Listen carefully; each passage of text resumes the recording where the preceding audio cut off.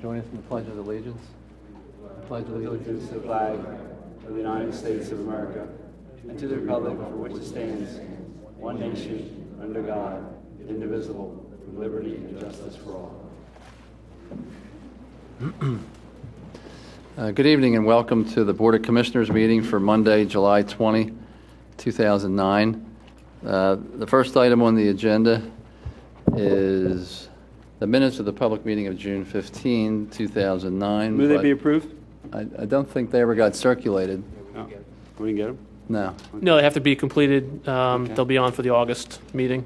So we had to strike that from the agenda. Okay. Next is the notice of executive meetings. Executive meetings were held on July 13 and July 14 to discuss personnel matters, and on July 20 to discuss personnel, real estate, and litigation. The next item on the agenda is the police certificates of completion. If I could come to the podium, please. Sure.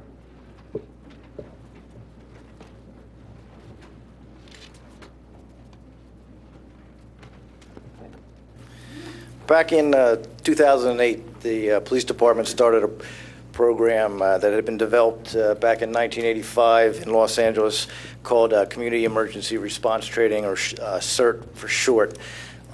What we hope to do and what they hope to do is based on a premise that in times of national emergency, emergency services such as police, fire, and medical personnel would be unable to meet the requirements of immediate service, and thus such as major disasters such as hurricanes or earthquakes, that the citizens were a lot of times left on their own. Based on that premise, training was developed to help the citizens on a self-reliance, and then secondarily to assist their neighbors in times of need. As I stated back in 2008, the Radnor Police Department started this training based on that original training back in 1985, and in 2008 we had 30 individuals, 2 separate classes go through that. They were trained in such things as CPR, first aid, fire suppression, public utility awareness, and light search and rescue. What makes these individuals tonight we'd like to recognize unique is that they've come back for a second 40-hour course, and in a 40-hour course that they just went through and completed, they had a basic review of the previous training. They had hazardous material and bloodborne pathogen awareness, traffic control, communications, chainsaw operation, and basic overviews of the National Incident Management System and the Incident Command System. The people were recognized in the back by their vests. They are community members. They have volunteered a total of 80 hours of their time to make Radnor Township a better place in case of emergency. They've also offered to volunteer their services to their neighbors in case we need it. So at this time, I'd like to bring up Sergeant Flanagan, Sergeant McGuire, and the members and pass out their certificates. And a little plug, if you want to know more about the CERT training or if you want to volunteer for it, it is available. That information is available on our website, and you can sign up as well. And we have our next class. We will notify you. Thank you. Thank you. Thank you. Thank you, Lieutenant. Just real quickly, each CERT member not only is getting their certificate and the lengthy class that they went through, Chief Ruddy allowed us to purchase bags for each of our community members, so each member has a full kit of emergency gear which they can respond right in their neighborhood to help other neighbors. So we're a very lucky program. We'll go right into the awards. John Aiken. Please come up. And as the CERT members come up, if you just stay up here so we can get a picture. Al Concordia. Bonnie Cook. Mary Dixon. John Q. Hinkle. Rebecca Lazarus. Shahid Malik. Diane Mazzino. Edward Novak. Marilyn Siles Novak. Brenda J. Oliphant. Marnie O'Riordan. Stephen Saul. Dan Toner. Peter Vladman. And Katie Zinkleton.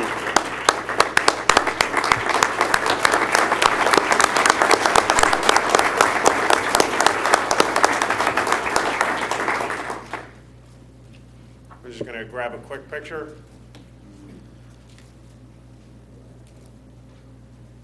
Thank you. Okay, guys, thank you very much. Okay, thank you. Yeah, thank you very much. Thank you for your time. We appreciate the officers and their training time and with this program, and we appreciate everyone that participated. Thank you very much. And we encourage other residents of Radnor Township to step forward and participate.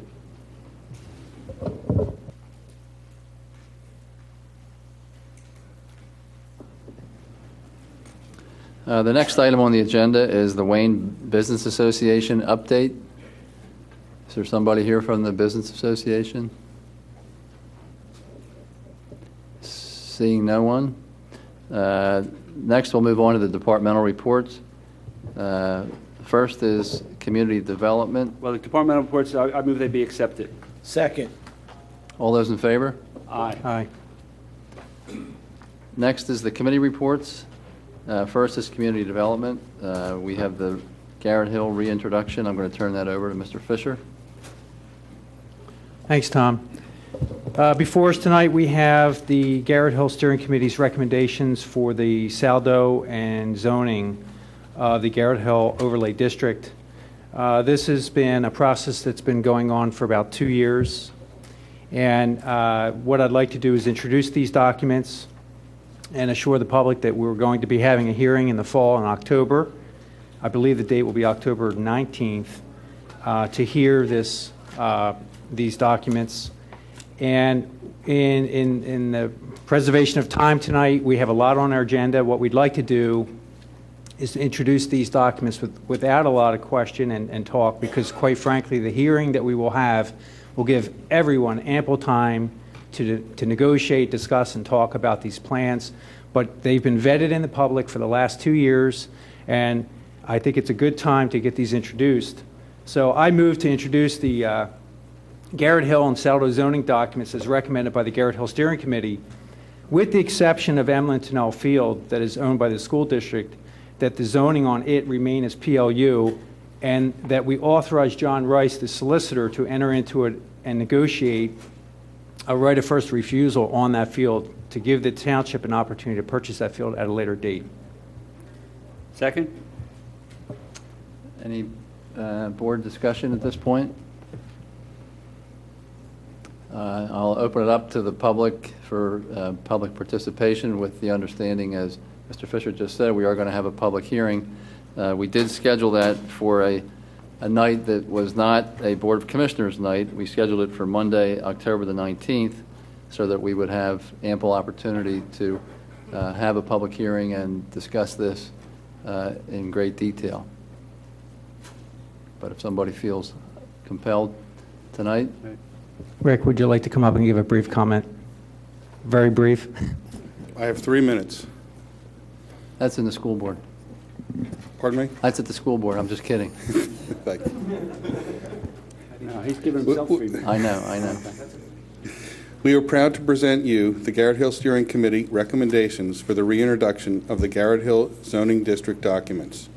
These zoning and Saldo documents preserve the existing pattern of development, the village character, and the neighborhoods that comprise Garrett Hill. They remove the barriers to reinvestment and redevelopment that exist now with our current zoning. They seek to reduce and eliminate existing nonconformities. With existing C1 and C3, virtually all property owners are denied the opportunity for any by-right development.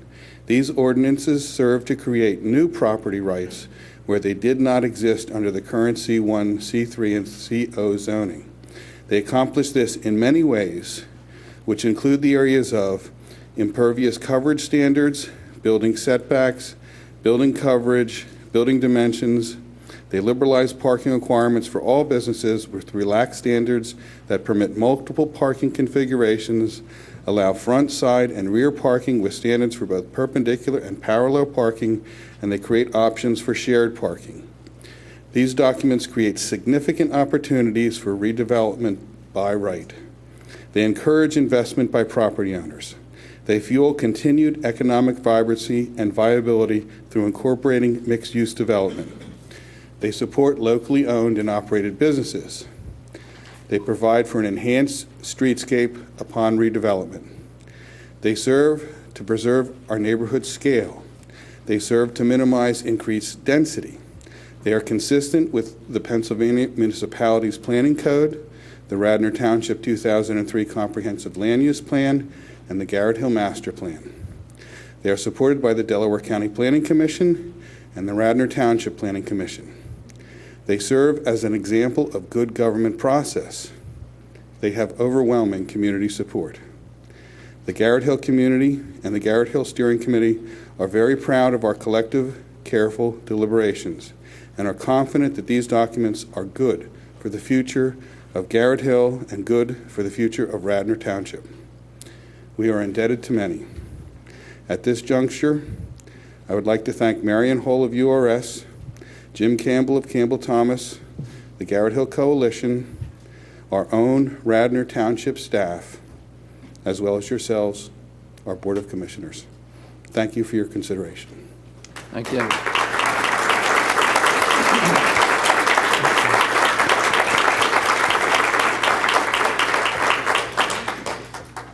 Okay, the motion has been moved and seconded. All those in favor, say aye. Any opposed? Okay, it passes.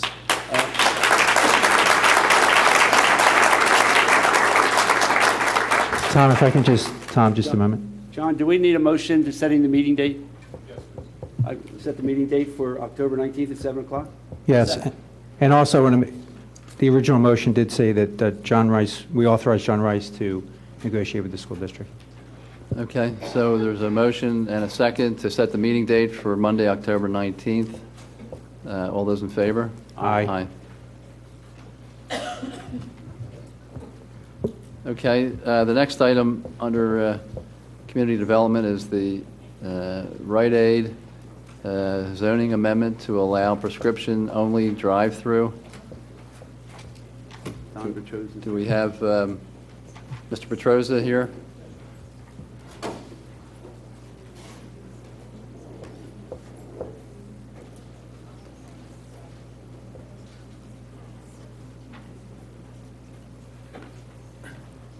Good evening. Don Petrosa representing Rite Aid. What we are asking the board to do this evening is to introduce a proposed ordinance amendment that would allow a drive-through to be used for prescription drop-off and pickup only in the Wayne Business Overlay District. It would require, of course, an ordinance amendment.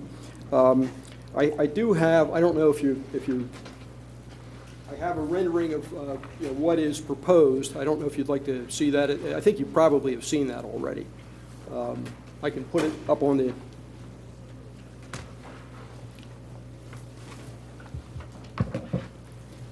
That's the building we would like to build. It was really specifically designed for Radnor. It's not the typical Rite Aid building. We try to incorporate the terms of the Wayne Business Overlay District architecturally, and we think it turned out very well. I probably don't need to put these up here, but I do have some photos of the existing Blockbuster and Taco Bell building that would be replaced and demolished, and I'm sure you're all familiar with them.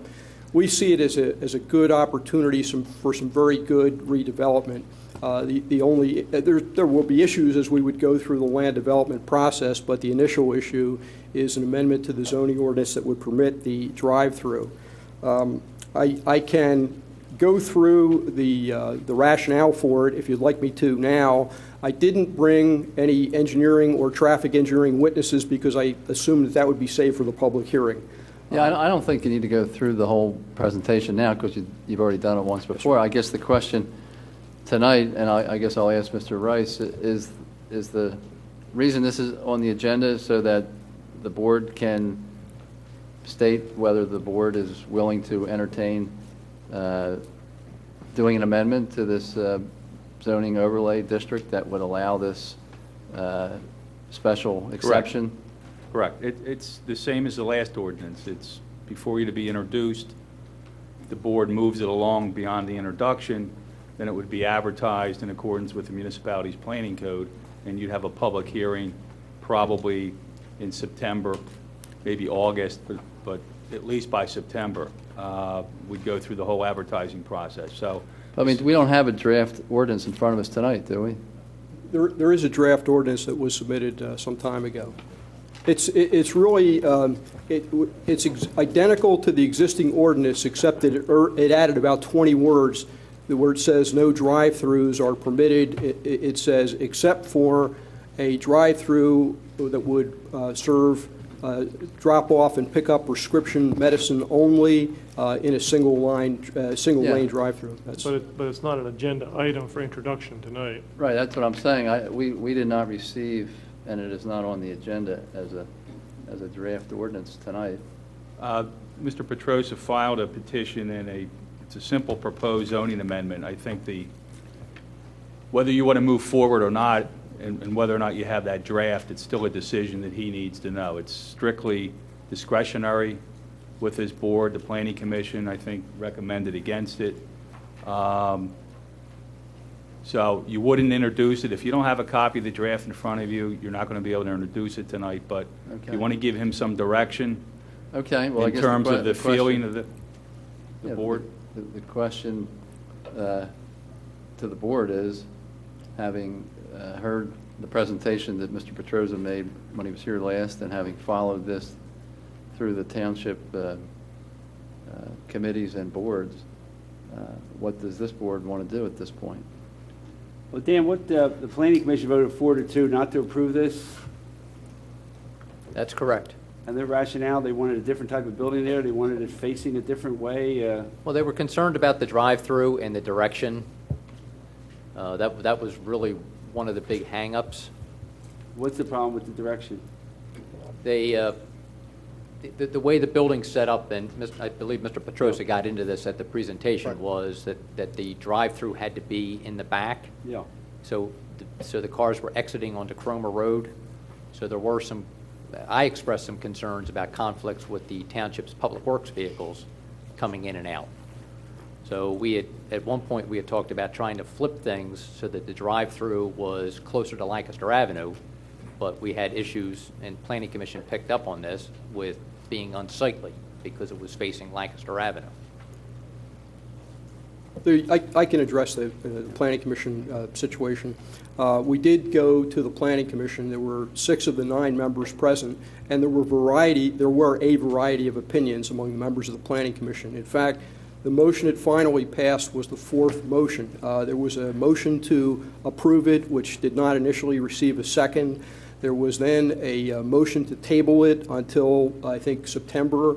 That did not receive a second. There was then a motion to permit it by conditional use as opposed to by right. That did not receive a second. Then there was ultimately a motion to not recommend approval, which did receive a second. But the things that they talked about were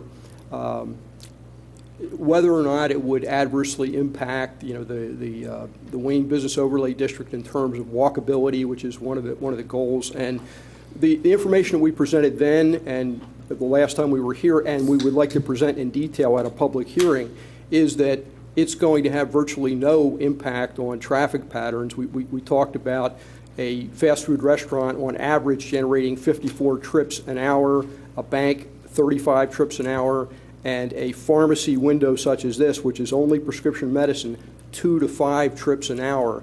Even the chairman of the Planning Commission, who pointed out the good points and the bad points and ultimately wound up voting against it, he was the vice chairman, I guess, who was acting as chairman, indicated that he thought it would have a negligible impact on traffic. You remember we talked about the fact that we're taking 4 curb cuts that are on Lancaster Avenue and reducing that down to 1 curb cut. So it's one thing to say you want the town to be walkable, but it's another thing to expect that a pharmacy, a modern pharmacy, is going to be supported by walk-up traffic, particularly when people are going for prescription medicine. Where I live in Radnor, I can't walk, the 2.5 miles into Wayne just to pick up prescription medicine. There are a lot of other people in that boat. We talked about, and a number of citizens spoke, some citizens spoke in favor of it as well. And the issue is mother with sick children, or even maybe not sick children, just young children in the car, not wanting to take the kids out, not wanting to leave them in the car, not wanting to leave them at home. It's just it's an amenity that's very important to the pharmacy, to Rite Aid, and to its customers, and it has virtually zero impact on the community. The closest neighbor to this property actually spoke in favor of the drive-through. It's a real amenity for those people who need to use it. It's a small number of people, but it's very important to those people that they be able to have the doctor phone in the prescription and then pick up the medicine. And the way the ordinance is worded, and we did submit it, I'm going to guess, over a month ago before we went to the Planning Commission. I'm not sure why it's not on the agenda, but if it isn't, it isn't. It's really a very simple amendment, very limited in scope, and would have, as I see it, absolutely no adverse impact on the community. And I think it's a difference between whether this property gets redeveloped or whether it remains with that. The owner of the property is here this evening, and he's told me he's had some people that are interested in renting the Blockbuster building in as-is condition. I see that building just staying the way that it is. And unless there's some kind of creative redevelopment of it, you're going to wind up more than likely with a fast food restaurant there for a very long time, because even if another fast food operator came in, they could continue to use that as a continuing non-conforming use. Those are the main points. So Cromer Road, Dan, Cromer Road is, can you exit there without the drive-through? You can, and that was one of the issues, but it was my position that we were getting a bit ahead of ourselves, although it's certainly fair to talk about it. But those are land development issues that we're going to have to work through, and we're going to have to, at that time, come in and demonstrate why we propose to develop it the way we do. And there's a lot of give and take that goes on during the land development process, and I'm quite sure that we're going to get all the input and incorporate as much of that input as we possibly can. But the basic issue they were talking about was for circulation, it's got to be counterclockwise for a drive-through to work, so that you have the driver of the vehicle up against the drive-through window. As opposed to, clockwise. It just doesn't work. And when you try to take into account the build-to line, which puts the building up close to Lancaster Avenue, you can't drive around the front of the building. And at least we couldn't figure out a way to move the building closer to Aberdeen and still have the drive-through. And that was one of the issues that Dan raised early on. But we're willing to look at that issue and to explore that issue. And by introducing this ordinance, the board, number one, it would not be committed to enacting the ordinance, and number two, certainly this wouldn't give us any land development approval status. We'd have to go through the entire process for land development. So all we're doing is asking to remove the prohibition of a pharmacy pickup window in the Wayne Business Overlay District. That's all, to enable the project to at least try to go forward. Well, you may be correct from a purely legal standpoint, Don, that these are two separate matters, that is a rezoning as opposed to land development. Right. But the rezoning was necessitated by your request that we change. That's correct. Change the situation. Well, so they almost kind of go hand in glove, I would think. Well, I understand that. It's not, not exactly a rezoning, but it's an amendment to the zoning ordinance. We're not asking for the property to be rezoned. It would still be zoned the way it's presently zoned. But you're right. It would apply to some other pharmacy if there's another pharmacy. I think the district runs from Aberdeen. We're at the very beginning of the district up to about Bloomingdale. And, for example, the CVS is out of the district. They don't have a drive-through. It's conceivable some other, someone else could come in and try to do it. They'd have to find a property big enough to permit it. Yeah, but my point is, and you know this as well, that rezoning is a purely discretionary matter with the board. There's no question about it. And that's one of the reasons why you came to us, because you didn't think that you could get that relief from the zoning hearing board. And in fact, they even suggested that a rezoning is probably the preferable way to go, rather than get a use variance. That is correct. In fact, in all candor, we did go to the zoning hearing board, and they said, we think it's a great idea, we love the idea, but we don't think we can give you relief under Pennsylvania zoning law for a variance for that purpose, and we think you should go through the process, and we actually think that an amendment to the ordinance would be a good idea. Please don't take from my comments any negative view towards what you're proposing.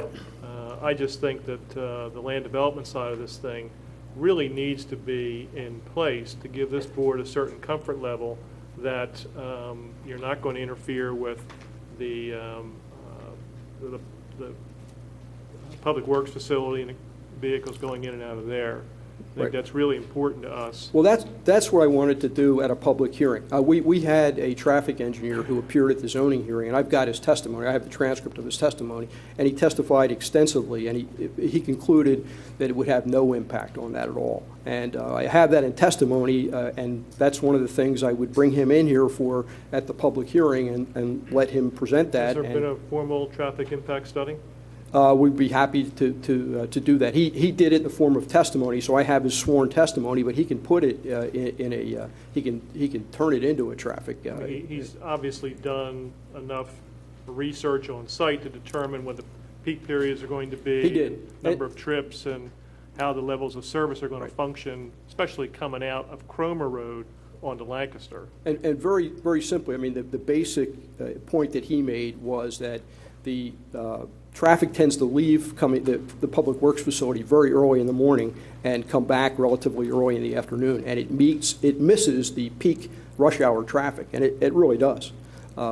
So he doesn't, we're talking 2 to 5 vehicles an hour. I mean, that's virtually nothing from a traffic point of view. I mean, and the reason I say 2 to 5 is that in the worst, at traffic counts that were done at the Rite Aid in Media, the worst hour during a period from 8 a.m. to 5 p.m. was 5. That was the highest number of vehicles in any 1 hour, but it was really more like 2 vehicles an hour, maybe 2.5 on average. I don't know if I misunderstood, I didn't quite grasp it. Can you reiterate your comment about CVS? I thought you said that you didn't think they'd put a drive-through in, which when I think if you get approval, it's inevitable they will. Well, the CVS is not in the WBOD. There's really no legal impediment to them having a drive-through right now. They're just outside. The WBOD ends at, or begins, however you want to look at it, at Aberdeen. And, I mean, there are some issues with the CVS. I mean, with that parking lot, at least this way, you'd be able to get a fresh look at the whole property. You'd be able to get stormwater management. You'd be able to get attractive landscaping. I'm talking about with the Rite Aid thing. Things that maybe don't exist particularly with the CVS adjoining parking lot there. Well, is the issue with you that you're not going to go through with the whole plan unless you get the drive-through? That's correct. Yeah, that's correct. I mean, it's that significant an issue to Rite Aid, and I understand that this ordinance was enacted about 2 years ago. It was in July of '07, but ordinances get amended all the time, and I really believe that they were thinking of fast food restaurants and banks as opposed to this type of minimal use. It couldn't, and most of these people are going to have to get the medicine anyhow, so if they don't come through the drive-thru, they're going to have to park the car and go out. So you're not really, in that sense, increasing traffic. And Chris Williams, who testified at the zoning hearing, also said that the reduction in the curb cuts from 4 down to 1 was a major traffic improvement. Right now, you've got people coming out, making lefts on the Lancaster Avenue at all these different locations. And I just don't think you're going to get any kind of decent development of that property. If Blockbuster goes out, you're going to wind up with somebody renting the building, maybe multiple tenants in as-is condition, and you're going to encourage a fast food restaurant with a drive-through, an existing drive-through, to remain there for a very long time. Don, are there non-township vehicles using Cromer Road at this time? Is there any traffic from those existing establishments using? There are. I've used it myself. I mean, coming out of Cosi, I know there is a little driveway there, but I didn't even know it was there. I just came right out to Cromer and went out Cromer, and I've seen other people do that as well. So I know that there are people using it. But there's not a lot of other traffic on it. It's mostly the public works, and it's mostly very early in the morning and then the early part of the afternoon before the peak afternoon rush hour. We have Cosi's, and you have the mainline pizza there. Yes. And you have a couple other establishments, but mainline pizza's and Cosi's are the 2 biggest ones that use it. But I really can't think of a use that would generate, with the drive, that would generate less usage than 2 to 5 vehicles an hour. I just have a question for Matt Bowman. Matt, do we allow drive-throughs in the township outside of WBOD? Yes, we do. Okay, so if another pharmacy outside of WBOD wanted to do this, they'd have to make an application and go through the channel, the normal. Correct. It would be planning. either through land development, or they would submit the building permit application. Okay, thank you. Well, I mean, I'm in favor of the drive-through. I think this would be a nice development to get rid of the fast food restaurant, and also whatever could happen to Blockbuster. I think it's going to be more intensive on that corner than a Rite Aid drugstore. So I'm in favor of amending the zoning ordinance to give them a drive-through. Well, you're only requesting a sort of a guidance and a hearing right now, correct? No, he wants. That's his ultimate goal, but tonight. Yeah. Well, originally when I came in here, I was hoping for introduction of the ordinance, but if there's some technicality that prohibits that from occurring tonight, I'd like the introduction at the earliest available date. Since it's not an agenda item, I'm not sure that we can do anything but give you a sense of the board as to how we feel about it and whether or not we would entertain an amendment to the ordinance being introduced at our next meeting or some subsequent meeting. But just so you understand, Kevin, he's not going to go through with a full-blown hearing and all that unless he gets his zoning approved first. Believe it or not, Bill, I agree with you. Okay. I mean, we would obviously have to have a public hearing on the proposed amendment, and people could ask the traffic engineer any questions they wanted to ask her about circulation or whatever. So why don't we poll the board now? How many would be in favor of this limited amendment going forward to allow this drive-through for prescription medication only? Raise your hand. Well, I'd be willing to consider it. Okay. I can't say that I would necessarily be in favor of it. I'm inclined towards it, but I'd like to see all this other information. So I'd be in favor of introducing it and having a discussion. Then why don't we put it on for our next meeting with the ordinance that you're looking to get approved and whatever additional information you can get to satisfy Mr. Mahoney's concerns. Yes. I would encourage you to get to us. Yes, sir. Okay. Thank you. Thank you. Next item is appointment of the building code official.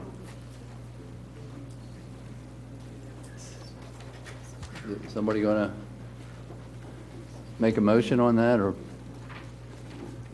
Mr. Granger?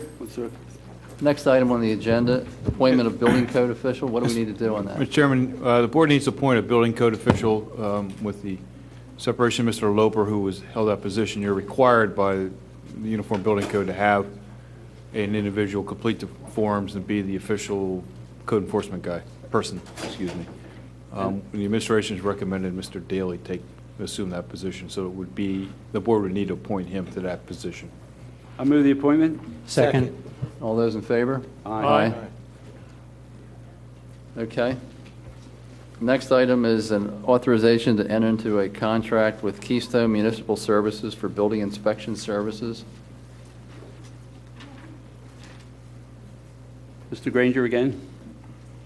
Yes, Mr. Chairman.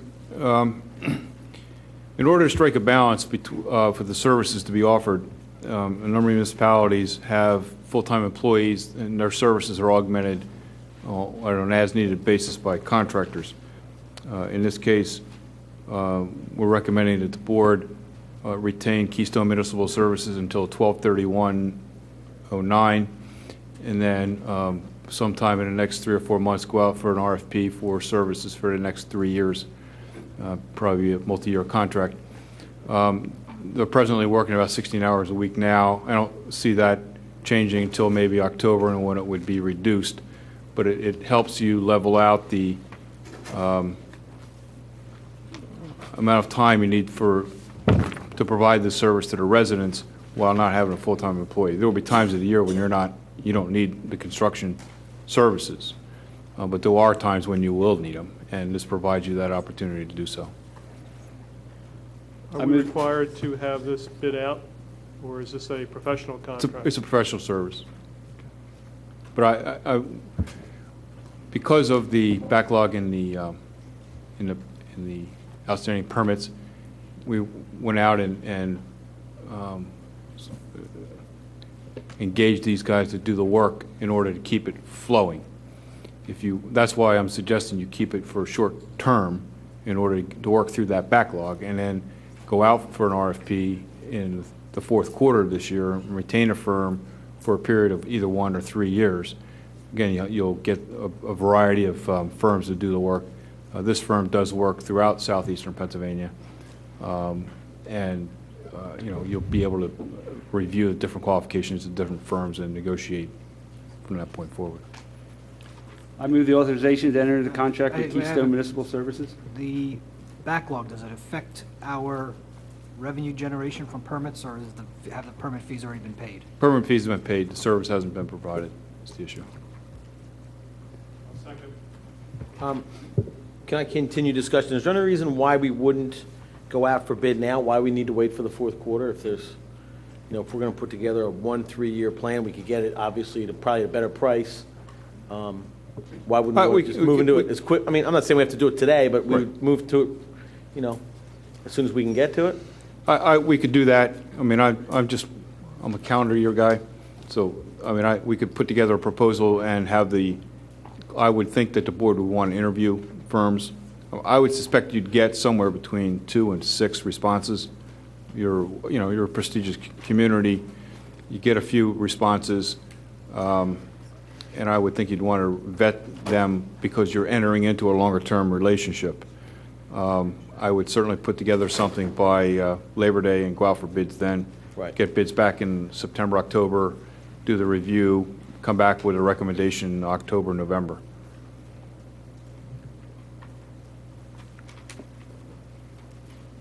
Is that all right? Yeah. I mean, the sooner the better, I would think. Yeah. But gotta be reasonable. Okay. It's been moved and seconded. All those in favor? Aye. Any opposed? Okay.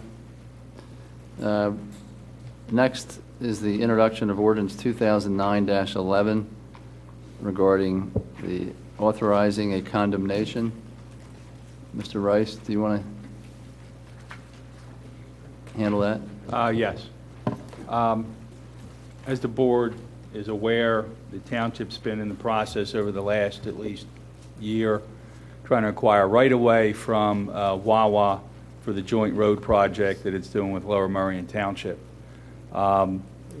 There's also an adjacent property owner involved in this. What you have in front of you tonight is just the ordinance to be introduced. It's not the formal action of eminent domain. We've also, in the past, I'll say the past 2 or 3 days, have a specific response from Wawa in terms of a price. So I suspect we're going to resolve this with both property owners going forward based on the response that we've gotten from Wawa in the last couple of days. But you never know. And this project is ready to be bid out. I think Lower Merion's taken the lead on this. You have an intermunicipal agreement with Lower Merion Township for that road project. So I would suggest, at least for tonight, to keep this moving forward with the idea that it'll be resolved between now and your next meeting, and there'll be no need to advertise the ordinance. I suspect we'll have an agreement between now and then to present at your meeting in August. So that's the purpose of this, to keep this road project moving forward. It's about 1,000 square feet off of the corner where Wawa is, and it's about 700 square feet on the adjacent property owner. The ordinance would authorize that if we go forward with that. I don't suspect we're going to need to do that, though, based on what's happened this week. Move the introduction of the ordinance. John, can you clarify a minor inconsistency for me? The document I received over the weekend says, I think this is the right one, 2009-18. Yes. The agenda says 2009-11. Is 2018 replacing something?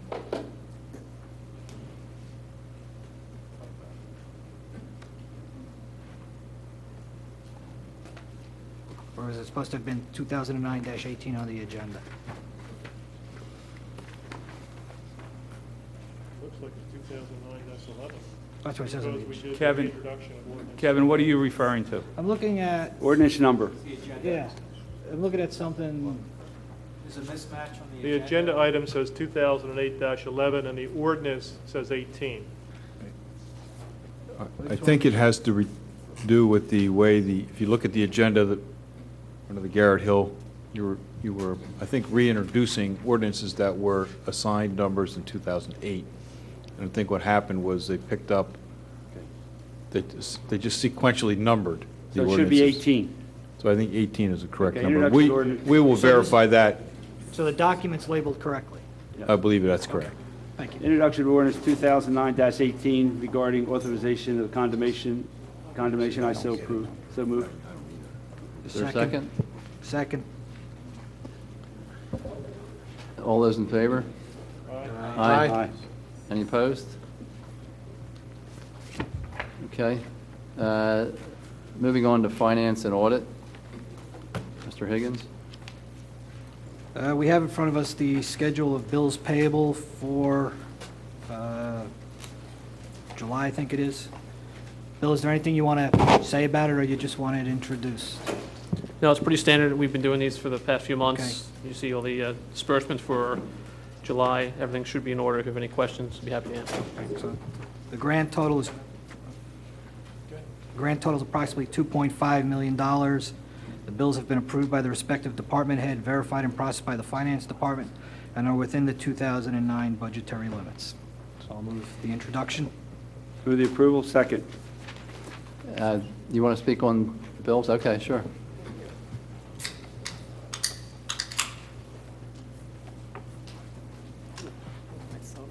Good evening. My name is Christina Peroni. I live 204 Wyndham Lane. Regarding the bills payable, I noticed on page 2 that there were two payments, one for $114,000 and one for $167,000. It says pension payments for individual employees. Can I understand that? Does that include carryover vacation time, or what is that? Is that strictly pension, or what are those numbers? My understanding, this was completed by the prior finance director before she left. We went over some of these things. The 11490 is police pension payments, the standard for the month. The other one is the civilian pension payments. It includes return of contributions to 4 terminated employees. Okay. I'm sorry, I didn't totally hear you, but did you say those were paid to employees who were terminated? There were 4 terminated employees in June who just opted to have their pension taken out from the plan, and that's why you see the 167. The other one is a standard police pension payment for June. Okay, so these are employees who were terminated or left. Correct. They took their pension payment? Yes. Okay. Did that also include their carryover vacation time? This is strictly pension. This is strictly pension. Okay, so this is part of the, is that then part of the cutbacks that we're doing for the? No, this is just their contribution. It's not our money anyway. They're just taking the money they put in. This is, out. okay, Correct. so this had nothing to do with carryover time or anything? This is strictly their pension plus their accumulated interest over time that they were entitled to withdraw from the plan. Thank you. Okay, they've been moved and seconded. All those in favor? Aye. Any opposed? Okay, the second item in this section is the monthly update, and we also have a preliminary presentation on the 2009 through 12 budget. So, Bill, I assume you're going to walk us through that? Yeah, I'm going to come up to the podium. I have a short PowerPoint presentation to go over some of the items. I'll be right up there.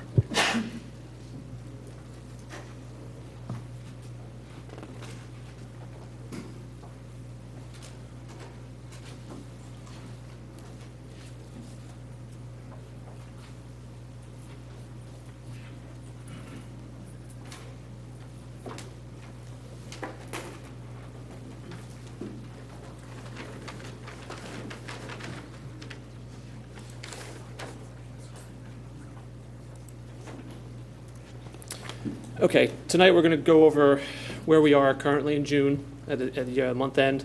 So we're going to discuss some short-term opportunities, so where we've come in 2009, what we can do for the remainder of 2009.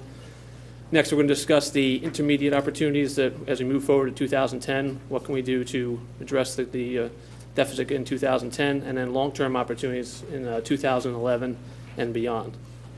So where are we as of as of the end of June. Real estate taxes are doing well.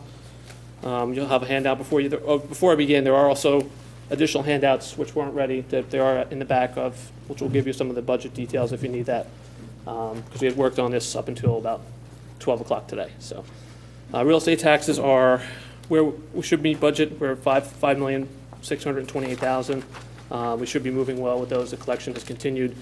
That remains healthy. Building permits, we as you can see in there, we budgeted $600,000 for the remaining portion of the year, total collected. We should meet that new revised number down. Signs, there are signs of things improving. I have a report from Community Developments. Through June, building permits, they've generated about $60,000. June in 2008, we're at $62,000. So while the number of permits are up, we have 52 as opposed to 53 from last year. So things are improving from where we were last month. We don't have any large major developments, which is the key to generating the revenue that we're looking for, but the department still remains busy processing permits. So that it still remains one of our revenue items that we need to keep an eye on. We don't have any major development moving forward at this point throughout the rest of the year, which is why you see that $600,000 number budgeted there as opposed to the over $2 million we had in the past. Act 511 taxes, you take a look at local services tax. We're at about $500,000 at this point. We should continue that collection. We should be meeting that budget item, perhaps even doing a little better than that. So we continue to work hard on those collections. Business privilege, we should meet all the estimates we have in the current budget for 2009. Again, through our audit compliance program and continued efforts through the census and picking up new businesses throughout the township. Amusement tax is down. We've lost some of those events we used to have, like Atlanta tennis. We used to have lacrosse at Villanova University. Those are no longer here, so we're relying on a much smaller pool of applicants for the amusement tax. Can I just ask you a question about that? Sure. Because I saw recently there was a tennis program out in King of Prussia last week. Why do you think that we don't have them the way we did in the past? We have the amusement tax. Upper Merion doesn't have the amusement tax. That's really what it comes down to. And they built a whole new stadium out in their parking lot for Philadelphia Freedoms, which used to be held at Cabrini. It had been there for years, and they just decided it was time to look elsewhere. Unfortunately, we have the amusement tax. They don't. So it just was a cost of business for them. Well, I also think that there's other factors that you put a tennis event on 202 at the busiest intersection in the state, you're going to get a little more visibility than you are tucked away at Cabrini College. Just the pure visibility and the just from the marketing perspective, I think was probably part of the reason. It was part of it. The amusement tax is really it's a 10% tax on the sale of tickets. It really doesn't cost the host other than having to tack that on and collect the fee and remit it to us. It's more of an administrative obstacle for the host, so there are other reasons why they may have moved, but that's one of the reasons. And Villanova used to charge the lacrosse. They've moved to other locations. So there are other factors that contribute to that, but without those in our base, it's going to reduce that number. Now you have much fewer events to have that amusement tax collected from. Mercantile tax, again, it's too early to say. That's due August 31st. We won't know until we get through August where we are with that, but having conversations with WBA and other merchants, the downtown Wayne is doing well from what they can report to me, but we won't know those numbers until they're in, which unfortunately is August 31st, so we really won't have any solid numbers until the September meeting. But I would expect that to remain healthy through the rest of the year as long as the economy continues to not decline any further. Realtors, again, real estate transfer tax is the other, besides the building permit, the other one that has been a major impact on our budget. Remains down. However, last month was an improvement for us.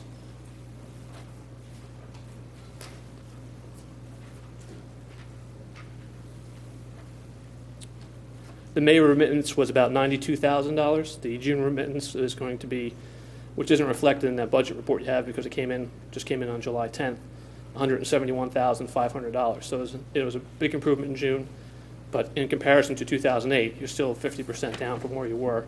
For example, June last year was $350,000. So that's going to be why you see the big drop off. The two main revenue items now that are hurting us are building permits revenues and real estate transfer tax. Expenditures remain under control and at or below budget. The only thing we have is due to the expense of legal fees that continues to drive up our contractual costs. But other than that, the departments have done a great job keeping them down.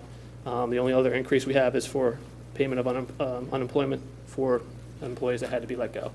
That's where you'll see an increase. The other categories are at or below in the budget. Savings. You've made some changes. You've made some changes here in 2009, reducing staff, 8 full-time staff and 3 part-time. Had you done nothing, you would have been looking at a $6 million deficit in 2010. Currently, it sits at about $3.5 million, so you have done some changes already that have led to about $2.5 million in savings. So that's something to consider as you move forward.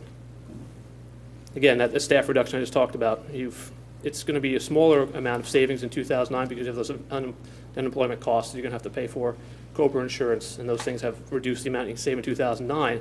But as you move to 2010, you're looking at almost $800,000 in savings as you move into the out years. And that was by reducing staff 8 full-time and 3 part-time. You've also made changes to benefits. You changed the deferred compensation plan, the whole life insurance, their supplemental life insurance, and you've saved about $170,000 in 2009 by making those changes. There are other things to consider in 2009. We will, with reduced staff, you want to consider purchasing new software to improve efficiencies for current staff. So that you have a lower staff operating now in the township building, there are ways you want to integrate with new software to make their efficiencies better than they were before and be able to meet the needs of your citizens and the customers. So it's something you need to think about for the rest of 2009. It may be an expense to spend a little bit on software, but the improvement in your efficiencies will be achieved that way. Finally, a last option is furloughs. You can close operations for 1 day a week or 1 day a payroll period. Again, the implications of that are significant. I mean, if you're going to close operations for 1 day a week, contractors won't be able to get permits. People won't be able to sign up for camps. There are implications to those operations. And also the other thing to consider is it's not a long-term solution to where we are fiscally. It'll get you through. It'll be a short-term fix, but you still have the structural problems with the revenues we're looking at too. It will not be addressed by doing a furlough, but that is an option for you to consider for the rest of 2009. Now let's move to intermediate opportunities in 2010, revenue items. There's been discussion, and we've moved forward with plans to possibly renting some of the building space. Depending on how much you rent, we looked at a going rate of about $20 a square foot. You're looking at between $30,000 and $90,000 in additional revenue, depending on how much space you lease out. If we did changes to the fee schedule with the escrow revenue fund, in 2010, we potentially see about 3 major land development opportunities, which will generate you $15,000 in escrow revenue. And we have been in discussions with a cell carrier to put a co-locator on our township tower, and depending on how much we can negotiate, you're looking at $21,600 per year starting in 2010. Now on the expense side, we're looking at refinancing 2 bond series, the AA of 2002 and the A 2004 bonds. Currently, our financial advisor estimated our savings could be about $276,000. That was as of June 5th. Again, timing and where the rates are will depend how much greater, how much less that expense saving could be achieved. It all depends on when we go to market. Some other options to consider for 2010: eliminating street sweeping. That could save you between $40,000 and $50,000, but again, there's a cost to your service. If you were to totally eliminate it, let's say you chose outsourcing, it could end up costing you more money if you were to outsource it. But it's just an option to consider. Modifying the mowing schedule or look to contract that out. Currently spend about 10 full-time people to handle the mowing of the township. Again, other thing to consider with that, you also are in agreement with the school district to maintain their grounds. So that would be something that you have to look at as negotiating as you move forward. You can eliminate support to nonprofit groups. Not a politically comfortable position, but something to consider. Modifying snow and ice level of service. We based on salaries and overtime, it's about $128,000 to provide the snow removal service, and that doesn't include the purchasing of the salt. That's something that you may want to make sure, if you want that service, we have to make sure we pay for it or find a way to reduce that cost. Modify the level of police services. How many officers do we need, and how much do we want as a community? Those are the issues that you as a board will have to address. There'll be retirements coming in the next few years. Do you fill those positions right away? Do you leave some vacant? Those are discussions that could also find some expense savings as you move forward. Other intermediate opportunity, which the big one is also trash. If we were to make no changes, you're going to look at about $2.1 million in costs for 2010. What other options are there in trash? You could outsource, go to a single township hauler. Your savings wouldn't be great if you did that. If you contract out with a single hauler, Bill might be able to answer more about this later, you're only going to get about 20% savings because you have to pay that pay that hauler as a single hauler for your township. The other side is to totally privatize, let each resident select from 3 or 4 different haulers. And based on personal experience and tradition, that's going to, it's going to cost you about $450 a year per resident to pick up your own private trash. Or you keep in-house and pay for a rear door hybrid. And this is kind of where we were looking at with discussion with Bill Hagan, the Public Works. It's kind of a curbside hybrid. Assuming you did that 1/1/2010, you can reduce your routes. You're going to go from 9 routes currently to 6. You can reduce vehicles by selling 8 vehicles, 6 recycling and 2 trash. Currently serve about 7,300 residential properties. What you would do is institute a fee for rear door trash pickup, and basically to cover the cost of 2 trucks and 4 staff, you're looking at about $355 per household if the people opt in for a rear door collection. And basically what we did was, currently we have 75% of people put their trash out. Assuming 25% of the people opted into this program, you could generate $650,000 in revenue to cover the cost of that program. Going in 2011 and beyond, pilot programs. Look at how nonprofits who are utilizing township services, get them to help out. I mean, that's a long-term negotiation process, but something to think about as you move in 2011 and beyond. Again, work to modify the inflow and infiltration program, see if there's grant opportunities to continue that program. It's a cost of the township, which will lead to eventual savings in our sewer costs, but it's a program we spend money on, so perhaps there are other opportunities to fund that. And moving forward, you're going to have labor agreements coming up. In 2010, you have the police. Civilian is 2011. You want to discuss salary structure. Do you have the right salary structure for your civilian and your police departments? Do you want to have the right structure to have them to retain the people you want? Those are things you need to consider. Current employee benefit structure. Are their benefits too rich? Are they just right? These are discussions as you move forward with opening the new labor agreements as they move forward to consider. And finally, a retirement benefit structure. We have a number of different retirement plans for civilians and police. Perhaps there's a way moving forward to get retirees onto a single plan to cover the cost more uniformly and reduce some of our expenditures going forward. You can sell or lease township assets. Of course, you're going to sell, if you choose a hybrid rear door collection, you're going to sell vehicles there. You can reduce other vehicles, trash trucks. Also, the sale of property. It depends on your return on investment. If there's a property you can sell that can generate business tax and real estate tax, is that a good return on your investment, or do you want to keep that? Those are things that you would have to decide as a board. And finally, there's a street light grant program. We'll work to hope to replace current lamps on our 1,500 different street lights with LED lights that could generate $130,000 in savings from PICO bills. And that's just a short presentation. I figured we'd open up for discussion at this point. Go back to the trash. What's the yearly saving on that? You're going to front yard collection? It would be, if you were to go the rear door hybrid, you're looking at 4 full-time positions. There would be a limited savings of about $310,000 in operating costs.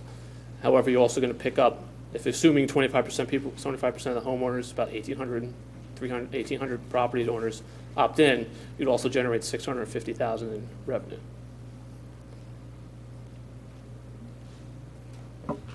And if they didn't opt in, say only 200 people opted in, that's going to reduce your revenue item, but you're not adding any additional staff. Assuming you go that on January 1st, you're going to reduce 4 full-time positions either way. It's a service. For the additional service, you're asking the residents to contribute to that service because they're using a service above and beyond what the rest of the residents would be using. So if it's only 200, that revenue won't be $650,000. It'll be whatever that number would be times 355. If you assume to go with the $350 fee for that service for the year. But the savings would be for employees with $300,000? $310,000 in operating expense. That's what your full-time employees, their staff, their salaries and benefits. So just to make sure I understand your assumption correctly, Bill. Mm-hmm. if I accept your fact on the revenue line, that's $1 million, because I have 310,000 in savings and 650,000 in revenue. Well, it's expense, saving an expense of 311,000. But it's a net of $1 million. Right. Close to $1 million. Okay. And Bill, with that net, how much of the fund balance do we expect to spend down next year if all holds true? Well, despite all that, you're still looking at the budget document you have in front of you tonight makes those assumptions that are in there for 2010. Now, you're still looking at about $3.5 million deficit at the end of the year. And we're going to be starting the year with about that much as a fund balance? Yeah, if you do no other changes, assuming you went the rear door hybrid collection, say you use the rest of the fund balance in 2010, you'd have about $23,000 left over in fund balance, basically less than 1% of fund balance at that point. Okay.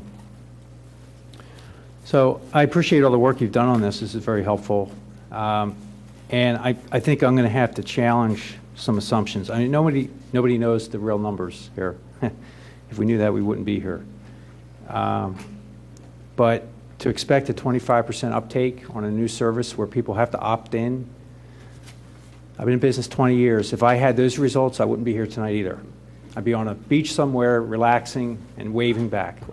So, $600,000 on a new service where people have to fill out a card, opt in, and pay $450 or $355, yeah. $355.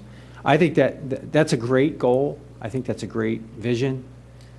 But reality says probably 5% uptake. So we're not going to get the benefit that we need to make this gap. We're going to end this year spending $3 million more than we brought in revenue. Yeah, we went in already knowing we were going to be $1.3 million. 1.3, so yeah, an additional 1.2. And we're going to spend half of the fund balance. So thank God for the fund balance. We did a great job all the prior years. Hats off to staff, everyone in the administration for saving that money, because if we didn't have the money, we'd be in really deep trouble right now. So that's great, and that's phenomenal. I think my concern is that we're going to end this year and have spent half of our fund balance, and the projections are that we're going to spend the remaining fund balance next year. And, I've been throwing numbers out. It gets people angry, but I'm just being pragmatic here. If we want to maintain a 10% fund balance next year, which is really the goal all along, we passed the fund balance policy so that we get good bond ratings when we borrow money, and that we have some bonds that may come up that we have to refinance. There's new bonds that we're going to float to pay for things. We need to get good rates, so we need to have a fund balance. We also need to have a fund balance to protect us from actually running out of money. Based on my calculations, if we only raised, we could do across-the-board tax increase at for the budget for next year, and we can raise money. But, a 10% tax increase only nets us $600,000 on real estate taxes. Is that right? Do you think that's about right? That's about right. Yeah. And, wow, okay, that's $600,000, but we have to get to $2 million for a 10% fund balance. So this is very hard for me to say this, but I think we have to do something really drastic, because to get to $3 million, we're looking at a 35% tax increase on real estate. Now, if we did an increase across the board in all categories of revenue, so Act 511, real estate, 10% would get us there. Is that about right? 10% of $22 million? It's pretty close. Okay, so we could raise the taxes on everyone across the board, but it's still a 10% hike. It's a pretty big number. And then we run the risk of creating what I call sin tax. That's where you basically chase businesses out, because neighboring towns don't have this tax. Some do, some don't. Yeah, just to point out, but you cannot by law change the business privilege tax rate at all. Where it is now is it's grandfathered, and you can never change it or lower it, and you open your ordinance up to legal challenges. I didn't know that, so that's good to know. Mm-hmm. So what's left to raise? Real estate taxes. So if we continue on the path we're on, we're headed for a substantial tax increase. And it doesn't make any sense to me. I think everybody on this board agrees with that. I think we all want to do the right thing. I think we don't want to head down this path where we have to raise taxes more than 10% or more than 20% to make up the shortfall. And we've baked in a lot of cuts. I mean, I don't know if you could cut the operating expenses in this town any more than we have. I can't imagine where we would do it. No, you've achieved, through what you've done so far, about $2.5 million. Yeah, we've done that. That's the point. We've done a lot. We've done so much in the last year that you can't make a rock bleed. You just can't do it. And yet we're at a place where everyone else in the state is at. All the municipalities in Pennsylvania have the same problem that we have. We're not different. The difference is we had $6 million in the bank, and that's a good thing. That's what's going to set Radnor apart from all the other municipalities in this state, is that we had enough money to weather this storm. But we don't really have enough money to weather next year's storm. And based on everything we all read, you know, look, the economy it's not worsening at the same rate that it was, but it isn't turning around either. So we can't expect any magical supply of money next year. No, I mean, the business tax program, you know, I've been under my direction. It's been very vigilant about it. We have a great team in place. I mean, is it going to save us next year? Absolutely not. But there are signs that it's not going to get worse. I guess that's the good news. You know, I'm not sure if you all know about VWRs moving in, taking about 300 employees moving into Radnor Township by the end of the year, early next year. That's a great get for Radnor Township. Right. They were looking at all their facilities, and myself and the team worked on making sure that worked out well. And, so and I appreciate that. It helps offset. We had 80 businesses file final returns, and the good news is we have one business coming in that's going to kind of take up some of that slack, right? It's a very good business. The employees they're going to bring in are going to generate revenue for the restaurants, the stores, local services tax, and you know, and the other, I guess, what you would term good news. For June, we only had, it was a net of one loss of business. We had new businesses, and moving out basically leveled out for us. Right. So some signs are improving, but you're right. It's also to consider it's a lagging indicator. So let's suppose that big company moves in. You're not really going to, they're going to get an estimated tax for the first year, which is really just an estimation of what their receipts are. It's not really the next year where that revenue will kick in. Where are they moving to? The Radnor, 2 floors, the Radnor Corporate Center. And their name again is? VWR Incorporated. And the only reason I can discuss that is because they've made a press release that they're moving into the township on their Act 50. What's VWR? VWR. They are a company that is currently located in Westchester. They're looking to consolidate. They have 3 different buildings and want to consolidate. Again, under Act 50, I'm not usually allowed to talk about this, but since they have a press release saying they're moving here in the next few months, that's why we thought it would bring it to your attention, because it's very important. We had lost another business from that. Basically, it's going to be a net gain for us. The business is moving out, this one's moving in, but this business has the potential to do more for us. Okay, so, and I don't want to monopolize this conversation, but so with the assumptions that are in this draft budget, and I appreciate what you've done with this, and John Granger, we're still looking at about a $2 million shortfall if we want to maintain a fund balance.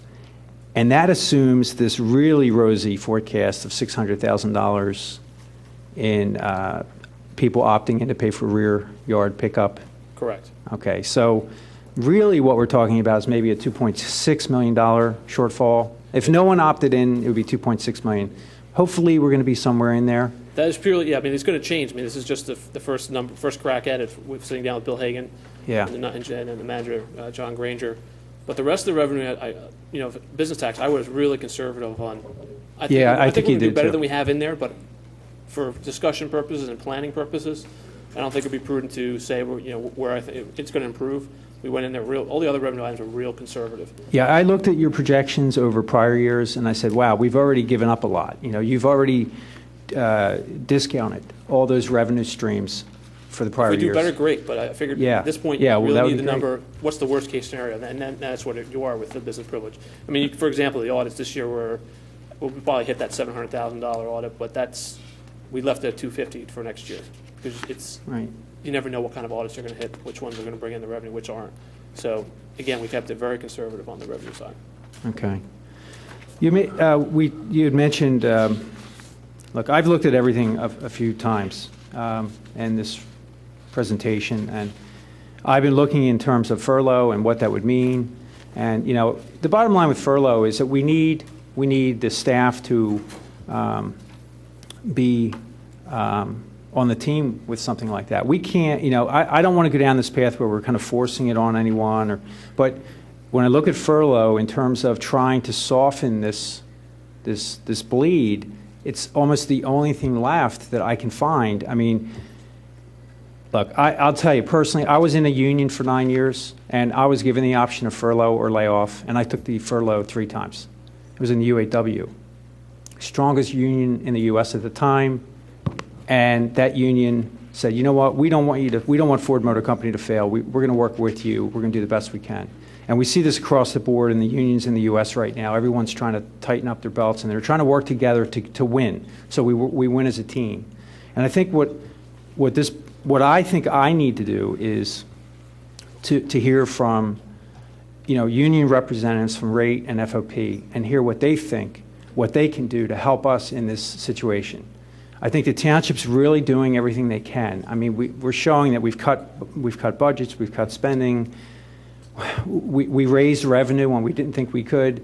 We had $6 million in the bank, but the problem I'm looking at is at the end of next year, we won't have any money in the bank unless we raise taxes 35%.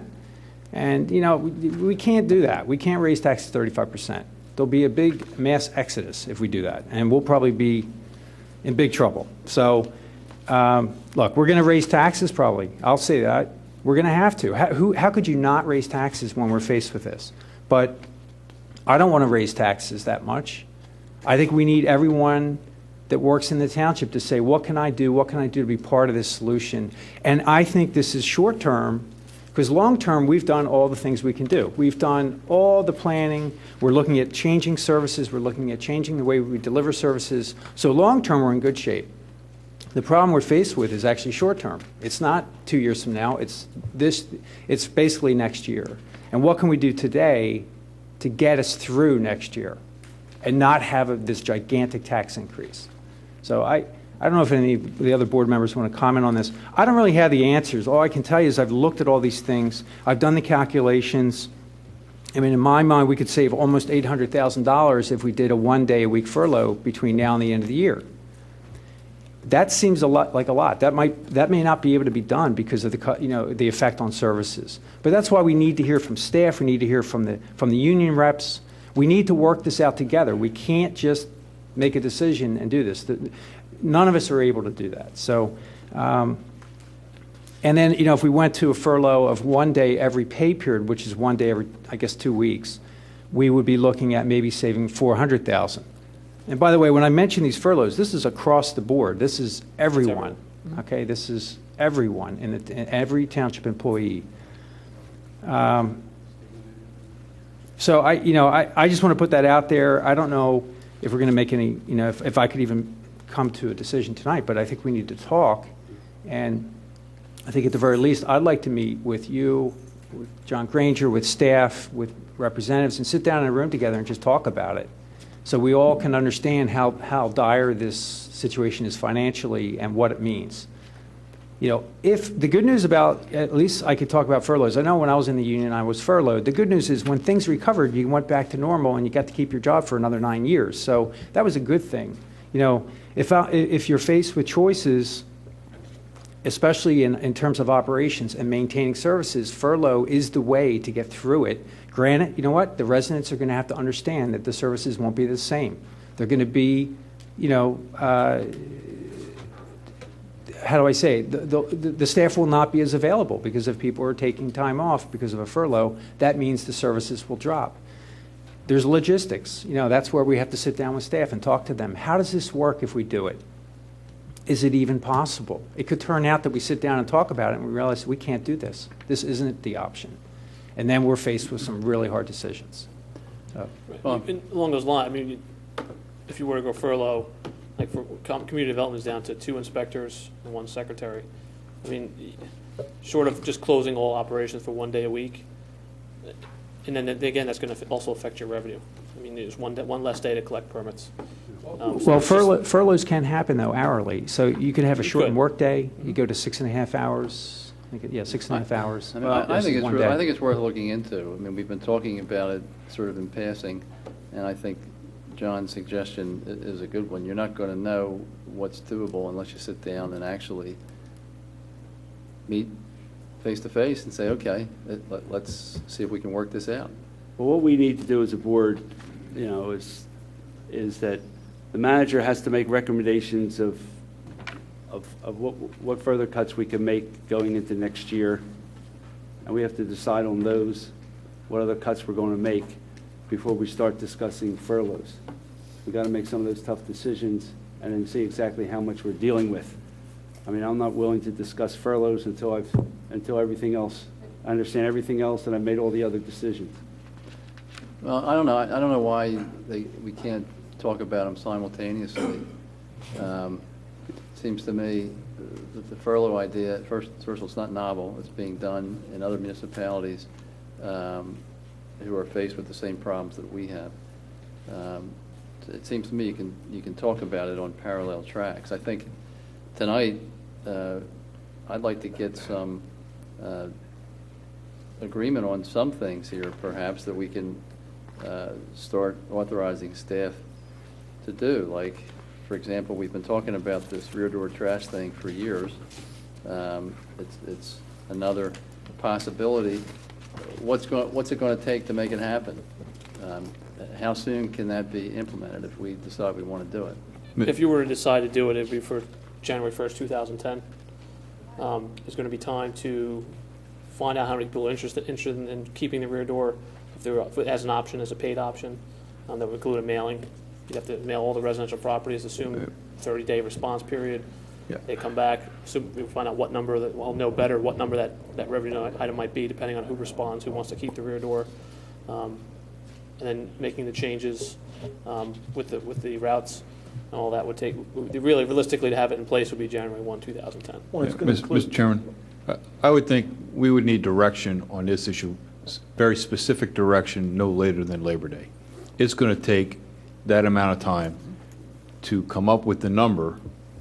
It's between 0 and 25% of who wants the rear yard trash collection. So you can assign a cost to it and set a fee if that's the way you want to go. Well, I mean, you have to make a decision with less than good information. all right. Well, that's what I'm saying. I would like to make a motion tonight to start that process, assuming there's a majority of the board, that will support it. Okay, and you can always go back at the end of the year and say, we're not going to do it, and we're going to have, keep the same level of service you had and add it into some other thing. But if you're going to go forward with it, we need time to do the marketing, to get the information upon which you can make a decision in December.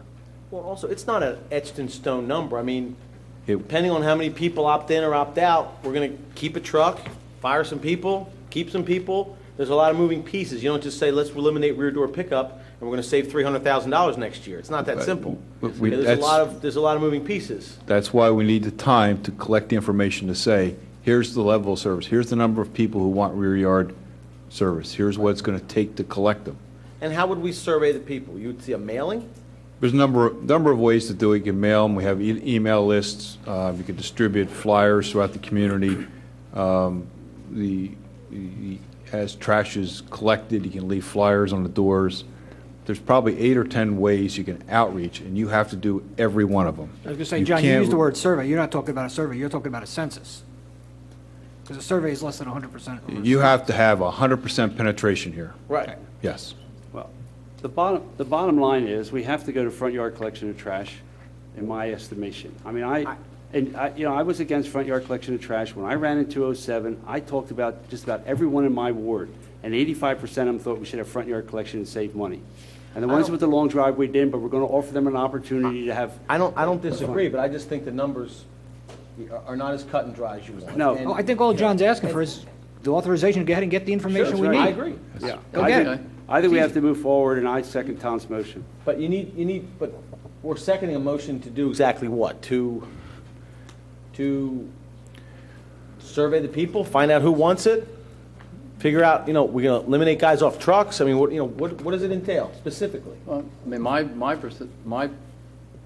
perspective is, I think I'm hearing the majority of this board has come to the conclusion that we've got to go to the front yard and offer the rear yard as an option. And so we need to authorize the staff to start that process so that we can implement it and do whatever needs to be done to work out the details. I mean, that's what I think we're doing. Yes, that's fine. So, do we have a majority to support that? I mean, do you need to have I mean, we have to look at it. But I mean, does that mean we have a public hearing so the public can come in and speak? Because I know Laura Mary just went through this 2 months ago, and actually they voted to keep rear door pickup. Right down party lines, just for the record. The D's voted to keep it, and the R's voted to get rid of it. And the D's won. Not that anybody counting, but it just, do we have to have a public hearing, let the public come in and speak about it? I don't know. Well, you have your August meeting, I mean, there's going to be opportunity to. I would suggest you to defer, I mean, take, as residents show up, clearly they have an opportunity to speak on it. But until you have some reasonably good information in late November, early December, upon which both the public and the board can have a dialogue with numbers that mean something.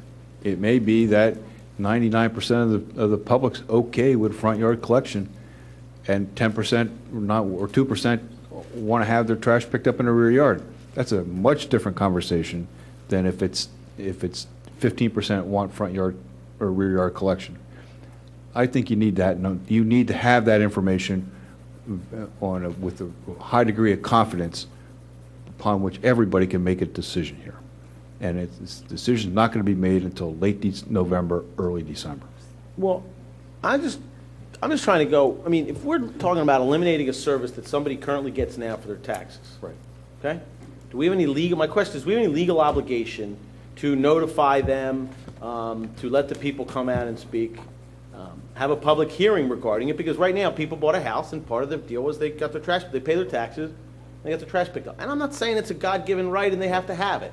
I'm just asking the questions. Well, the answer is the public has public input on the budget several times a year during the budget process. Here are the level. You change your level of service or what you do theoretically every year through the budget. You're going to hire a new gardener or a new person to do something, or you're letting people go, or you're not going to have a program, or you're going to add something new. You vote on that every year. You establish your level of service and what you're going to provide in December for the subsequent year, and you levy your tax rate based on that. So they have that opportunity to have that conversation with you late in the year. What you're doing here is moving that conversation up 5 months and saying to the public today, this is where we're going. We are seriously thinking about doing front yard collection with a rear yard option. Am I saying that right? Yep. And let us know if you want rear yard, because if so, but you're going to have to pay for it, and we think it's going to be in a $350 range. Now, there might be people willing to pay that and people who are not. And that's again, But an John, issue you need to talk about. John, by the time we get to the budget, it's going to be a fait accompli. I mean, can we have a public hearing in October and make a presentation to the public? Yeah, sure. That's But what we should it's do. going to be, you're going to have less than good numbers, but you're going to have numbers, maybe. We should We're make never going to have the real numbers until we do it for a year and see what they come in. Absolutely. I understand that. You're But why don't we- Because, but You're right. There's going to be a, All right. I mean, I want to comment on the, if the majority of the board is interested in moving forward the front yard collection trash to save a few $100,000. if you had something in late October, it gives us time to get something. Well, I would think we should, rather than do it in the budget process, because then it's going to be a done deal. Let's just do it in October and have a nice public discussion about that, see what the public has to say, and then we can make a final decision. Well, and I'd just like to see where the numbers come from, because I've heard this bantered around. I've heard anywhere from 750 to 300 to, there's been a huge range of numbers over the years. And I'm sure there's some savings, and I'm sure some people are going to opt in, and I'm sure some people are going to pay their $300. But I have a feeling that we're going to, the savings is really in personnel cutback, okay? Elimination of a truck. Yes. Okay? It's where all your money is. And we're not going to get as much revenue. We'll be lucky to get 10% of the revenue coming in that we think we're going to get. People are going to take their trash in these economic times out to the driveway. Yes. Okay? There's no question about Let's all just be clear. I mean, this is not $1 million swing here by any means. No. But this means eliminating jobs and getting rid of equipment and more administrative costs as well. Because we got to bill these people who are getting their trash picked up. Yes. We got to collect it, we got to chase it, we got to fight. It's not, hey, we can save $650,000 if we vote on this tonight. That's my point, and I think it needs to be looked at carefully. You're absolutely correct. All those points are well taken. And one thing you need to keep in the back of your mind, where this issue's obviously been discussed a number of years, the savings get smaller because over time there have been incremental changes to the department. Right. People have been let go. Right. So there's fewer people today doing the same level of service.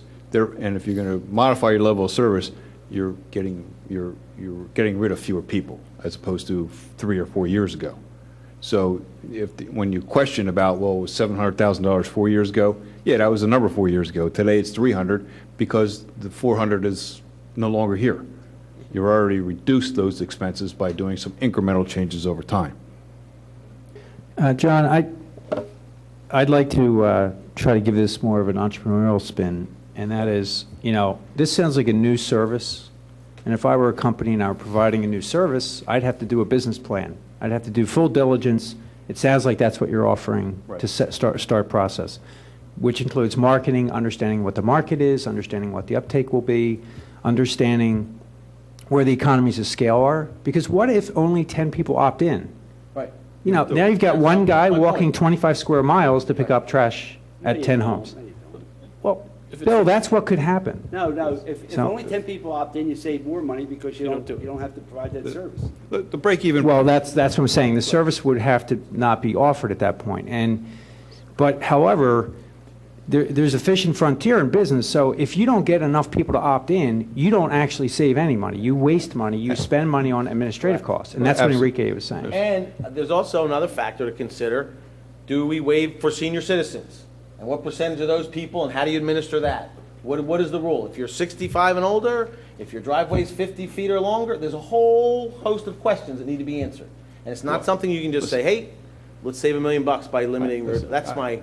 You're right. And in thinking this through, there are going to be seniors who live in, the typical suburban house who don't want or cannot take their trash from the rear yard to the front, and they're going to pay for that service.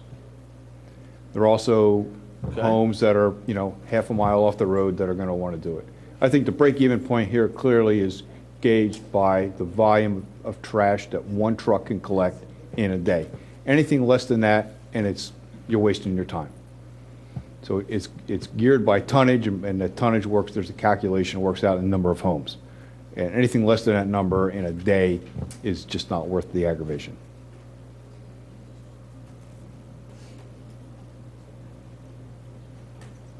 Are we done with that subject?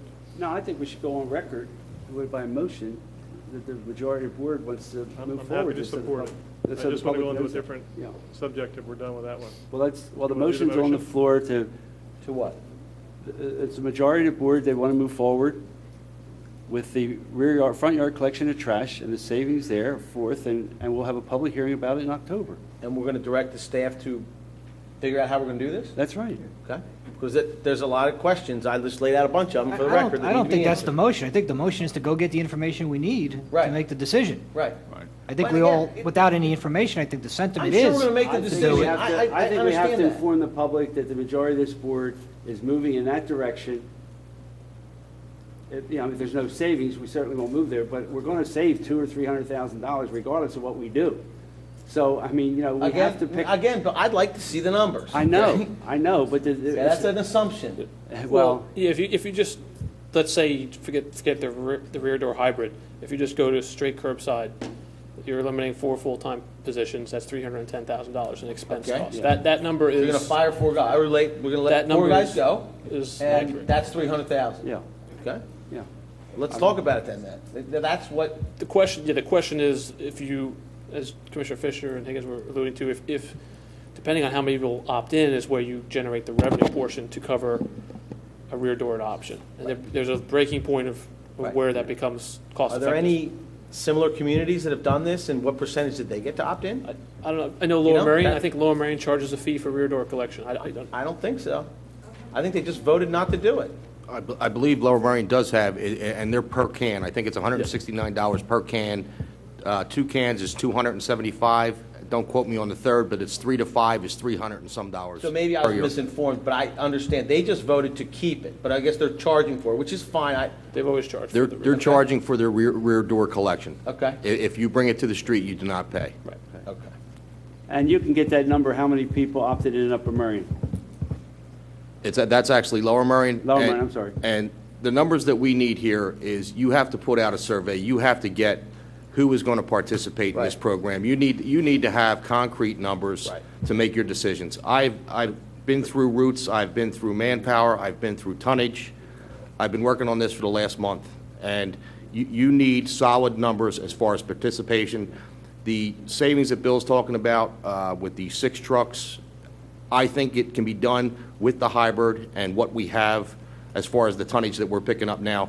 But you're also looking at revamping the whole way that we do business in trash. For example, Monday, Tuesday would be trash, Wednesday would be brush, Thursday, Friday would be recycling. So there's a lot of other variables in the changes here. And And going to single stream. I could keep going on single stream and, Well, you know, there's other trying to options. get people to recycle more and getting your performance grant money up and reducing your tipping fees on the trash end. There's a lot of variables that we're not talking about tonight. And I think if you want to sit down and go over those, I'd be more than happy to do that. Right, because I'll throw another one. What would we save if we went to trash every 2 weeks? We cut our trash bill in half? Our total bill? I don't Probably know that not, you- but maybe.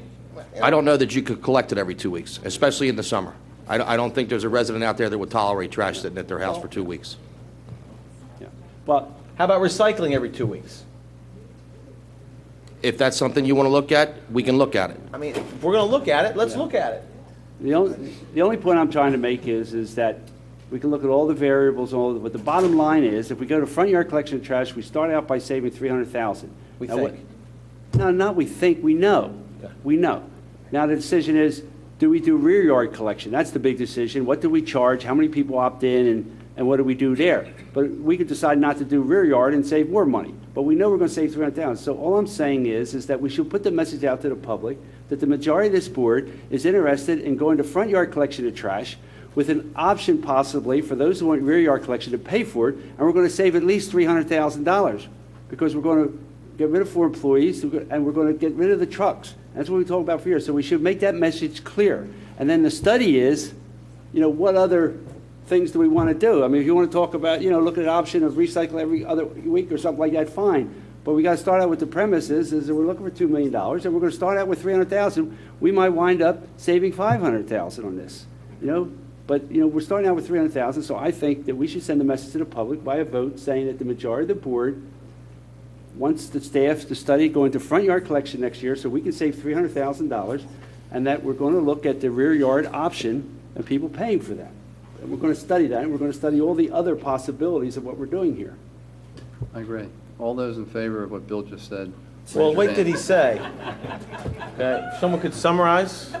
The motion Got is, that over the there? motion is that the majority of the Board of Commissioners is looking for, is instructing the staff for next year's budget to go to front yard collection of trash to save $300,000, and that to look into the option of rear yard collection on a paid basis. What happened to come back in October or in And we August are- or whatever no, and we- show us and let's talk about the numbers? That's right. We are. Because I'm just doing this based on, That's right. We are going to discuss it in October. We're going to have a public hearing so people can come out and tell, it's in the budget. We're not going to approve this officially till we approve the so budget. why don't we set a public hearing for it then? We are going to set a public hearing at the end of Let's set a October. public hearing. We are. Okay.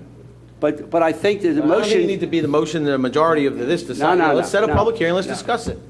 we have to let the public know that we're serious about this, that we've debated this for 4 or 5 years, and that we're going to, you know, we're instructing staff to do it. If we have a public hearing, we can reverse this, but you have to take some action to have the public hearing about it. And this is what the main action is, and then we're going to do the study and have all these other pieces as part of the public hearing. Enrique, do you want us to schedule, do you want this discussion to be part of budget talks, or do you want it to be a separate meeting?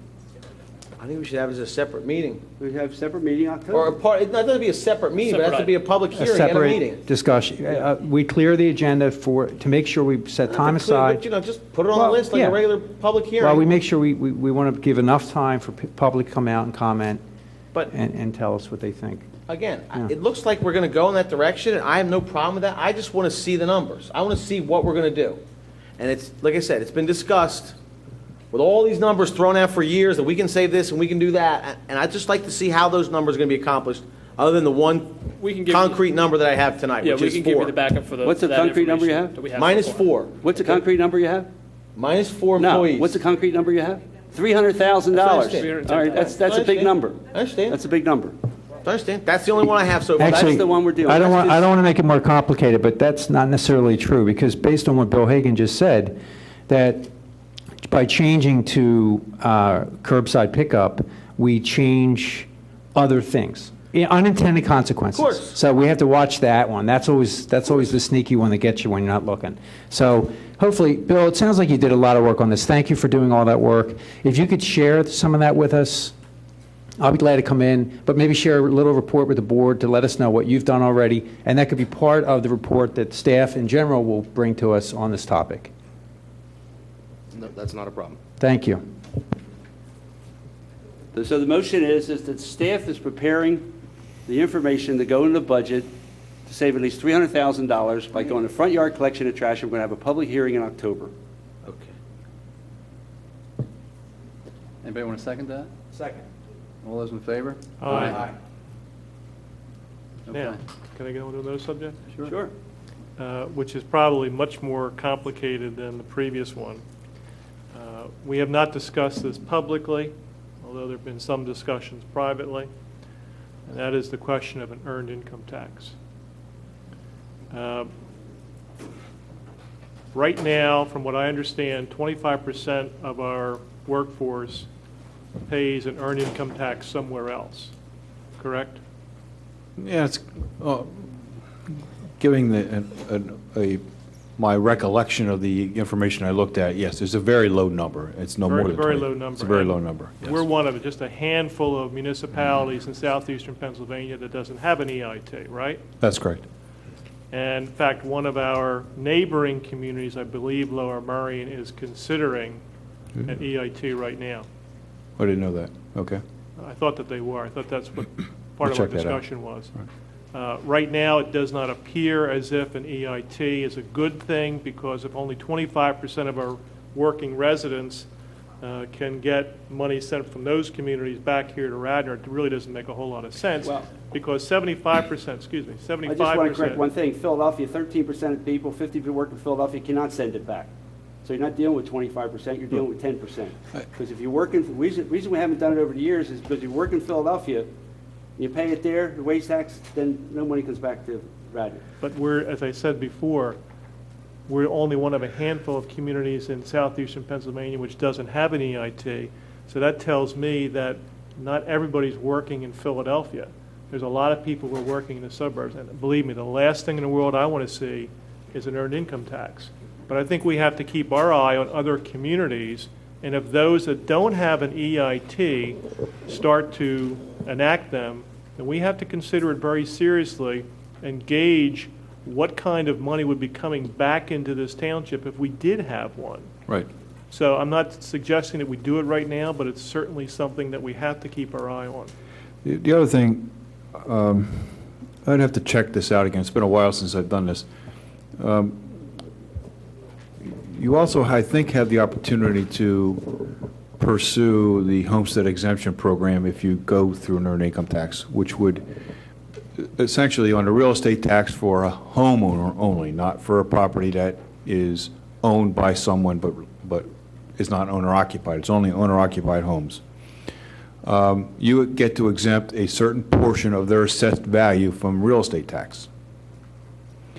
So what you're doing really is going through an exercise to readjust your tax burden in the community, is how much residents are paying and how much the business owners are paying or non-residential property is paying. So that could be an exercise that you might want to maybe have the Economy League do or somebody else, work on that. It provides you with that opportunity maybe to be a little more competitive on the mercantile tax, because you keep your real estate tax reasonably high for the non-residential properties, but you might be able to reduce your mercantile tax over a period of time. There's some opportunities there that you might want to not be aware of today, but you might want to keep in the back of your mind as this thing unfolds, that's an opportunity you might want to pursue in addition to, an earned income tax at some later date. Can you just, John, confirm that number in some manner? Yeah, I can get something for you by the end of the week. It's hard for me to believe that 75% of the people who live in this township, based upon the quantity of townships. I can in the get city that. Okay. I can have something for you by the end of the week. I'm asking him to confirm the 75% number. I have a hard time believing. 75% pay no income tax? Correct. I mean, it just doesn't, it seems odd to me. With the quantity of people that work in Philadelphia, the quantity of people that work in other places I pay where I work, and quite frankly, I'd rather give my 1% to Radnor Township than the stretch of land I use on the street and 2 traffic lights of service that I get out of what I pay. So as I understand the rules, if I live in Radnor Township and they tax me where I work, my money goes to Radnor Township, where I get far more value for my money than what I'm getting by getting off of 422. Right. The other comment, Bill, one of the things that would be useful for me going into the 2010 budget process, and I think, John, you've talked about this, is to see some of the presentations on what you've called a programmatic basis. Yes, we'll do that. Right. Parks and Rec, here's the budget, here's the revenues generated by Parks and Rec, here's the sanitation, here's what we would anticipate being generated by the rear door pickup, so we can have an understanding of how much of the operational expense is funded by tax revenue versus the fees. That'll be part of the discussions later in the year, yes. Okay. Anything else, Kevin? Well, and I guess, John, you're going to continue to come to us with recommendations of how we can save hundreds of thousands of dollars here and there? Absolutely. As soon as I win the lottery, I'll pass them on to you. But again, I think the important thing to note here is 2 things. One, I think we're at a level where an action has to be taken by the board in terms of the relative importance of levels of service and taxes for next year. I think that decision can be revisited as time goes forward, because I think next year is the bottom of the curve. As the market and the economy changes, you're going to be the recipient of that from a number of sources that are hurting right now, and that if you're able to take advantage of the revenue opportunities that are presenting itself in next year, but more importantly in 11 and 12, you have the opportunity you have some very valuable assets here that if you use them correctly, or you use them in a different fashion, you might be able to generate a significant amount of revenue from them. And that it's going to take a little time to get there, but if you want to stabilize your revenue stream, that is an opportunity that I don't think you want to pass up. It involves building partnerships with budding property owners, having a conversation with some neighborhoods and saying, this is what we want, here's how we can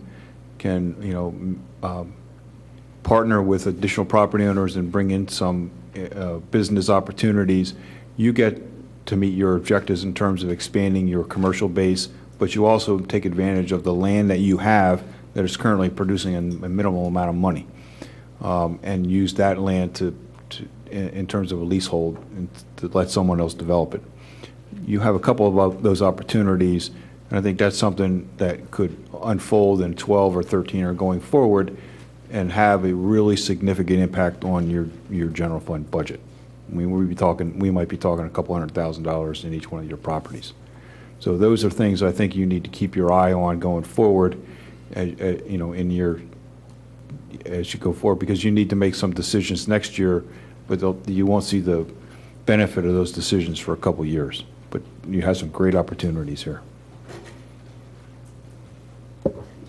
And just to follow up on the topic of possibly saving a significant amount of money with furloughs, I think it would be helpful if we could get some information, hard and fast information about how much could be saved and how it would affect us operationally. So I'd like to recommend that the interim township manager meet with the necessary staff members and report back to us on that, so that we can make an informed judgment on it. We'll try to meet sometime this week and maybe have something for you by the end of next week at the latest in terms Okay. of, potential savings. Might not have all the programmatic things worked out if we're able to reach an agreement, but at least we'll have some conversations and you'll have a report on those conversations by the end of next week. All right, thanks. A couple more things on, I was going to say, you want to move on to the next agenda Yes. item? sure.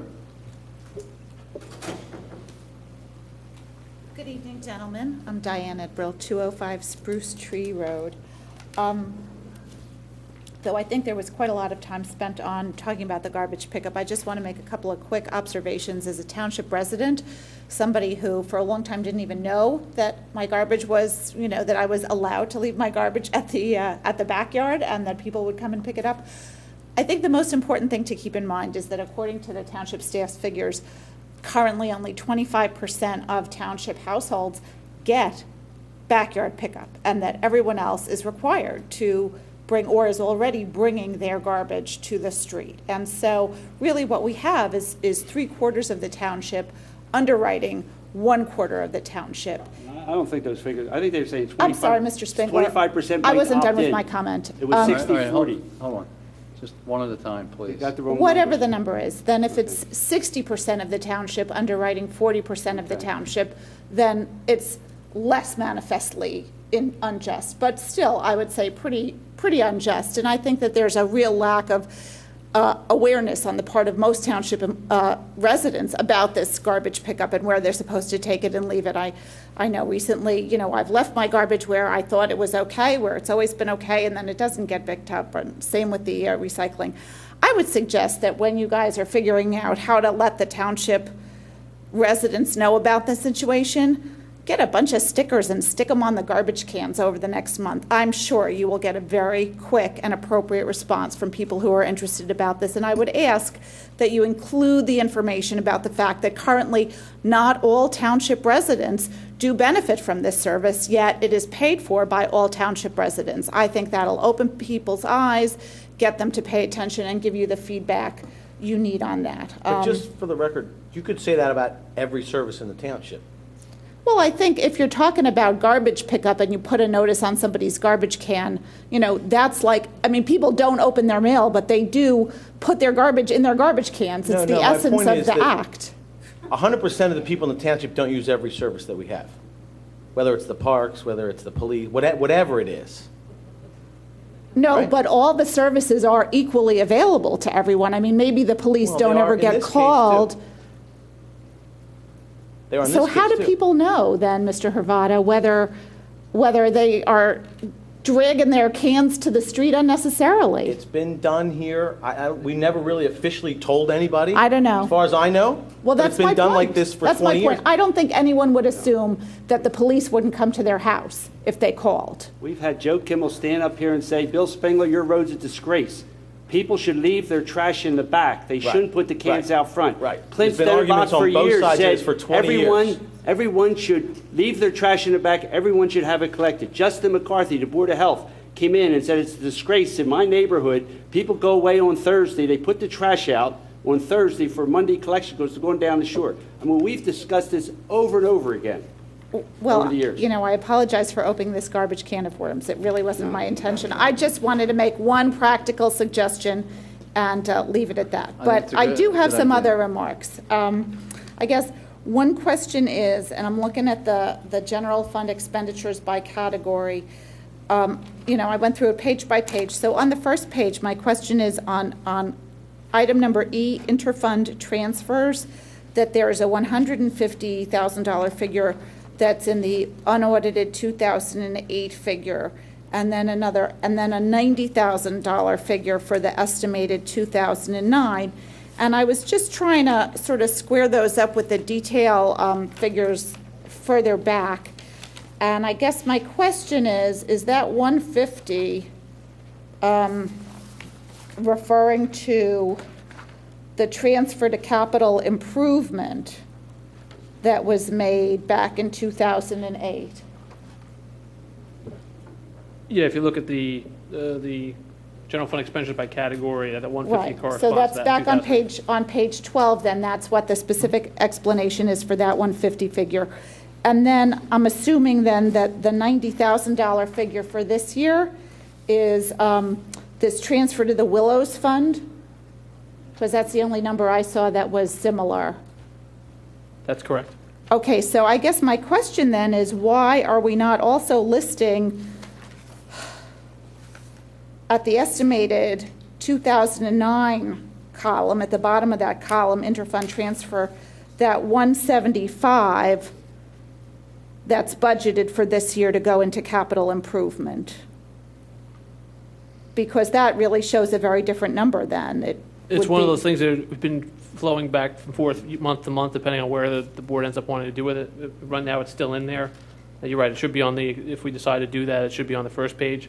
But at this point, it's really just up to the board which way they're going to go on that decision, whether, depending on how we end the year, if we need to make that transfer or not. I mean, another way to do this would be, instead of saying that there was an interfund transfer of 90,000, to say that there was a budgeted, a budgeted transfer of, I guess that would make it 265, right? Correct. Which is a really different number. So that was on that page. I guess regarding bid audits, under the revenue detail items, there's the Act 511, there's different, obviously the revenues from people who pay their taxes and people then who I guess get audited and pay their taxes. And so I guess my question is, what are we spending on these audits? Are these audits done by township staff as part of their regular activities, or do we contract with outside firms that we then have to pay? And if so, where's the budget item for that and the expenses? Because I'd be curious to know how much we're spending to audit resident businesses, in relation to how much we're getting back from those audits. Yeah, going forward in the 2010 budget, I believe that we break out the cost of those. In here, these are net of costs. In the prior years, it was not broken out individually. That's the collection costs. We do contract with, I have a legal, we have a Act 511 solicitor and an outside auditor that conduct the audits. And the solicitor, the numbers you see in here are net of costs. Okay. But going forward, 2010, we're going to break out the legal and contractual expenditures. All right, but do you have any sense? I mean, because if the net is, I mean, let's just pick a year for this year for the business privilege tax audits, 375. I mean, if the net is 375, I mean, that could be anything. We could be spending $500,000 on the auditors. This program, or we could be spending $800,000 on the auditors. We don't know. It's very lucrative over the past 5 years. Millions and millions of dollars have been generated by this program. It's not a specific expenditure listed, but going forward, it should be. But the costs are much less than we're bringing in the revenue. Right. It's a great program. Given that this is something that's contracted on the outside, it'd be good to know what the relative cost is. That information will be provided later in the budget process. Great. Okay. And then my other question was on page 4. It's an expense item, general government expenses. And so going up until, I guess for 2008 into 2009, there is a category called contractual services. And then appearing for year to date, and then going forward is separate breakdowns for legal services, both general services and special services. And so I guess the question is, whatever's remaining, that $34,000 that's contractual services, what is the nature of those services? Assuming that they're neither special nor general legal services. Right, there would be things that the manager might need to have a consultant come in and do an EIT study. Those are fees that would pay out to contractors that the administration might need. Right, okay, and if somebody is interested in knowing specifically what sort of outside contracting gets done, how can the public learn about that? They just have to ask, we would give that information. Submit a right to know? It doesn't have to be that formal. I mean, if it's something we have, when you have a question about it, we can give it to you. Okay. Then, let's see, looking at the next page, page 5. Now, this is something I had talked about way back a long time ago when I ran for commissioner. It was the second of my 3 Gs, one of which was garbage, the third being geese. Green. I'm looking specifically at what we're spending for utilities for our municipal buildings. And I'm just going to suggest, especially in light of, the federal stimulus dollars that are supposed to be coming down the pike for green technology innovations and whatnot, that perhaps there might be some way that the township can look at, saving money by saving energy, whether it's, retrofitting the buildings with motion sensor light switches or halogens or putting panels on a roof, what sort of grants might be available at the state and federal level for things like that, because I think that, that's always a good idea. And we have some of those things incorporated. We have the motion sensor light detectors in the building. I mean, there are always ways to look for. I know Stevie G is working on always improving our efficiencies, and that's definitely something we can look into. I mean, that item, commissioners, is, it's certainly not the biggest one, but it's probably one where there can be a lot of savings, and there are a lot of good reasons, I think, to investigate that. And I think, and then, my final comment is just to echo what Commissioner Fisher said, which is that, right now we're spending down half of our general fund balance, and we're on track to spend the balance next year, and that's very troubling. And, thank goodness he was talking about that and the importance of really having a robust general fund balance going into this economic situation.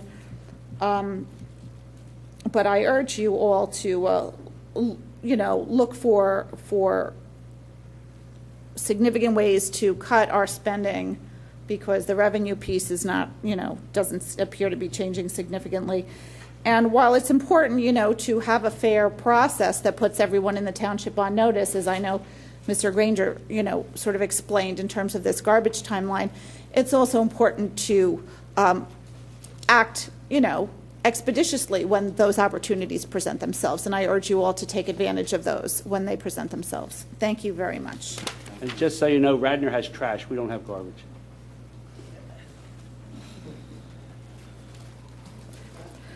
I'd just like to ask a quick question. I thought I heard Bill say that 25% of the people in the township get the rear yard. Is that the number used, 25%? No. Yeah, that was the number he used. Somebody else if estimating with Bill Okay. Hagan, if they were going to go this rear door hybrid collection, that's Okay. what, I think where it's, Bill, was it 60-40 now at this point? It's somewhere around 35-65. Okay. And I also heard the number 300 to 350,000 was the number we would definitely save, which is a staff number. Is that right? Yes. And does that mean that we're paying our trash or garbage collection people $70,000 to $80,000 to $90,000? It's trash trucks, too, 6 trash trucks. No, I heard people only. That's what I heard. It's the total cost of not having those 4 bodies, which includes the salaries, the bodies, the trucks, the maintenance on the trucks, everything. Okay. So Right, you're getting rid of 2 crews. It's that stuff. Okay, so it includes the equipment costs as well? Yes. Okay. In the past, we actually hired people to, I know geese are a big issue and they mess up the fields, and we hired people the geese guys to get rid of the geese, to shoo away the geese. Are they still in the budget? It's true. Tom, I think they're still operating, but at a reduced level? Yes, they're in the operating budget. It's reduced. And are they still at like $30,000 a year or $40,000 a year? No, it's never been that high. What It's number was $900 it? a month. How much was it? It's $900 a month. $900 a month. One thing to consider, I was at a field, and they had large, just pictures of swans. And apparently that's a natural predator, and if you put these large placards of swans, it apparently gets rid of all the geese. So that's something I would ask to just consider. It's, it might even take care of the problem better than having the geese guys, who I understand just go and say shoo. That's not true. They do other things? That's what I was told, that they literally... They bring trained dogs to do that job. Oh, the shoeing, okay. They don't But if just we come- could have... They don't just come and say shoo. Okay, good. So if we could have swans that are there all the time, then there was no need for the dogs.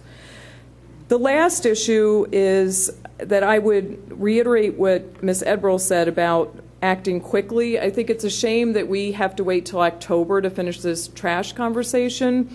And, you know, what is not okay in this township with everybody I speak with is a 10 to 35% tax increase is not okay. And so I applaud your efforts and your leadership in trying to move forward and trying to change things, but I would ask you to do something this year. We're only in July. So if we could try and do a couple of things, even if we do, you know, maybe ask for a recommendation for furlough, you know, a couple of days this year, we might save, you know, close to that $300,000. We can't go next year. Now, I know several of you commissioners may be gone next year.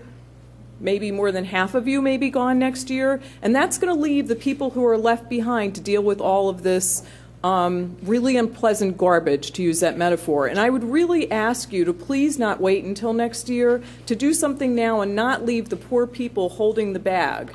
So I would ask strongly that we need to start making some changes, and we cannot keep putting it off and putting it off, because magically $3 million are not going to appear when we need those $3 million.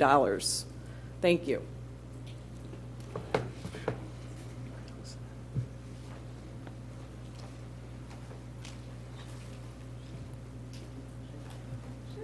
John Wannenberg, 313 Oak Terrace. I can't remember when I was here last. There was an initial meeting and discussion about the trash. And I think it was like in January or February this year. Yeah, I remember you It were was here. in like November, October, was during the budget time. Thank you. You're right. Yep. So it's like 9 months ago, and I'm actually quite appalled that nothing's happened. And I'm hopeful that the instruction this gentleman has been given tonight gets that ball rolling. And if my memory serves me correctly as well, at that meeting, we were then looking at a shortfall of $1.7 million. And I think the discussion at the time, if I remember, was the savings in terms of the trash situation was then measured between $600,000 and $700,000. And there's one other item that was mentioned that night, which I haven't seen anywhere on any discussion tonight, and I apologize if it's been discussed before. The issue of raising the parking fees in Radnor. That was a figure of, I think, came to $250,000 extra if we went from 25 cents an hour to 50 cents an hour. And I'd like to know what happened to that idea, because that to me is easy money. I was in downtown Philadelphia the other day, and I paid, I think, a quarter for 10 minutes for the first half hour. Then it goes down to 7 minutes, so I paid like $4 for an hour. And I couldn't find parking where I had to be, and I just had a big pile of quarters and I put them all in there. So I'm just saying to you, 50 cents for an hour, and I'm in Wayne every day. 50 cents an hour for parking, I don't believe is a hardship. And if that can generate an additional $250,000, that's worthwhile looking at too. Thank you. How much do we get from the parking meters? Any idea? Yes, sir. We net between everybody that touches it, all the supplies, the depreciation, somewhere in the neighborhood of $250,000 to $300,000. The gentleman, though, may think by doubling the amount of quarters that go into it, you wouldn't necessarily get a doubling of the profit. We proved that when we went from a dime to 25 cents. I am currently doing that study for the board to see what possible revenues could be increased for that, but I wouldn't necessarily believe that it would be a doubling of $250,000, especially in this climate where we've seen a steady decrease in the amount of quarters going in. But it would be significant. Well, it also has an impact on The Wayne your Business mercantile tax and all Association, that, I so, understand. yeah, it's not an easy decision. Okay. The next item on finance and audit. The authorization to enter into a professional services agreement with Berkheimer Associates for the collection of the local services tax. Bill, do you want to provide a quick highlight of it? Sure. Currently, as you know, we do all the Act 511 taxes in-house with the staff reductions and some changes in responsibilities. The local services tax has become a much more time-consuming process to collect. Recent changes now require the $52 that you would collect initially in the first quarter for everyone that worked in the township is now spread over 4 quarters. So you're looking at, for $52, you're looking at 4 pieces of paper for every business. You have exemption certificates. It's hours and hours of staff time. As you know, it generates about $1 million. We looked at some other opportunities to free up staff time. By going with Berkheimer Associates, we looked at 2, Berkheimer and Centax. Berkheimer is used by the school district currently to collect a real estate tax. They offered a service to take the entire local services tax program for 1.9% of collections.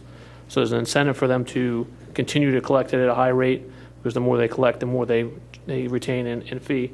It also brings more revenue into the township. It'll free up staff. Currently, we're down to 2.5 full-time people in finance to allow them to do other work within the township.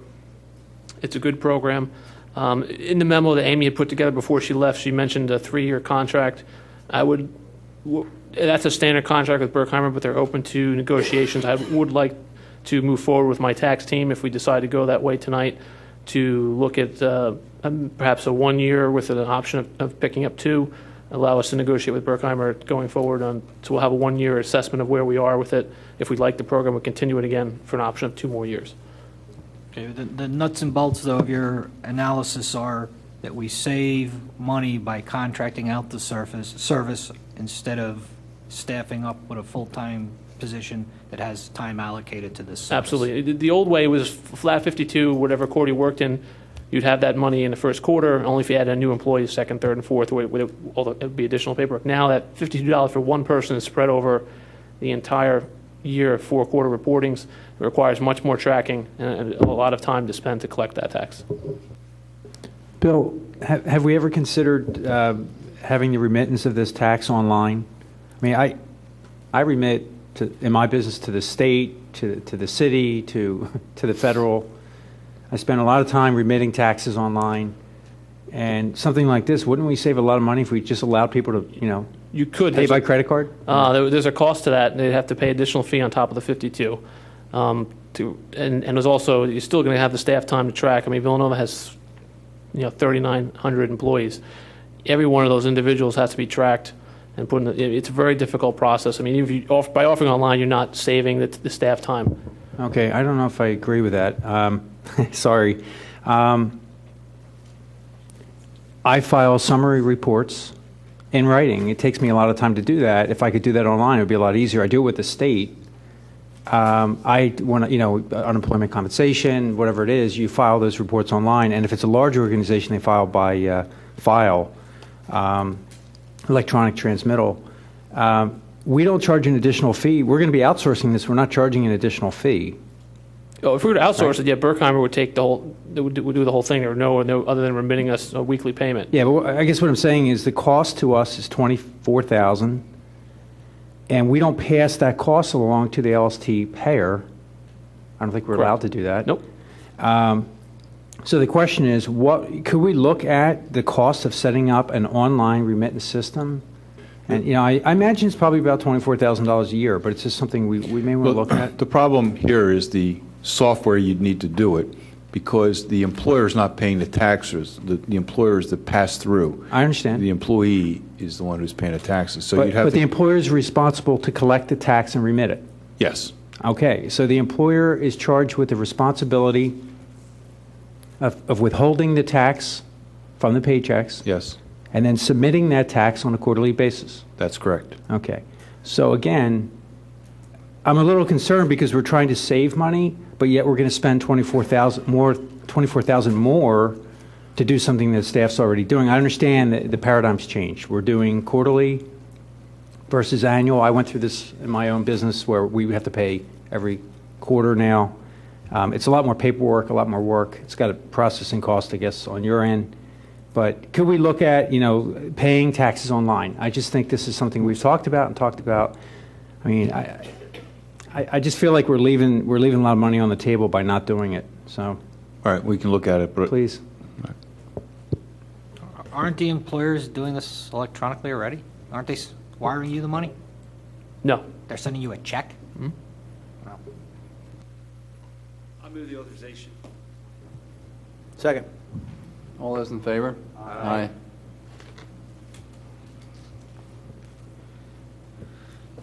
right, the last item on the agenda is an introduction of a resolution to remove and change the account endorsers. Let's see if I'm reading this accurately. Dan Malloy becomes an endorser, or in his absence, Matt Bauman, and John Osborne is an endorser, in his absence, Bill Martin. Did I accurately summarize that? Correct. Dan and John are already signatories for the bank without a finance director at the current time, and we have an interim manager. We need to have backup signatories. So Dan would stay on as one. Matt Bauman would become his secondary or backup. Obviously, the treasurer would be the other one, and I would be his backup. Okay, so make the motion to introduce this. Second. All those in favor? Aye. That's the end of the agenda items for the finance section. It looks like there's nothing on library, personnel administration. Thanks, Tom. The first item on the agenda is the appointment of the Township Secretary. I'd move to appoint Matt Bauman as the Township Secretary. Second? All those in favor? Sure.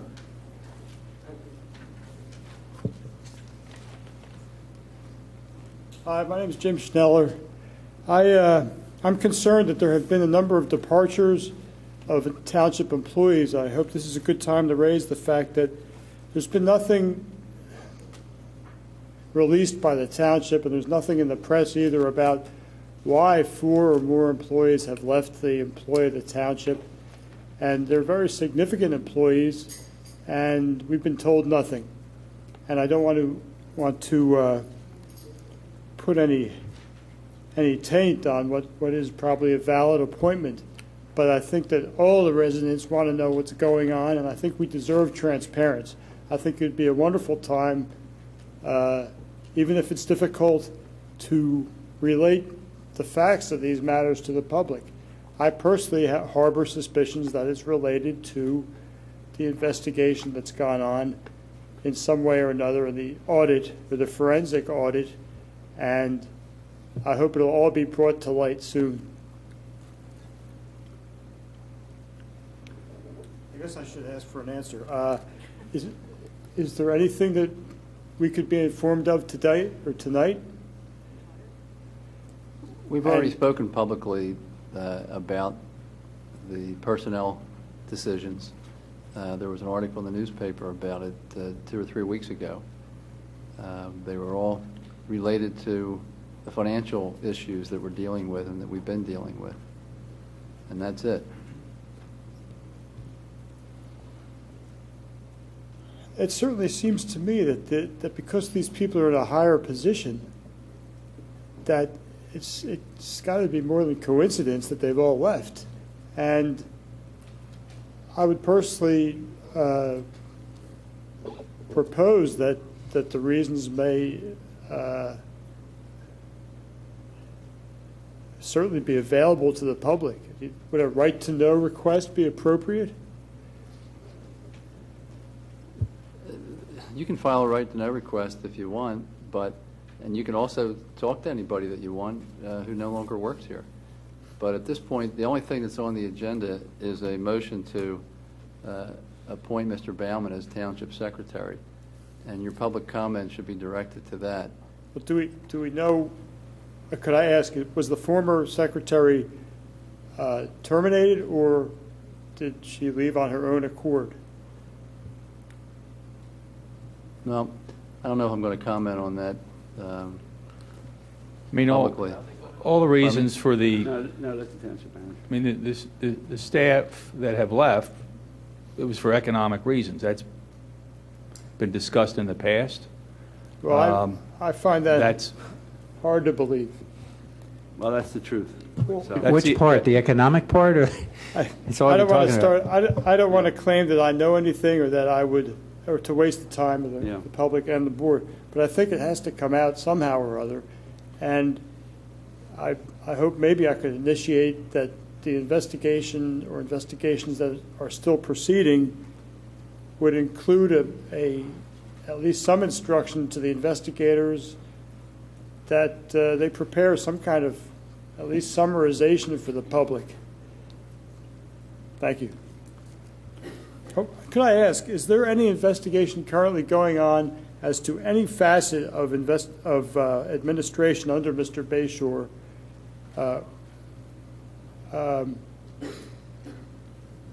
related that has revealed anything about other employees? We're not going to comment about Yeah, any the board's, investigation. Mr. Schneller, the board's not going to discuss that.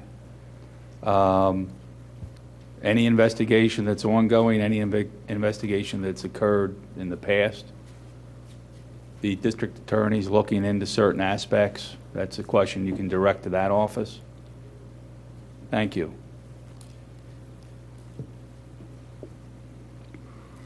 With regard to the motion to appoint Matt Bauman as Township Secretary, I believe it's been moved Yes. and seconded. All those in favor? Aye. Aye. Any opposed?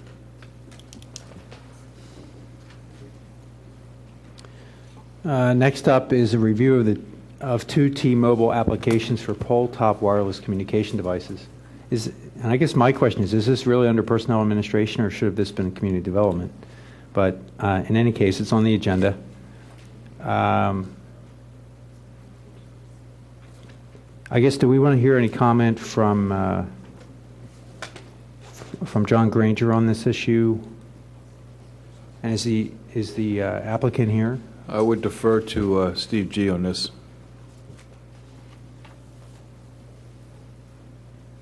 Where's Steve J.? The two applications that you have in front of you have been approved by the Citizens Communications Council. These are requests from T-Mobile to extend the height of two existing Pico poles and add the pole-top wireless communications devices to those poles. Mr. Petros is here. He can answer any questions regarding T-Mobile.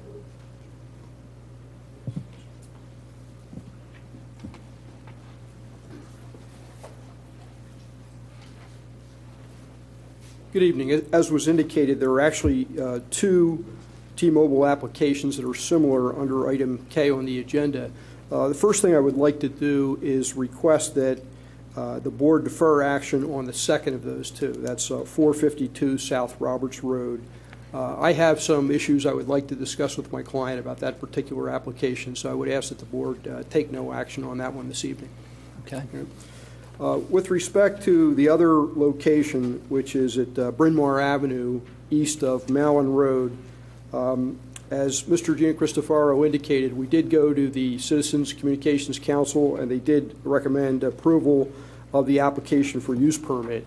With me this evening are Doug Cowan, who is a professional planner who is working for T-Mobile, Eric Ritter of CMX, who is the project engineer, and Bassam Iskander, a radio frequency engineer.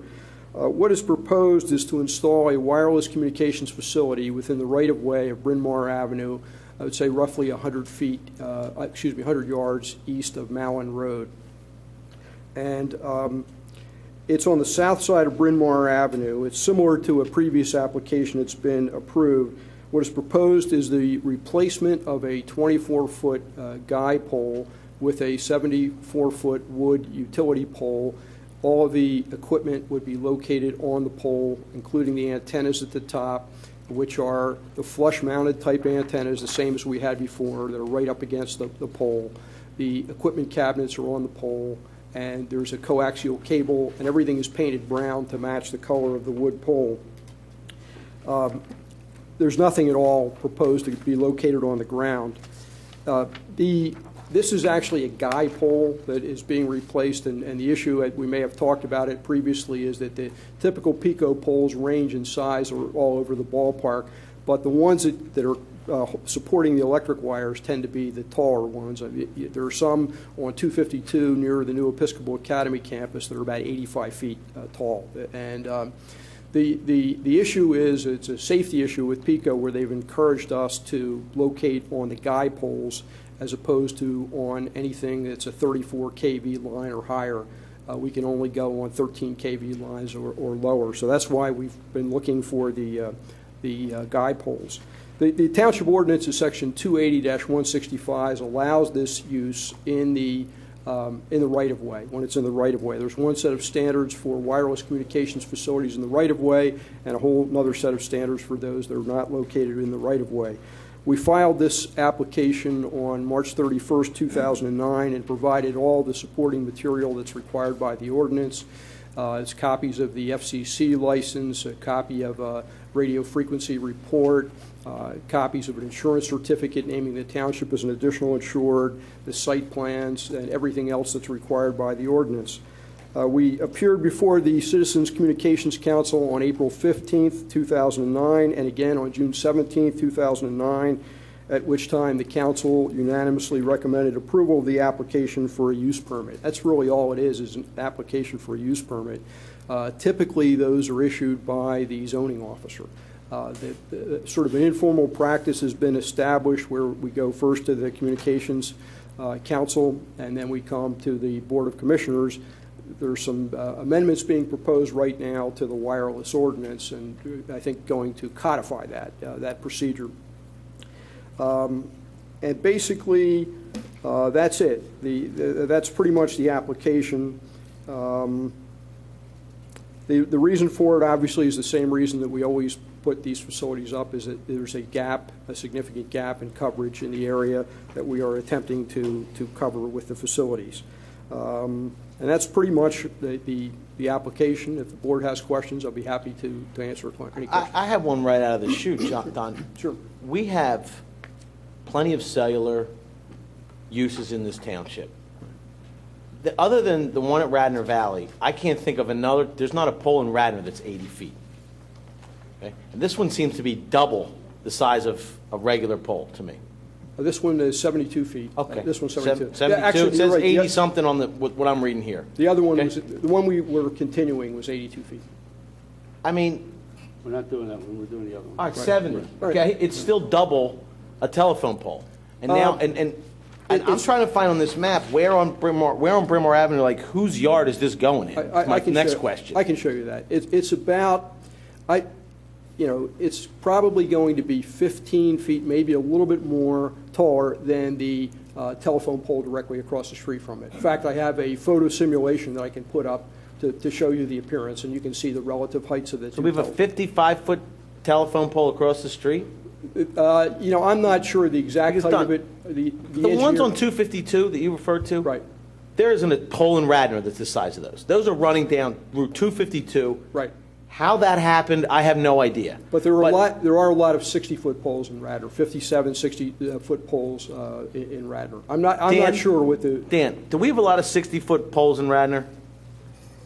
Typically, they're 35 feet. Thank you. I honestly don't know how many 60-foot poles we have. I mean, this is done. This is double the size of the average pole. I mean, you guys come to us with these communication issues, and you want to put some stuff on top of a pole, and it's 10 feet higher than the pole.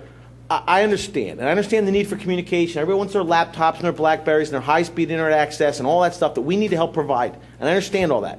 But now we're talking about double the size of a pole along Bryn Avenue, and I'm trying to figure out where this is. Whose backyard is this in? If someone could orient me, because I'm sure that they would have some concern about this. I can answer that. And were they given notification, and did they come to the hearing? And my follow-up question, John Rice, do we have it sounds like 280, 165 addresses this. Do we have adequate protection for the residents with 280, 165? I mean, is this something that you've looked at or probably not? I haven't looked at this particular application. My understanding is, Where is this? And I'm very familiar with Malin Road. Okay, I see it. I know exactly where we are. We're going straight down there? This is Malin Road here. Yep. And if you make a right to head to the north, yep. This is the pole we're talking about right here. Okay. Does that guy know it's in his front yard, it's coming? I don't know. I'll bet he doesn't. I don't know. Okay. I would bet he doesn't. And I bet he'd be a little concerned about that. It's about 143 feet from his house. The pole is about 143 feet. And it sits down a little bit. There's probably about a 20-foot difference in elevation between the elevation of the road and the elevation of the road. What's the pole next to it? I'm sorry? In that picture, those are two... That's a pole right across the street. That's a pole right across the street. That's an existing pole. That's an existing pole, and then you have photoshopped whatever that other pole into the right, and you think that's how much higher it will be than... We were estimating 15 to 20 feet higher. I drive that every day. I find this, I find this hard to believe. That we're going to put a 75-foot pole on Bryn Mawr Avenue there, because, quite honestly, when you drive down 252 and you see that row of poles, it really sticks out. There's no, they jump out at me along 252, and I would notice a pole that high in Radnor, and I haven't. Why did the Cable Council approve it? Because it seems to meet all the requirements of the ordinance. And I think that's one of the reasons why they're looking at the ordinance. Why do we have to go that high when we have cellular technology and high-speed technology on a lot of poles at the 35-foot height? I don't think there's we don't have any, T-Mobile does not have any. What was the one we just put up on 320 around the corner at the Gardens that was on, different technology, and I don't know if it has to do with cost. This issue came up before, and the real issue here, it's one pole, but really there's no end to this. Of course. Okay? These poles are going to be everywhere that you can imagine, and before you know it, you're going to have multiple companies competing. So T-Mobile's going to have a pole, and across the street, well, they'll share and they'll use up. Well, actually, they won't. But sometimes they do. But you may have a company that will aggregate and sell multiple cell structures on one pole, but that isn't what we're looking at here. But my concern is the process, and did the public get notification? That's a huge problem. Yeah, the normal chat, and I guess I'm a little confused. I'm a little distracted with everything else we're doing tonight, quite frankly. Right. We had budget talks and all this. But, the way I remember this, that, the hope was that we have a good ordinance in place that protects the residents. And I understand the FCC puts severe restrictions on what municipalities can do in this context. However, I believe when you talk about setting these heights, 75 feet versus a typical pole being 35 feet, now you start to question the impact on the quality of the township and absolutely. This is not normal cause. And we've gone through a lot of these, and we've put these in. Short of the one at Radnor Valley, and that one's probably 120, 100, I don't even know, but this is double the size of anything I've seen in Radnor. Is it because of the topography with that hill that goes up there? It is. That is always a factor in establishing the height of these things. But this guy who lives there doesn't even know this is coming. We're going to authorize this, and they're going to start doing construction and put that in his front yard one day? How would you feel? This is not a typical monopole. Those, as you said, those are 120 to 150 or higher, feet. So it's a little more than half the size. Don, I'm telling you, I'm going to go by tomorrow. I may even go tonight on my way home and take a look at that pole there, because I don't think there's a 55-foot pole on Bryn Mawr Avenue. I'm not calling you inaccurate. No, I don't. Enrique, I don't know the height of the pole. It could be anywhere from, it's either a 45 or a 55, and I'm not sure what it is. And if it's a 45, it's possible that 5 feet's buried in the ground. So, it could be, but the engineer indicated to me that he's estimating it's about a 15 to 20 foot difference in height between what's proposed and what's there. When you say, I'm just looking at this letter on page 2, it says the proposal calls for PECO to replace an existing 24-foot utility pole. That's correct. With a 72-foot utility pole. Right. That's correct. So that's a 50-foot difference in some guy's front yard. It's tripling. Yeah, that's what it is. Well, it's 50 feet a pole. Yeah, that's a. And I'm looking. I know this area. I drive by here. There's a hill there, and the question is, why isn't a short pole going on the top of the hill? That's one of the steepest little hills you could put it right. You get 25 feet right there. And my cell does drop out right at that intersection. So I understand the need, but again, not at that homeowner's expense. Some services drop, some don't. That's not. But we need some consistency on. I don't know. On what we're going to do. The bottom line, John, the Cable Council approved this because it satisfied our ordinance. What are our options? That's my understanding. So we don't have any options. If he's entitled to this. We can deny it. We have an option. Can we deny it if it satisfies our ordinance? Of course we can. You can deny it, but I would like to look. You can deny it. I'd like to look at the application before you do that. This is not something that comes to me. It goes to the Cable Communication Council, the recommendation. I don't know what the basis of the recommendation was, and then it comes to you under your existing ordinance. And I understand that the right-of-way and the Communications Act, they have access to that, and I understand that. But somebody needs to call this guy and tell him that, and let's get some neighbor input on this. This certainly was not, I'm sure that he does not know we're going to triple the size of the pole in his front yard. Or he'd be sitting in that seat right there. Is part of your objective to provide services up the hill? Yes. Yeah. What I was trying to indicate is that Be a marble right up the hill and put a pole up there, too. What I was trying to indicate is that the telephone poles that have the wires on them are higher, whether they're 45-foot poles or 55, whatever they are, they're higher than the guy poles. The guy poles tend to be very short because all they're doing is supporting guy wires that go across to the other poles. And originally we tried to put these facilities on the electric poles, the ones that have the electric wires on them. And PICO, for safety reasons, has said that, you know, anything more than 13 kV line, they don't want us to do it, and they suggested that we look at the guy poles. The disadvantage is that in terms of looking at the increase in height, you tend to be looking at a greater increase in height than if you were just putting it on an existing pole. This is an interesting area on Bryn Mawr Avenue. There are both electric poles with electric lines on both sides of the street and guy poles on both sides of the street. It's very unusual. Usually you'll have all the electric poles on one side and the guy poles on the other side. I don't know the reason for that, but that's the reality. Is it reasonable to think the pole on the other side of the street that you pointed out, that's 24 feet? No, it definitely is not 24 feet. How tall is it? I don't know the exact height. It's anywhere from, it's probably either, Eric, can you help me out here? This is Eric from CMX Engineering. That's either a... You got to get to the mic. Come on up here. That is either a 45 Class 2 pole or a 55-foot Class 2 pole. So the existing pole that is where this proposed pole is going is half the size of the one across the street? Well, it could be That's 45 correct. versus 75, so it might be 35 feet less. They're going to get into the semantics of it, but it's a lot smaller. Right. Well, and John Rice, do we have a deadline to adopt this? Can we table this? Can we table this till August? Like, Yeah. how does this work? I mean, do they have a certain amount of time where they get to do this by right if we don't act? I think you certainly within your rights to table. It's in your right of way. If you want me to look at it, I'll look at what Yes. the recommendation is, I'll look at the ordinance, and lay it out for you what your options are going forward. Can you also ensure that the person whose house is right there understands that this is going in front of their house? I think anybody within 1,000 feet should be notified of this. I'll work with the staff, and we'll see who needs to be notified that's in the immediate area, whose property that's on, and bring it back to the board next month with additional information. Again, You can act on it at that time. From the Communications Act, our obligation as a municipality is to provide them access to the right-of-way. We don't have to provide them 75 feet up into the air along the right-of-way.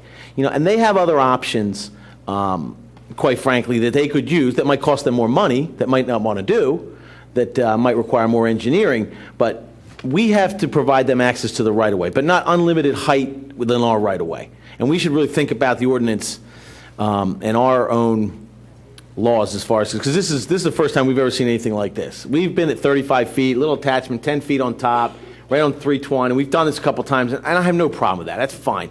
But Don, this is a totally different ballgame. This is double the size. Well, the only thing I'm suggesting is that, in my opinion, it complies with the terms of the ordinance right now. And there is a draft ordinance that's being circulated. It was to the Planning Commission, I think, July 6th. They asked them to come back with the ordinance. So they are in the process of taking a look at the ordinance, and they may amend it as you're suggesting. But I do think there is an issue about the ability to provide wireless service in the township. I mean, there are a number of areas in the township that are not very good because the places where you can have a real monopole, up to 120 feet monopole, are very, very limited under the township's ordinance. It's basically agricultural, public land use, and there's one other district, I think, and that's it in the township.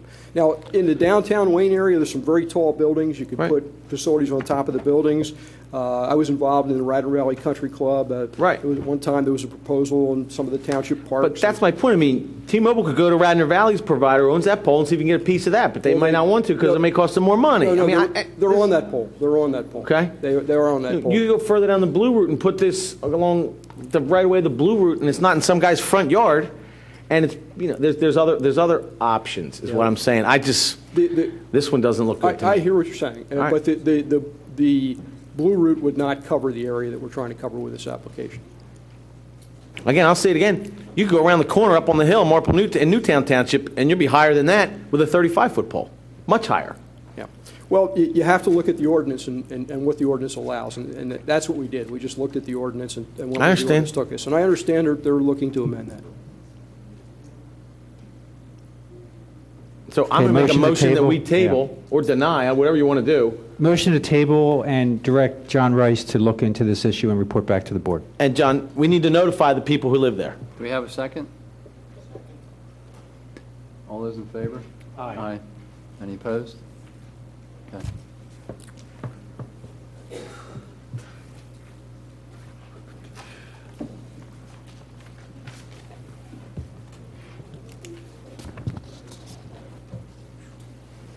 Forgot where we were. Okay. No, L. Appointment. L. No, he took that one Yeah, off. we got... No, I thought he took 452 South Rock. Yeah, this is, okay. Item L, authorization to enter into a lease with T-Mobile to install communication devices onto the tower at the Township building. That makes more sense to me. Is this, okay? Yes, hello, my name is Michael Poulter. I'm with, I represent T-Mobile Northeast. Here tonight to request that T-Mobile enter into a lease agreement with Radnor Township to place antennas on the existing structure on this property at 301 Ivan Avenue. Is Mr. Petroza representing you on this one? He's here to help me if I need it. Okay. So he's still sitting in the back. So this went to cable and it's been approved? This was looked at by your solicitor, who has supplied me with a few comments to the lease, all of which I have agreed to and addressed. Mr. Granger and I have been working on this. I commented on the T-Mobile lease. Let me just run through what the basic terms are. It's $1,800 a month rent. It's adjusted annually 3% each year. It's a standard telecommunications, co-location type of a lease. There's an option period, an initial option period where they'll do their due diligence. There's a $2,000 option payment with respect to that. The lease term is 5 years, and then there's 4 additional 5-year terms, which is pretty much standard with most of the providers. They're obligated to comply with all your building and other zoning criteria prior to doing anything on the property. John, is this a lease we had seen before? This isn't the one that, while it's a percent annual increase, it actually doesn't go into effect until after the initial term expires, or is this something different? Pardon me? We had looked at a lease a number of months ago, and I can't even remember whose it is now, that the terms of the lease basically said it runs for 5 years, and you can get an annual increase. However, it's compounded and it doesn't go into effect until the initial term expires. That's a different lease. Yeah, that's, okay. I think that's... This lease increases per year, So every including year. the initial term. Okay. So they're the basic terms. They'll put a, if you want to explain what you're going to put on the ground out there, there's a pad and an equipment shed you're going to put on the ground? It will not be a shed. These will be cabinets, metal cabinets similar in size to a refrigerator. We will also be placing a generator at this site because I understand that Radnor loses electricity a few times a year. And since most people now use cell phones as primary means when they're out of electricity, we need to provide that service to our customers. So John, you're all right with this lease? Yeah, this is, all the comments I made, a couple of the comments had to do with who pays for any increase in real estate taxes as a result of this. They would. They may have to do something with the FAA in terms of lighting. That's going to be their obligation as a result of this. But the rest of the terms are, I've looked at 100 of these leases over the years with different carriers. These are fairly standard. They still have to go through whatever the local building and zoning requirements are. I mean, so any approval you would give them would be subject to them complying with your building and zoning codes. This installation is on the existing tower we have here or on the roof? On the existing tower. Tower. With ground Okay. equipment at the base of the tower. Okay. And this generator, I assume, has staff looked at this? This is going to fit into our property well, and it's not going to create any issues? How big is What, the do you want to generator? comment on that? Refrigerator. What T-Mobile is no, the proposing refrigerator. is to extend the pad area right now to allow the installation of their cabinets and the generator. I've checked personally all of the sizes and dimensions. It's not going to impact our tower shed in any way. Any equipment that they install will be in a new area that they develop off the side of the current compound right now. The location's at 115 feet, which is below what is currently hanging off that tower now. Okay. And do we require any type of bond? Like, not that this company's going anywhere, but, what if they were to go bankrupt? Who would pay to remove this equipment from the tower and to restore, remove the pad and the equipment? Is there any provision in the lease to kind of bond them or?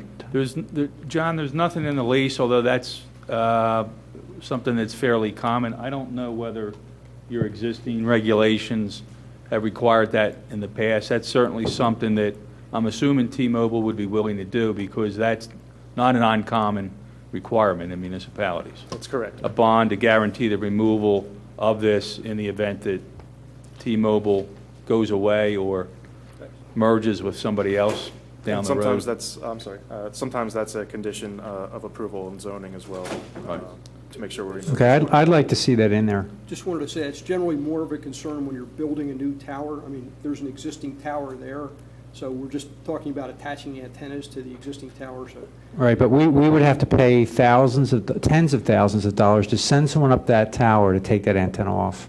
And we don't want to get into that, so. We and still again, have boxes on telephone poles from. yeah, another that's what company. I'm worried. I see, in my neighborhood, I see it. There's stuff all over the place, and it becomes litter. So, I don't but the main point here is that, if T-Mobile were to go out of business, I don't think that's going to happen, but if they were, then that would prevent us from renting that space on the tower to someone else unless they're willing to take it out. So rather not burden them, we want to have a bond. Do you have a reasonable number in mind, John? I'd have to get someone to give me an estimate of what that would be. I think what you can do is, if you're okay with the rest of this lease, you can authorize its signature subject to, I would probably talk to Mr. Malloy or some engineer to tell me what would be a sufficient amount of money. Right, and T-Mobile does not object to a removal bond. I think you're looking at probably 50 grand or somewhere in that ballpark. But that could be a condition. We could attach it, could add it to the lease agreement also, so it's in here. Move the approval with that condition? Second. All those in favor? Aye. Thank you.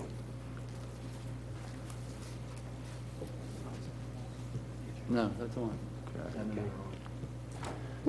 Next on the agenda, we have the appointment of Economides and Economides as special counsel.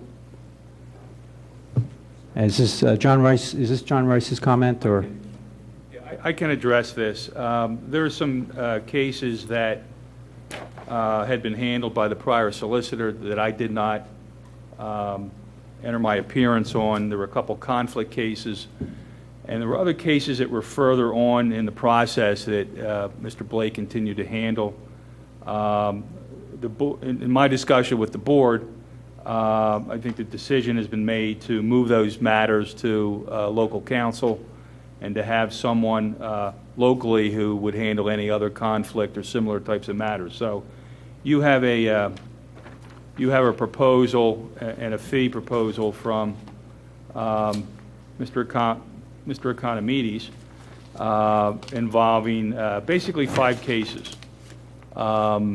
Involving two involving Mr. Schneller, 2 involving Mr. Gemmer, and 1 involving a matter that I think's been settled. It's a landlord-tenant matter involving Mr. Doherty. So they're the 5 matters that are before you. His proposed hourly rate is $200 an hour in this fee agreement. Move the appointment. Second. Any discussion? All those in favor? Aye. Next on the agenda is the authorization to release the report of Archer and Grainer. I motion to release the report. Second. And John Rice, do you want to comment on this? Yes. As I think everyone is aware, Archer and Greiner and Neil Morris in particular, who has been doing labor council work for the township, performed a fairly exhaustive study starting with some benefits and some policies last summer and last fall through the matter surrounding the township manager and the township manager's removal. He has prepared a report. It's got a May 2009 date on it. It's actually a small report and a much thicker binder that has the exhibits to the report. So there's two documents that both he and I have gone through over the last month or so and redacted some of the personal information. A lot of this information has already been released in response to right-to-know requests, multiple right-to-know requests over the past several months. This puts his work and thought process to some extent and some conclusions and recommendations as to what he did over time. I have a box of these reports with me, which would, if the board approves it, which would be available. A lot of this information is probably not required to be released under the Right to Know Act because it is a report of legal counsel, but the board, and I think it's appropriate to release this with the redactions. The redactions basically involve some of the exhibits that have personal information. Some of the issues that Mr. Morris dealt with were employee benefits and history of employee benefits. So there's dates of birth and names and addresses and things like that that were taken out of some of the documents. Very little actually was redacted, and I think anyone that looks at the two documents together, there's a lot of information in there, and there's some good recommendations. So my suggestion and recommendation is the board approve this. I think you have to approve this before it gets released, and for anyone who's interested, they'll be here tomorrow morning in response to, there's 3 outstanding right-to-know requests, so those 3 will be filled. And anyone else that is interested in a copy should make a similar right-to-know request as has been done in the past. There's about 10 copies of this. If we need more, the staff, we'll have to work with the staff to get additional copies printed out. But it's my recommendation that the board authorize its release at this time. Okay. Did somebody make a motion? Okay, it's been moved and seconded. All those in favor? Aye. Okay. And the last item is not on the agenda. I just want to give an update on the manager search process. The board is in the middle of interviewing candidates. We are interviewing a number of candidates, and the board is also interested in inviting in community groups to put forth participants to participate in a public committee that will also get a chance to meet and interview the candidates at a later time. We don't necessarily want to pick the candidates. We would like the community groups to nominate and put forth members from their groups to participate in this. We need to keep the number manageable. We would like that group to be about 8 persons in total. And we have had some discussions on, how do we allow others in the community to be involved? And one of the problems we get into is the group could get too large, and we can't ask people to step back. So, I think this board would like to include the community. We don't have an obligation under the charter to do so, but we want to involve the community. We like the idea of getting additional input from others that are outside of the board. And we're certainly going to involve staff members in this process at some point. So I guess what I'm putting out right now is an invitation for the community groups in Radnor Township to put forth nominees, and at a later date when we're ready to do the interviews, we will invite you in to participate in that function. We don't have a date yet because this is still a process that's in flux. The board is interviewing candidates, as we should be, and we are going to try to narrow the focus from the large pool of candidates to a much smaller pool, and then when we get to the smaller pool, then we will invite in the public to be involved in that process. I want to remind everyone that this personnel process is one that requires privacy, and one of the reasons why we can't allow public input all through the process is that we have to protect the applicants from being publicized. A lot of the applicants have jobs, and they don't want to lose their jobs. So we have to make sure that we take prudent steps now and through the process to protect those applicants so that their identities are not released to the public in any way. So we imagine, I think John Rice has stepped out, but we're probably going to request that participants that are nominated and that the board accepts will sign an NDA, a non-disclosure agreement, that will basically ask that person not to disclose to the public or to the press the names of the individuals we're interviewing. It would be nice to have more transparency than that, but we have to respect the privacy rights of the applicants, and we have to make sure that we don't damage that process by doing so. If you have any comments on this process, we welcome them. You know, this is not something we've done in the past. The school district did it. They did it fairly well. We probably won't have as many public committees formed and whatnot involved in the process as they did, but we certainly want to involve the public. So that's the update, and if you're interested, come see me after the meeting and let me know which community group you represent, and we will then exchange emails, and then you can nominate a candidate for this committee through whatever process you choose. Okay, thank you. Next is Park and Rec.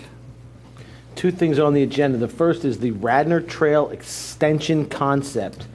And Bob Thomas and John Fisher are going to give us a brief presentation as to what the Radnor Trail people have in mind. Welcome. Thank you. Thank you very much. We'll roll out a map. It's a short section of trail. Very good.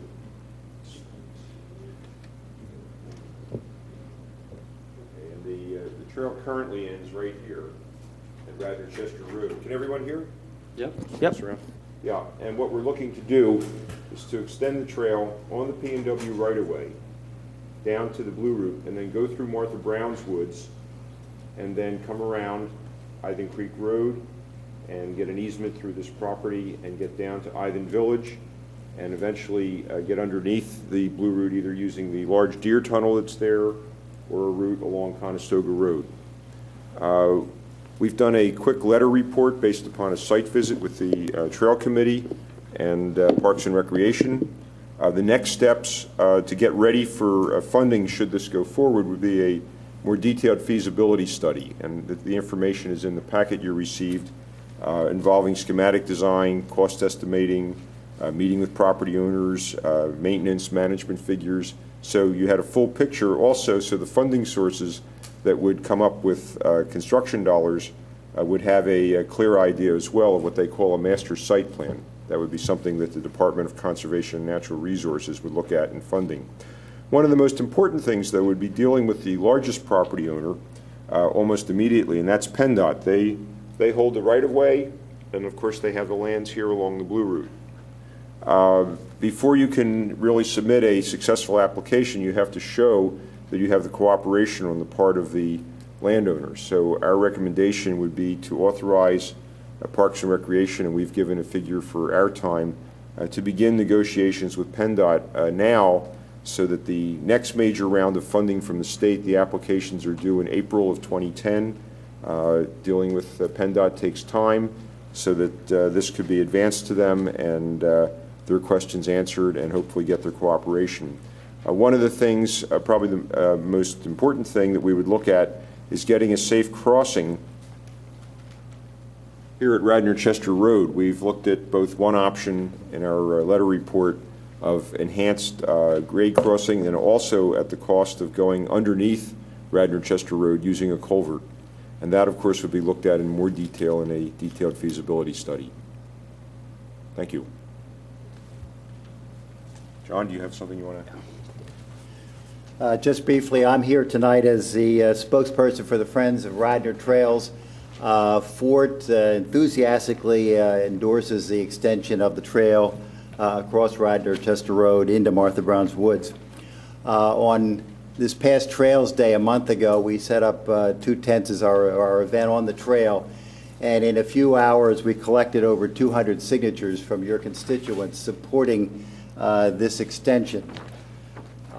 I am also here tonight to pledge our full support for whatever is required to get this done. We will help with the fundraising. We will help write grant applications. We will provide volunteer labor to help meet the township's grant funding obligations. Your constituents, as you well know, love the trail, and they enthusiastically support this extension. Extending the trail into Martha Brown's Woods would provide an entirely different experience from the existing trail, because you're extending the trail into what is now a wooded and very rustic environment. I've said on countless occasions that Martha Brown's Woods is the prettiest portion of the township that virtually no one has ever seen. So I think this is something that we really need to look at seriously, and we fully endorse starting the PennDOT process because, as you know, you have filed a stimulus grant application, and if you are successful with that grant application, we probably should have talked to PennDOT before you get the money. Thank you. What kind of funding will be available? Similar to the CMAQ funding which we use for the first portion of the trail? Actually, we looked at several things. One is actually fund, because we're looking at a footpath through this area. It's an environmentally sensitive area. So we're not looking at a large multi-use trail. We're just looking at a walking trail, not a walking bike trail. Correct. Okay. So although it is certainly for recreation, it does go somewhere. It does take you down where you can get a pizza in Iden Village, or you could go to the Radnor Friends meeting. So it does have practical as well as recreational aspects. But the key funding sources we've identified would be federal transportation funding, which is available for pedestrians and bicycles, and this, of course, could be considered in the new legislation, which will be worked on over the coming year. There's a recreational trails program, SIMS Act, state grant programs, particularly the Community Conservation Partnership money from DCNR. For a footpath where the costs are less, something like that would be strongly looked at. If we go with an underpass underneath Radnor Chester Road, which could cost, we estimated, just a very rough estimate, $650,000, then we're looking at probably federal money for that, for the large amount that would have to be spent. What's the likelihood that we could get 100% of the funding from sources other than Radnor Township? Well, the chance would be pretty good, because what you would do is, in the past, the money was 80-20 federal, 20% match. Then what's been done for the last several years is to go, whatever money you get from the federal is 100% for construction. Where does the 20% match come from? That you could use your DCNR money for the design, and that would be considered the 20% match. So that way you could proceed to get the design and the master site plan done, the feasibility, and then in turn get the 100% federal money for construction. What do you estimate the total cost would be, assuming you're able to get funding and everything works out? I have that right here. 1 second. Yeah, if you went with the, hold on.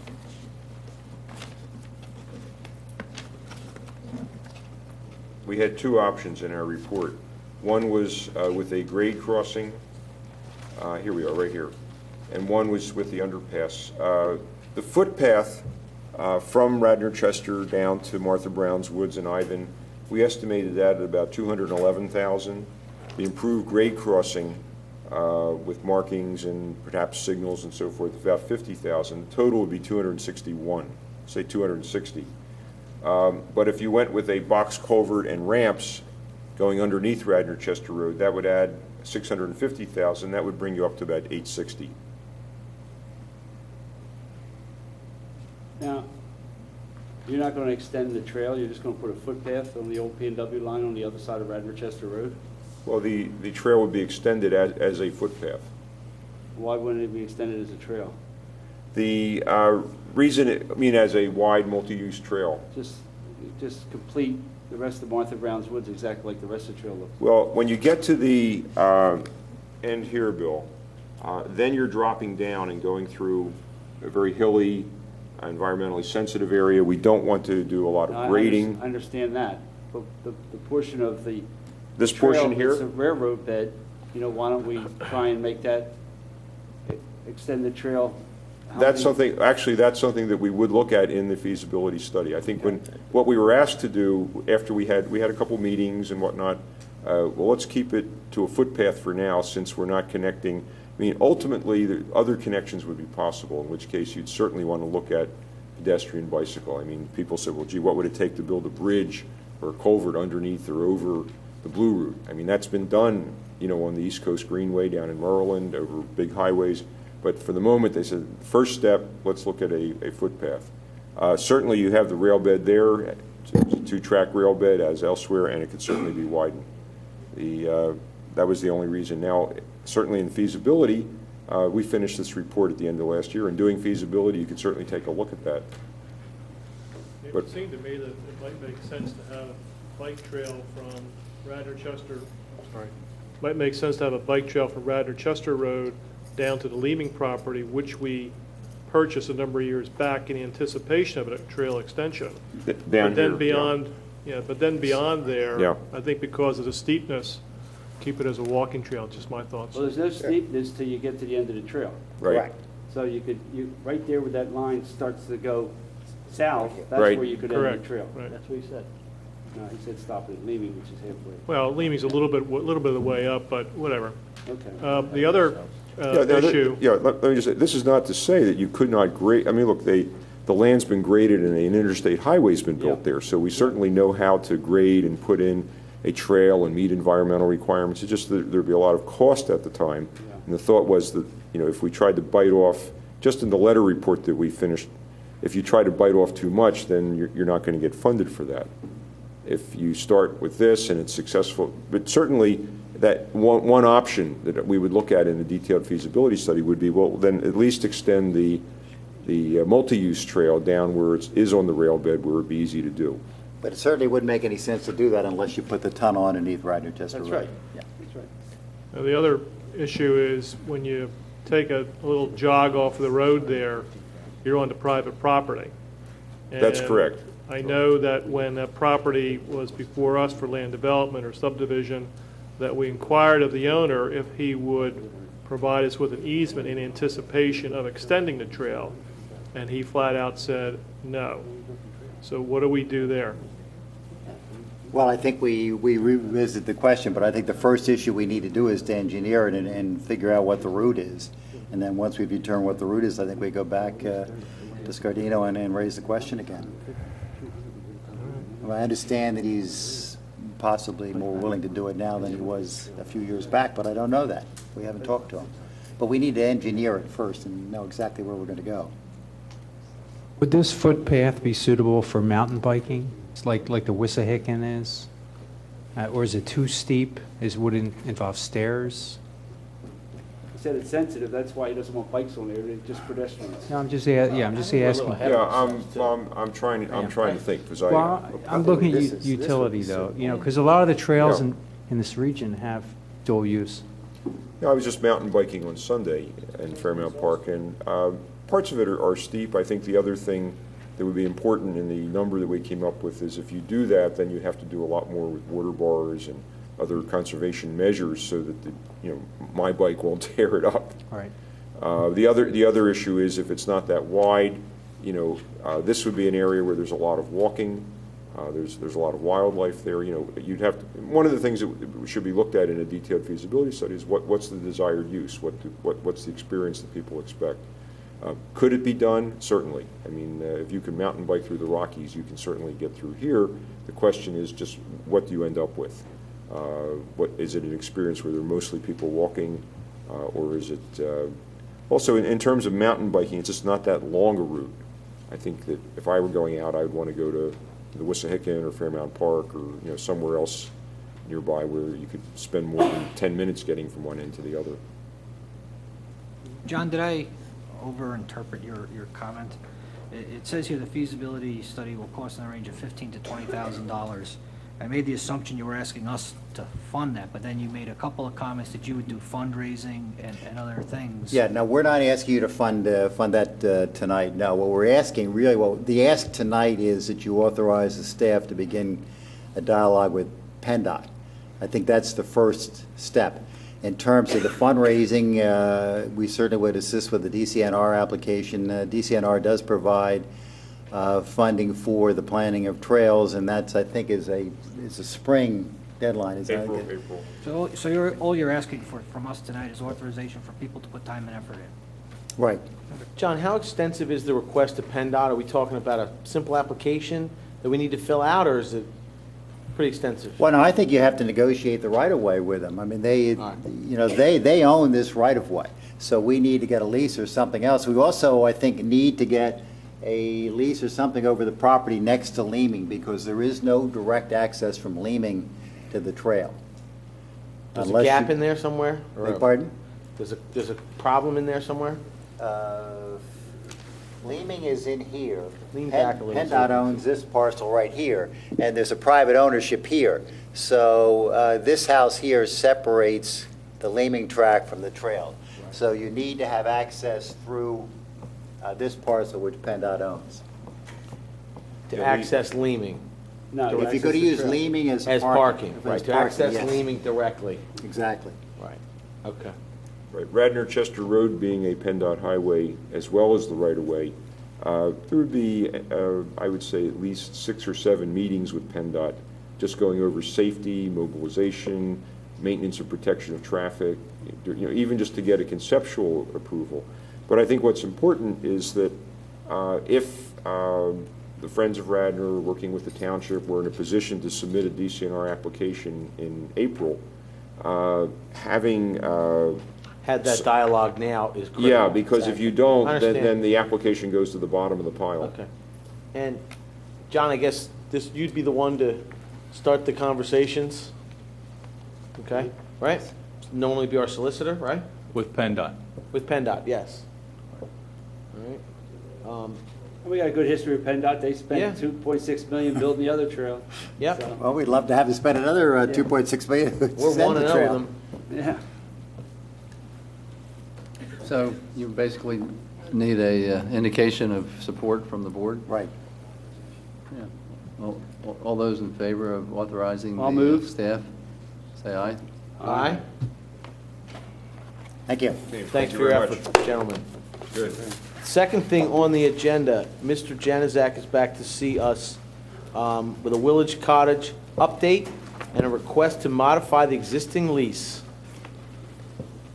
I thought we had a pretty good lease, Mark. What's the deal? Success.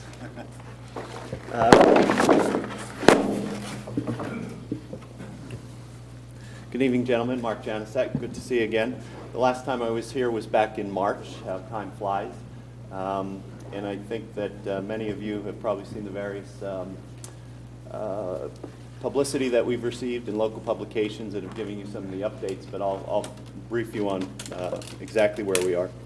In March, we sat in front of you and discussed the lease to use a portion of Skunk Hollow for the organic farm, the CSA, and a portion of the cottage for the Harvest Distribution Center, and also to provide a facility for some education and demonstration programs that related to that. Since then, the farm has been well underway. The infrastructure is in, the CS memberships have been allocated, The production and growing season has been really beyond our expectations. The 25 members that we have, the produce has easily supported that. In fact, our harvests have been even more so that we've had excess produce, which we have opened to the community beyond our Monday and Thursday pickups to Saturday. So any of our community members are available or are welcome to come to the Harvest Center for that excess produce. In parallel to the CSA activities, we have continued to preserve the cottage, which was one of the main things, obviously, why we're here. The preservation of the cottage was accomplished by in-kind donations and volunteer efforts and cash contributions as well through various donations. The harvest area has been substantially renovated, not complete but substantial. We have completed the installation of a handicap bathroom. We have completed the installation of handicap accessibility. We have completed the major utility upgrades from the electrical standpoint and some of the plumbing.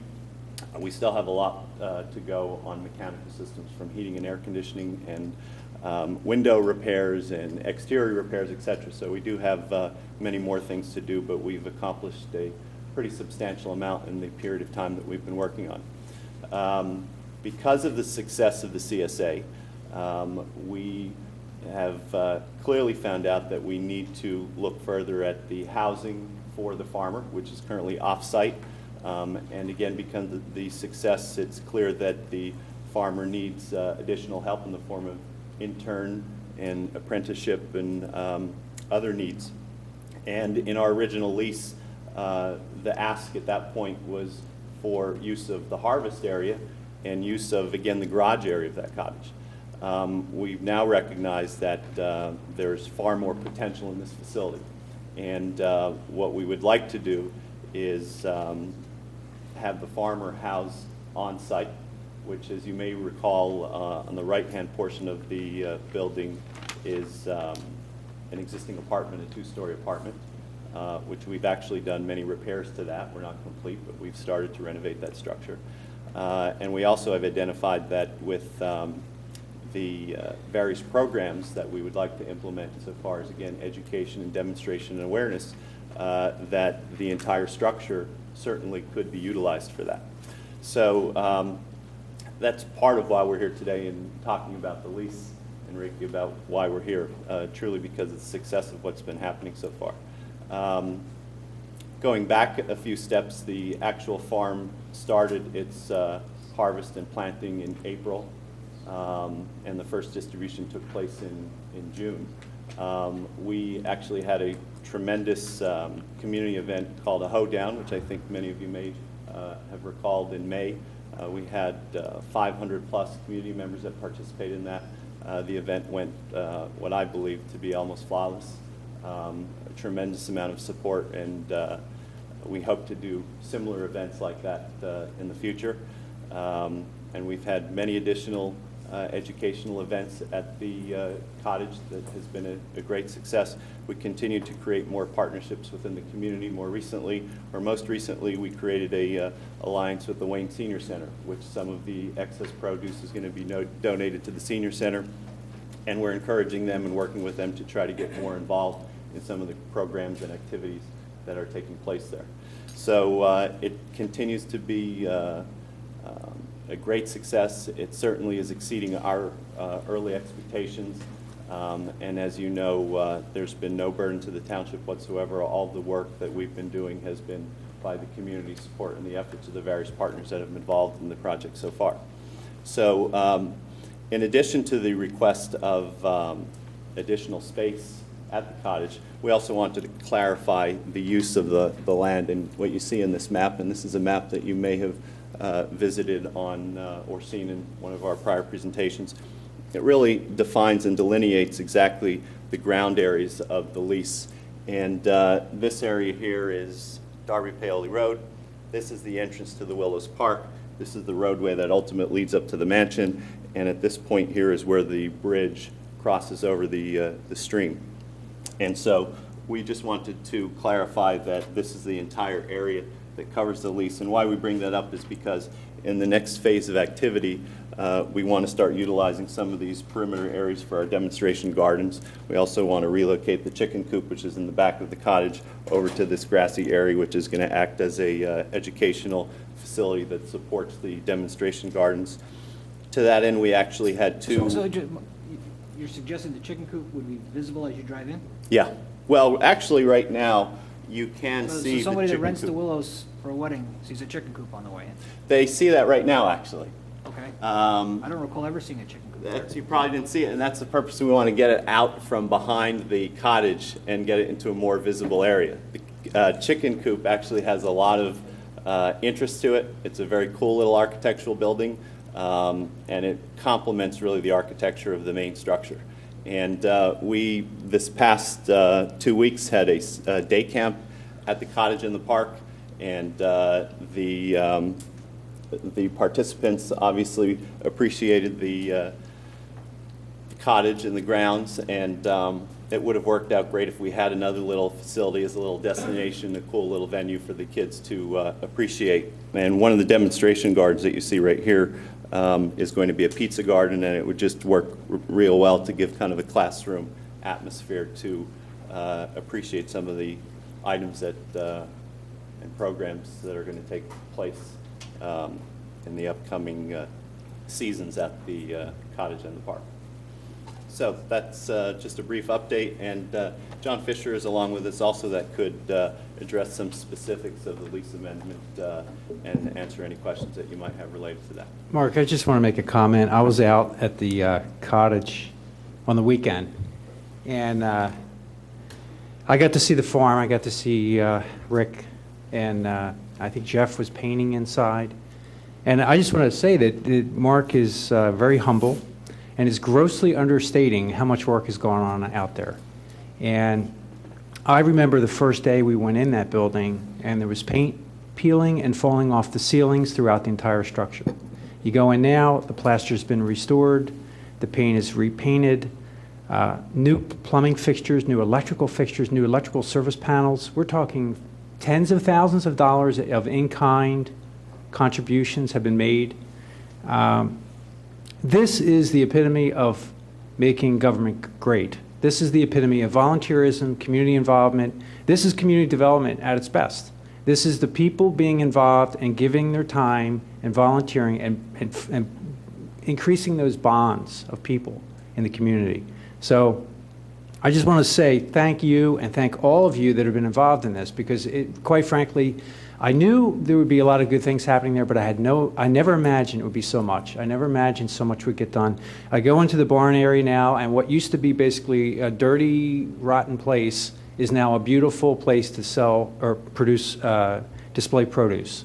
I look in the bathrooms that you've constructed, the ADA compliant bathrooms, and it's all beautiful fixtures and equipment and things. And then you go into the house, what used to be really a horrible place, is now an incredible place. And I think I want to applaud you. I want to thank everyone that's been doing this, because I just want to emphasize that there's no payday here, except that everyone that's involved gets to say, I helped to do this. And Mark, you've certainly played a major role in that. And I'm in complete favor. I have a lot of trust in the person standing here, because I saw what he's done in these two gentlemen, what they've done in the last 6 months there. We couldn't have done better for a lot less money, a lot more money. So here's a case where it hasn't cost taxpayers any money, and we've begun restoring a building that was slated for demolition less than 6 or 8 months ago. And we have a building that adds value for the residents. We have a CSA that's now functioning and producing tremendous produce. And my only hope is that we can scale it bigger, because I think this is a great thing. This is what Radnor's going to be known for. It's going to be known for the place that has a CSA, that has this education center where kids can go and learn about farming and about plants. It's all good. It's all great. Thank you. Thank you. Thank you very much. Well, scaling it bigger segues into why we need the amendment, and Mark's already covered most of this, but our ask tonight is that you authorize John Rice and the staff to begin negotiations with the Conservancy for a lease amendment. And we're going to ask for 4 principal things. First, we need the lease to cover the entire building. We're going to use the second floor for housing and for educational purposes, and we're also now spending money and renovating portions of the building which are not covered by the lease. So that's number 1. Number 2 is clarifying the land that's covered. I think we need to do that as well. 3, we need to expand some of the uses. The use now does not permit residential use, so we need to deal with John, that. are you going to get a discount from the service provider for providing a residence to this farmer? Farmer will pay rent, but it'll be reduced rent. So who's getting the rent? The Radnor Conservancy will get the rent. Frankly, we need to raise some money somehow to. But it's a township property. Why should the Radnor Conservancy get the Well, rent? because we're paying for the renovations, we're paying for the operation of the building. But that's a retrospective renegotiation of the deal. Well, we can negotiate that point, but the rent is not worth having that big a discussion about. It's not going to be that substantial. No, John, I agree with you that if you're going to remodel the building, you can keep the rent. The taxpayers don't have to spend their money on upgrading that building. You're entitled to rent, as far as I'm concerned. I want to comment on that. There's a fundraising placard on the building. I think it's a carrot. And I never took a close look at it. It's only a few inches up at this point, but the top number is $600,000. And that's $600,000 this board doesn't have. So any efforts to turn this around and turn this into a viable structure and a viable amenity to the township is a great thing. Yeah, we have to be careful what we do here, how we're subsidizing this. But the point is that building was going to be torn down. It was going to have no net benefit for the taxpayer. And at this point, we have the hope of having a CSA that will serve the community, but we also have this opportunity for education. Like I love the idea of the pizza garden thing. You know, there are a lot of families that are going to benefit from this across the board, whether it's food, education, having a cool place to go and hang out. I mean, there's just a lot of good things that are going to happen there, and I think we have to support this as a board as much as we can. I'm just going to say, I agree with 99% of what you guys have said, and I think these guys have done an unbelievable job.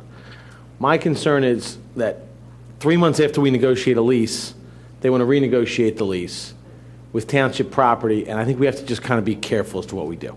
Well, that's fine. Okay? What we're asking tonight and that's what is I'm going to say. All right. You know, someone moving in, more space, we want land, we want to move the chicken coop up to the driveway. I mean, these are a lot of good things, and I'm sure they're good. But in a 15-minute conversation here tonight at 11:15, I don't think we are in a position to offer those things, give you those things, or really comment on them intelligently until we've really had a chance to take a look at them and think about them. We spent a lot of time, hold on, John, we spent a lot of time looking at that original lease, okay, and we came up with the original lease, and here we are 3 months later, and you want 4 major changes to that lease, and I think that's significant. I think it's, at minimum, John Rice needs to take a look at it and come back to us with his recommendations on what. I don't disagree, because I also like Tom Blumstrom in the Park and Rec Board to. Yeah, there's a lot of people. I sat there many years, and we talked often about the challenges of the Willows face as a competitive environment. No question. And you know, maybe it's a knee-jerk reaction, but I can't see a lot of women being thrilled about driving into their wedding site and seeing a chicken coop. Yeah, but your chicken coop, you got to go look at the chicken coop. It's an amenity. It's But again, not a chicken coop. again, these are all things that need to be considered, and we're not going to do it. And again, I don't want to take anything away from what you guys have done, because I think it's been tremendous. But right now, when you drive, let me back up. When I used to drive in there, what we had was a building where we weren't maintaining the building. The gutters were falling off, the stucco's peeling, the windows are. I'm not disagreeing with any of that. But So again, here's this an is about opportunity the to 10th maintain. thing we've given John Rice to look into tonight. Yeah, I know. Okay? I mean, we just keep, the list just gets higher on his desk of things that he needs to do. Well, can we maybe this John, way? why don't you continue with what you're asking? Well, all we're asking for is to start the negotiation process. We're not asking for you to endorse any of the 4 things Fair that enough. I'm putting on the table. Those are the 4 major things. Because as you know, we have a lot of things on our plate. John's got a lot of things on his plate. And the lease you guys have, as far as I'm concerned, is pretty good for a while. Should be able to cover you guys. You know, well, I mean, for example, though, it only covers 2 rooms in that building. We're renovating the entire building. The lease doesn't cover the entire building. It only covers the 2 garages. Well, like I said, I don't think we're in a position to make any of these decisions in a 15-minute Not presentation asking here to. tonight. John, And- could you, John Fisher, could you propose a draft change to the existing lease to John Rice so that he doesn't have to spend his time absolutely. drafting it? I'd be glad to You do that. propose a draft to John Rice, and then we present that to the board at a later time, and we'll take a look at that, and because I think we definitely have to do our diligence here. We have to make the right decision. We can't do that, this way, but we certainly appreciate you coming in, and we'll look at whatever you propose. We'll look at that, and then if it makes sense, the board will have a chance to vote on it. And you clearly want to talk to Steph, you want to talk to Tom, you want to talk to Dan, others. So it's leasing a building, it's spelling out the grounds. What are the other two? I think if we're going to spend $600,000 to renovate, we'd like a 3-year renewal option. Okay. And what's the fourth? And we item? need to expand the uses a little bit, because the uses right now don't permit residential use, and we want to make sure that it includes using the second floor as an echo center. Okay. All right.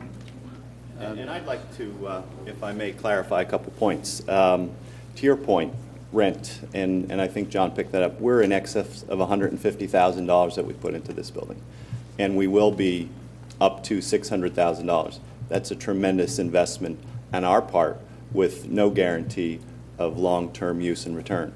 The second thing, this board put the charge to me almost a year ago that, Mark, we will stay the demolition providing that you had no burden to the township and a sustainable use. And in these tough economic times, how do you create a sustainable use? We don't want to see a building that's renovated and is in fabulous condition that then goes vacant in 2 years from now. We want to create a use that this community could use for the long term, 5 years, 10 years down the road. And the way we accomplish that is by renovating an entire building that has an ongoing use, not just a short-term use. And so that's what this is really about. We are here very clearly to benefit this township and benefit the community. And the CSA itself is not a moneymaker. I have the charge of making sure that this building can sustain its, that can pay its utilities, that can pay the maintenance. I was even thinking about, right now the township is picking up the trash. We'll pick up the trash, as small as that may be. We truly, our goal is to make this a sustainable building. And an example, as John Fisher had expressed, that other communities could look at. And we cannot do that by just simply running a CSA that is a break-even operation. That's a great thing for our community members, but it's not something that's sustainable long-term. And we have that charge to identify that and put forth to you some ideas and business plans that allow it to be sustainable. And John, thank you for my humbleness. There's far more that goes on in the background, and because it's late, I would have loved to give you a 20-minute presentation and show you a 5-minute film that we've done documentaries on the property already. It's great, but we're well into this thing, very deep. And we understand that, and we have to look at it from the township's perspective. We signed the lease. 3 months later, we want to make major changes to the lease. That's really changing the gateway to our gem property significantly. Well, hold on, that needs to be looked at, needs to be discussed. How big do we want this thing to get? There's a lot of options that need to be considered here. And don't take it the wrong way. I think you guys have done a fabulous job, but we didn't tell anybody to spend $600,000 on that building. You asked us to use some of the space. You could use it as a place to sell produce, and we thought we could do some community things there. But I think we just need to be careful as how big this thing's going to be, how much you want to encompass, what the lease is going to be. There's a lot of things that need to be considered. Sure. And to be honest, we have a lot on our plate, and I'm not sure that we can just make any of those decisions and Mark, anytime Enrique soon. will be 100% behind you. Don't worry about it. He's a great guy. But it's also a very slippery slope. It's a narrow thing to talk about the little CSA you guys started. But now all of a sudden, and again, this is just reacting to what you said, expansion. You're now moving into an arena of potentially government-subsidized competition for businesses in the township because you guys pay almost no rent. So if you have a little narrow CSA, that's one thing. But when you start talking about expansion, I don't know what that means yet. So I want to understand all that because if you're going to start expanding into a business, then you ought to be treated like a business. And we'd be more than willing to follow those guidelines. And insofar as the work that's being done there, everything that we're doing is to complement the mansion. And I would encourage the commissioners to visit the cottage, and I would encourage you to ask for a personal tour so that you could understand what's happening there. Several of you have made that trip, and I encourage more of you to do that, and I'm sure you probably do that without me knowing as well. But To your point, Kevin, the work that we're doing there is nothing but complementary to the mansion, with the intention of supporting the mansion and bringing more positive exposure to the mansion. So our visions, again, are very aligned and are very holistic in not just the cottage. It's to the mansion, it's to the park, it's to Skunk Hollow, it's to everything that is related to that. So I appreciate the questions, and those are good things that we certainly would like to address, and we certainly would give you much more information and details you need. The one thing that I would have to say, this has moved very quickly, as you know. Right. And part of that lease agreement and why the expansion is because it has been a success and it's moving quickly, and we want to stay with that. We have a little bit of a timing situation in that the farmer is off-site, and he obviously can do a much better job if he's on-site, and his lease expires the end of September. So we'd love to be in a position where he can move on-site. That's rental income that we're paying an outside source that could stay internal. So when the question is raised, where's the money going to, it's not really going to the Radnor Conservancy, it's going into the renovation of that structure. So that's rental income right now that could further supplement the renovation work that is further benefiting the entire park. So, you know, we want the board to be aware of that, we want the community to be aware of that process is all these funds are indirectly going directly to the preservation efforts. And that's it. Thank you very much. Thank you. Public comment. Public comment.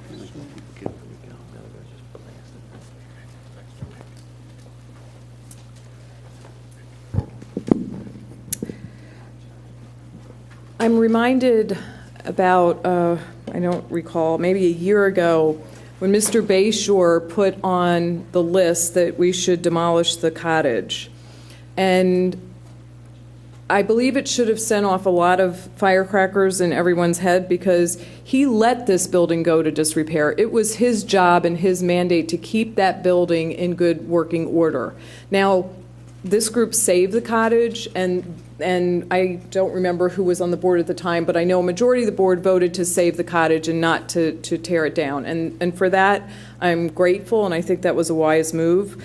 But while I have tons of friends who have worked on this cottage and tons of friends who are part of the CSA, so this is a very personally, politically incorrect statement that I'm going to make. This land is township land. It's not like they got donated land from some other use, or they got part of our Drazen, and that was a brilliant, get on their part. They took township land, and they're servicing 25 families. So I believe in servicing, and I'm delighted that there's extra produce and other people can buy it, but let's be realistic. This is township land that we gave for this particular use. And so to go and extend it, I agree with you, Mr. Harada, to go and, I know, it's a scary day. I know, I'm a little frightened myself, I have to tell you. But, to go and extend this lease now and to say, now we're going to give this to the Conservancy, go get land from someplace. Go and get land that we don't have, and then it is truly a benefit. So I'll take it to the next level, which is let's do good planning. Let's have good foresight. The prior township manager, before Mr. Bayshore, if I understand correctly, lived in that cottage. Now, we're going to hire another township manager. The last township manager got $175,000 to buy a house. Maybe that's where the new township manager should live, should that be part of what we need to do. So let's not give away what we might need in the future without really spending some time to think about it. So again, this is incredibly politically incorrect and for me personally, but I feel so strongly. This is donated land that's servicing 25 people. So let's get really realistic and not give away more of the township's resources until there's a good study. So I applaud you, Mr. Vada, and I appreciate you putting the brakes on things.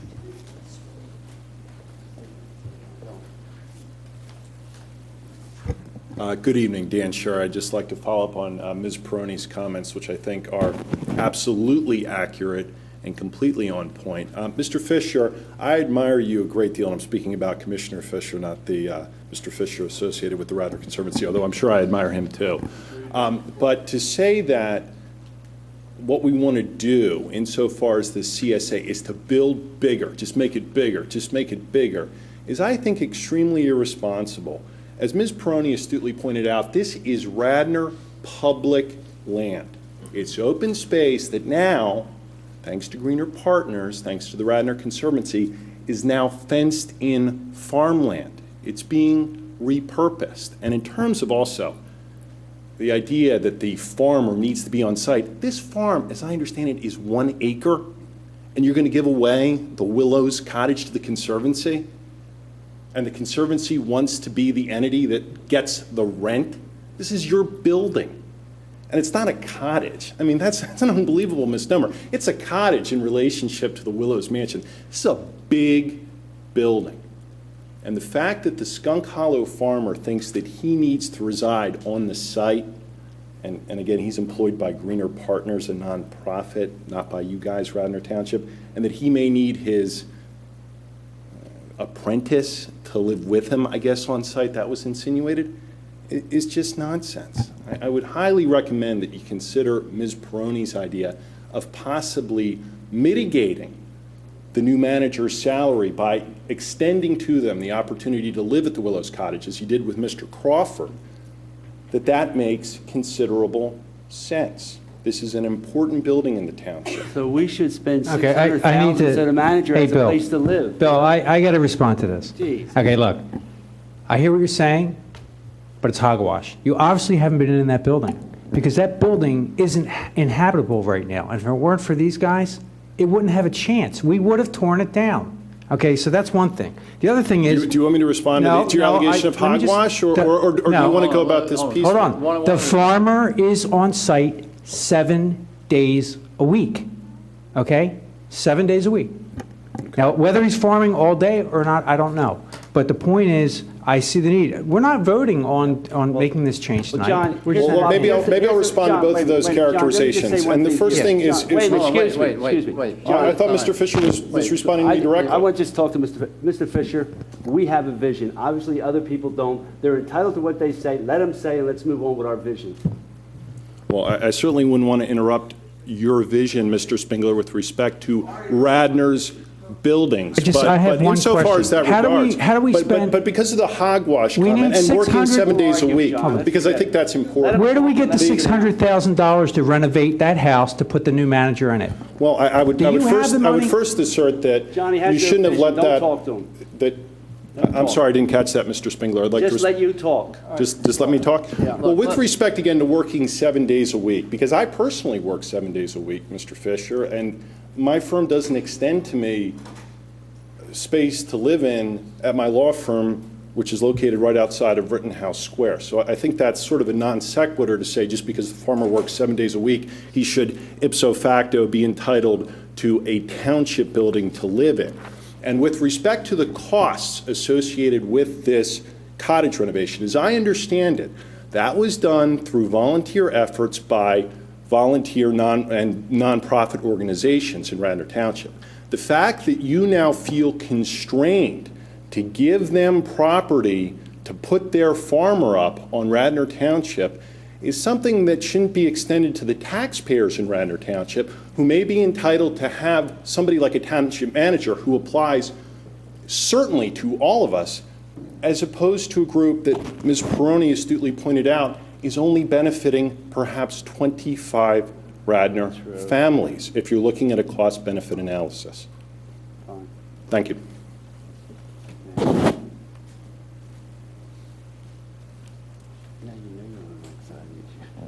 Good evening, Judy Sherry. I live at 725 Governor's Circle, Newtown Square. Without recognizing this would be so controversial, I did prepare some comments about the parks in the township. And as I was preparing them, I was thinking I'm asking questions, and it occurred to me afterwards that actually you, as commissioners, answer questions. But in light of the length of time of this meeting, I would expect that perhaps you'll wait till I'm finished to respond. I'm often in front of the school board, and they do not respond. So with that in mind, first of all, just in regards, there's been a lot of comments made under Parks and Recs, and I'll try to be as quick as I can, but there's a sign that's posted at the Willows right now that says, "The Goose Guys visit the property at least 28 times per month In periods of heavy migration, they increase visitations to twice a day. And if that's not accurate, that sign should be changed. And my impression from what Mr. Blomstrom said is that that's no longer accurate. But I do think that you as commissioners should evaluate whether the program we have in place now is the best it can be. With the many distractions that exist in the township today, a big concern is whether the commissioners are paying proper attention to preserving and protecting some of the most valuable assets that exist in our community, our parks and our taxpayers. This is an extremely difficult economic time for residents.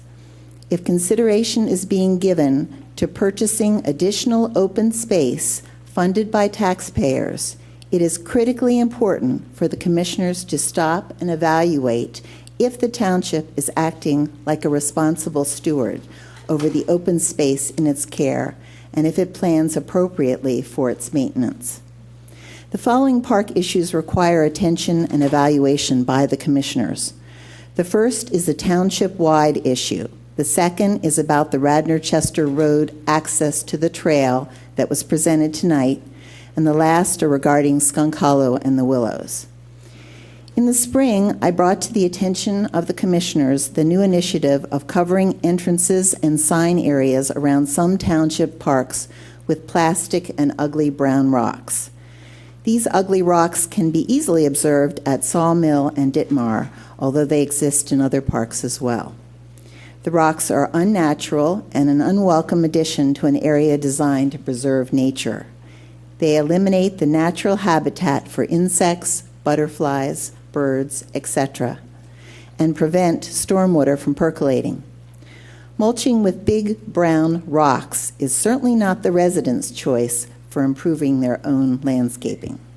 Yet, it is important to note that some parks, like Odoricio, appear to have attractive perennials planted around their sign instead of the ugly brown rocks. So there is not uniformity throughout the township. Since there is no design review for parks in Radnor, what process was followed that led this approach to be implemented? For example, were local volunteer groups like Master Gardeners or garden clubs asked for advice on low-maintenance approaches to landscaping? In my opinion, and the opinions of others, these ugly rocks are a step backwards in caring for our open space. I hope the commissioners will evaluate this new initiative. Why be selective in application? If this initiative is truly viewed positively by the majority of residents, shouldn't all parks like St. David's or the entrance and signage around the township building get the ugly brown rocks? What's the timetable? Or if this project was only initiated to save staff time, how many employees have been terminated as a direct result of this? How much overtime has been reduced? The second park issue involves decisions related to the Radnor Trail. I thought tonight's presentation was interesting, but I think it's really important to remember a little bit about the history of that area. When the Radnor Trail was completed to Radnor-Chester Road, a tremendous amount of fill was trucked to the site and added to bring the trail high enough to meet the road. Do the commissioners know what that cost taxpayers? Because there were many, including township staff, that questioned this decision, since it would have been relatively easy to clear the tunnel under Radnor-Chester Road and use it to access available township-owned property for parking. That would have saved the expensive cost of adding all that fill. So the first issue relates to the cost of all the fill and labor necessary to bring the trail up to meet the road. Recently, a sidewalk was added for pedestrian and biker safety along Radnor-Chester Road. However, the sidewalk did not meander through existing natural environment, which was the expectation of residents and the commissioner. Instead, hundreds of trees were cut down with no shade tree oversight, and the topography of that area was dramatically altered by pushing dirt next to the road for the sidewalk with no public plans for stormwater management. Taxpayers then paid to have a relatively few trees replanted. What was the total cost of this project? And it was expensive. It's hard to argue that these projects were not a waste of money and natural resources and the result of poor planning. Now, doesn't it seem almost utterly crazy at this point if the proposal tonight to extend the Radnor Trail means that taxpayers or PennDOT or somebody would now pay to dig out all the cubic yards of taxpayer-funded dirt and stones to access the tunnel and would now pay to change the incredibly expensive Radnor taxpayer-funded sidewalk location when these projects cost taxpayers hundreds of thousands of dollars to begin with. And by the way, John Fisher, who I think is the John Fisher that was up presenting, who I think is president or has some official position with the Radnor Conservancy, the Radnor Conservancy was completely silent and publicly silent on these issues when they came forward in the past. The Conservancy didn't exist? Oh, they were around. They were around then. I disagree with that. I'm sorry.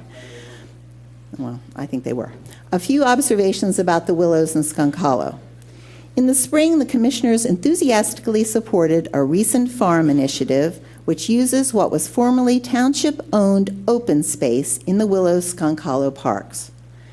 The produce from the farm, primarily, as has been said, goes to 25 residents, and although the land is owned by Radnor taxpayers, they no longer have access to it. The farm frequently runs a loud generator. The result is that Radnor residents who hike in the remaining open sections of the park and those renting the Willows mansion are subject to significant noise pollution that echoes throughout the park. For example, the generator was running at 5:30 last Saturday evening while an event was being held at the Willows. Willow renters should be advised in the future that their event could be accompanied by the drone of a loud motor in the background. The Conservancy promised residents that a solar-powered pump would be used. Was permission given to substitute this with a loud gas pump? Finally, when the parkland, and just to continue again about what was discussed tonight, I think a large part of looking at an additional change in the lease, as was mentioned by Mr. Hervada tonight, is that it needs to be really studied carefully. This is a very unique happening in Radnor. I don't think there's any place else in Radnor that we've given a piece of land to a small group to run. We just don't do that. We haven't done that with Sulpizio Gym. We haven't done that with the skate park. We haven't done that with a lot of the initiatives we brought forward. This is a big change for us. I have to say that I would have totally supported this whole project had it been done on Ardrazin or some other place. I have a lot of concerns about what this practice will mean to Radnor, to the township. And it's really hard to evaluate how much really this group is being given. Greener Partners may be a very successful group. They've been only around for about a year. They don't have a lot of experience.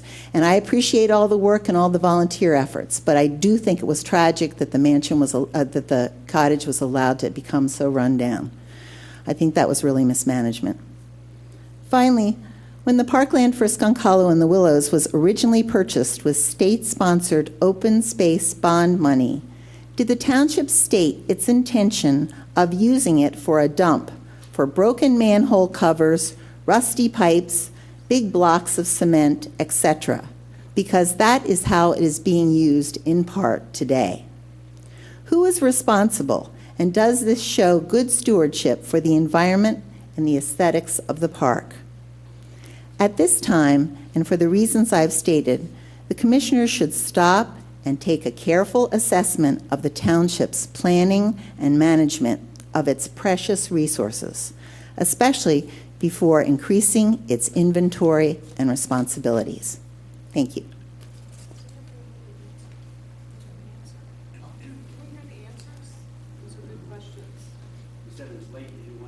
No, I said, I didn't want to be interrupted, but if you could answer any of those questions regarding some of the costs related to the sidewalk along Radnor Chester Road, the cost of all the fill, to fill in that area so that the... Former boards of commissioner were responsible for that fill. It cost $150,000 for that fill. For $250,000 we could have tunneled under, but we didn't have support of the commissioners at that time. We couldn't get their support to do it.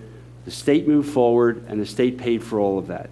Okay? And well, then, that's our taxpayers, too. I know it's your taxpayers, but that's what happened. Okay? And, I never heard that discussion. This board didn't do it.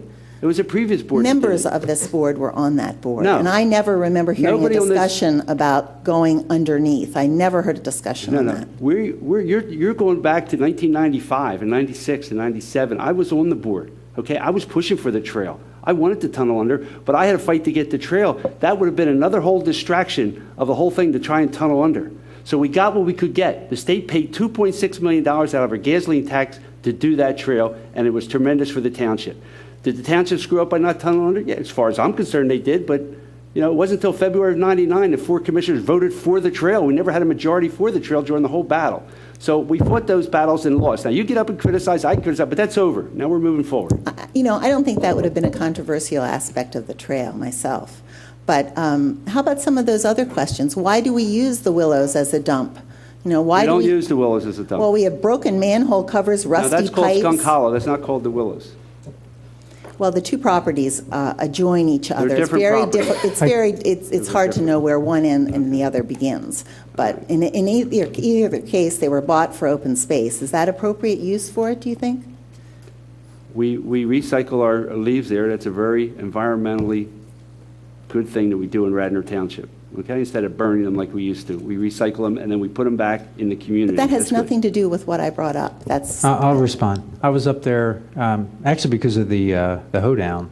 I normally probably wouldn't have seen what you're talking about, and I think there is a question there. Why are we storing manhole covers and sewer fixtures and things along that roadway there?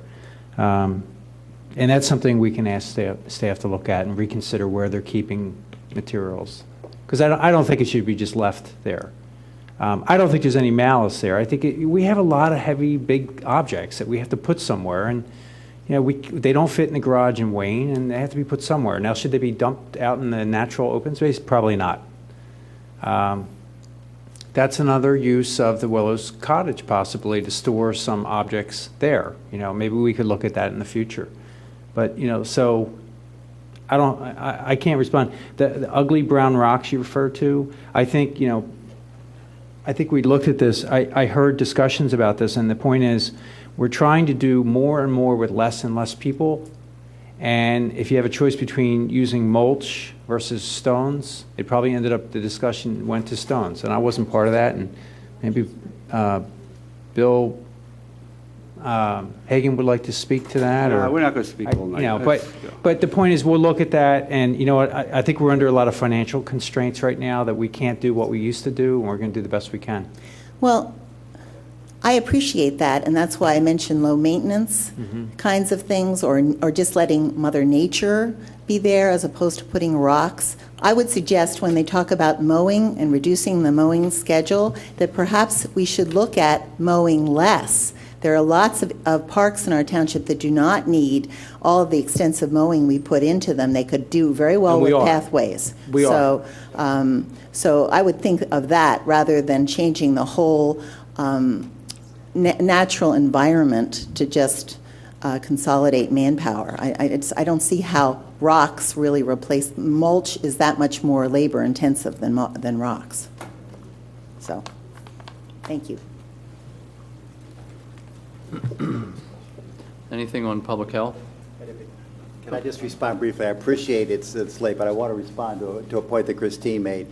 We do operate a CSA. It's a small portion of what we do there. Frankly, if the CSA was the only thing we did there, the Conservancy would not be involved. We are more concerned about the educational programs that we run than we are with the CSA.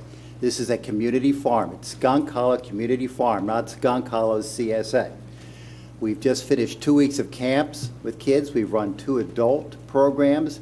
We have programs lined up for next year. And we are looking, what we want to expand our use for is not to run a business, Kevin, but because we want to expand the educational uses.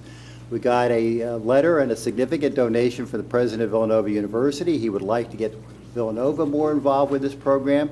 We've gotten approaches from the elementary schools. They want to get involved. We've had kids from 5 different institutions that have worked on the farm. All right, we get the point. Yeah, I get you. We Okay, get it. this I just, why, I don't want the public I to understand. understand that education is what we're really up. I understand. Appreciate it. And again, just to clarify, you mentioned 25 people.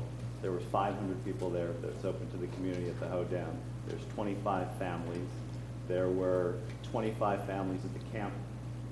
There were 30 families at the various demonstrations that we have. We're meeting with the Wayne Senior Center. We're meeting with the schools. We're meeting with the colleges. We're meeting with the Gardeners Club. We're meeting with all those people so that it's open to all of their accessibility. I'm sorry, your job is to address us, not the public. Don't talk to the public, you talk to the commissioners, okay? They don't exist. Yeah, they do. They exist. So we, Okay, let they exist. No, talk to us. And we, our approach, and again, I speak for the Friends of the Willows, is not this kind of old approach. It's we're very open to engaging the community and hearing. That's what's made it successful. I really appreciate you telling me about the generator. Mark, you're supposed to direct your commission. I appreciate You're not having debate with the public. I Please. appreciate the comments about the generator. We'll address that immediately. I'm very disenchanted to hear that noise pollution has been existing. The solar panels is definitely a plan. We don't have the funding for that yet. We certainly anticipate obtaining the funding to eliminate the solar. We can hook that up to direct grid power. Remember, we're trying to make this a sustainable development. We don't really want it to be grid power. But noise pollution is a pain, so we will put it on temporary grid power if through consensus that's the right thing to do. So we absolutely want to hear these concerns. There is a direct link that is on our website, info@willowscottage.org, which comes directly to me. I encourage the community, when they have issues, to please send that out to me so that we can address those things. And I personally am very open to speaking to the 3 people that have spoken, especially to the gentleman.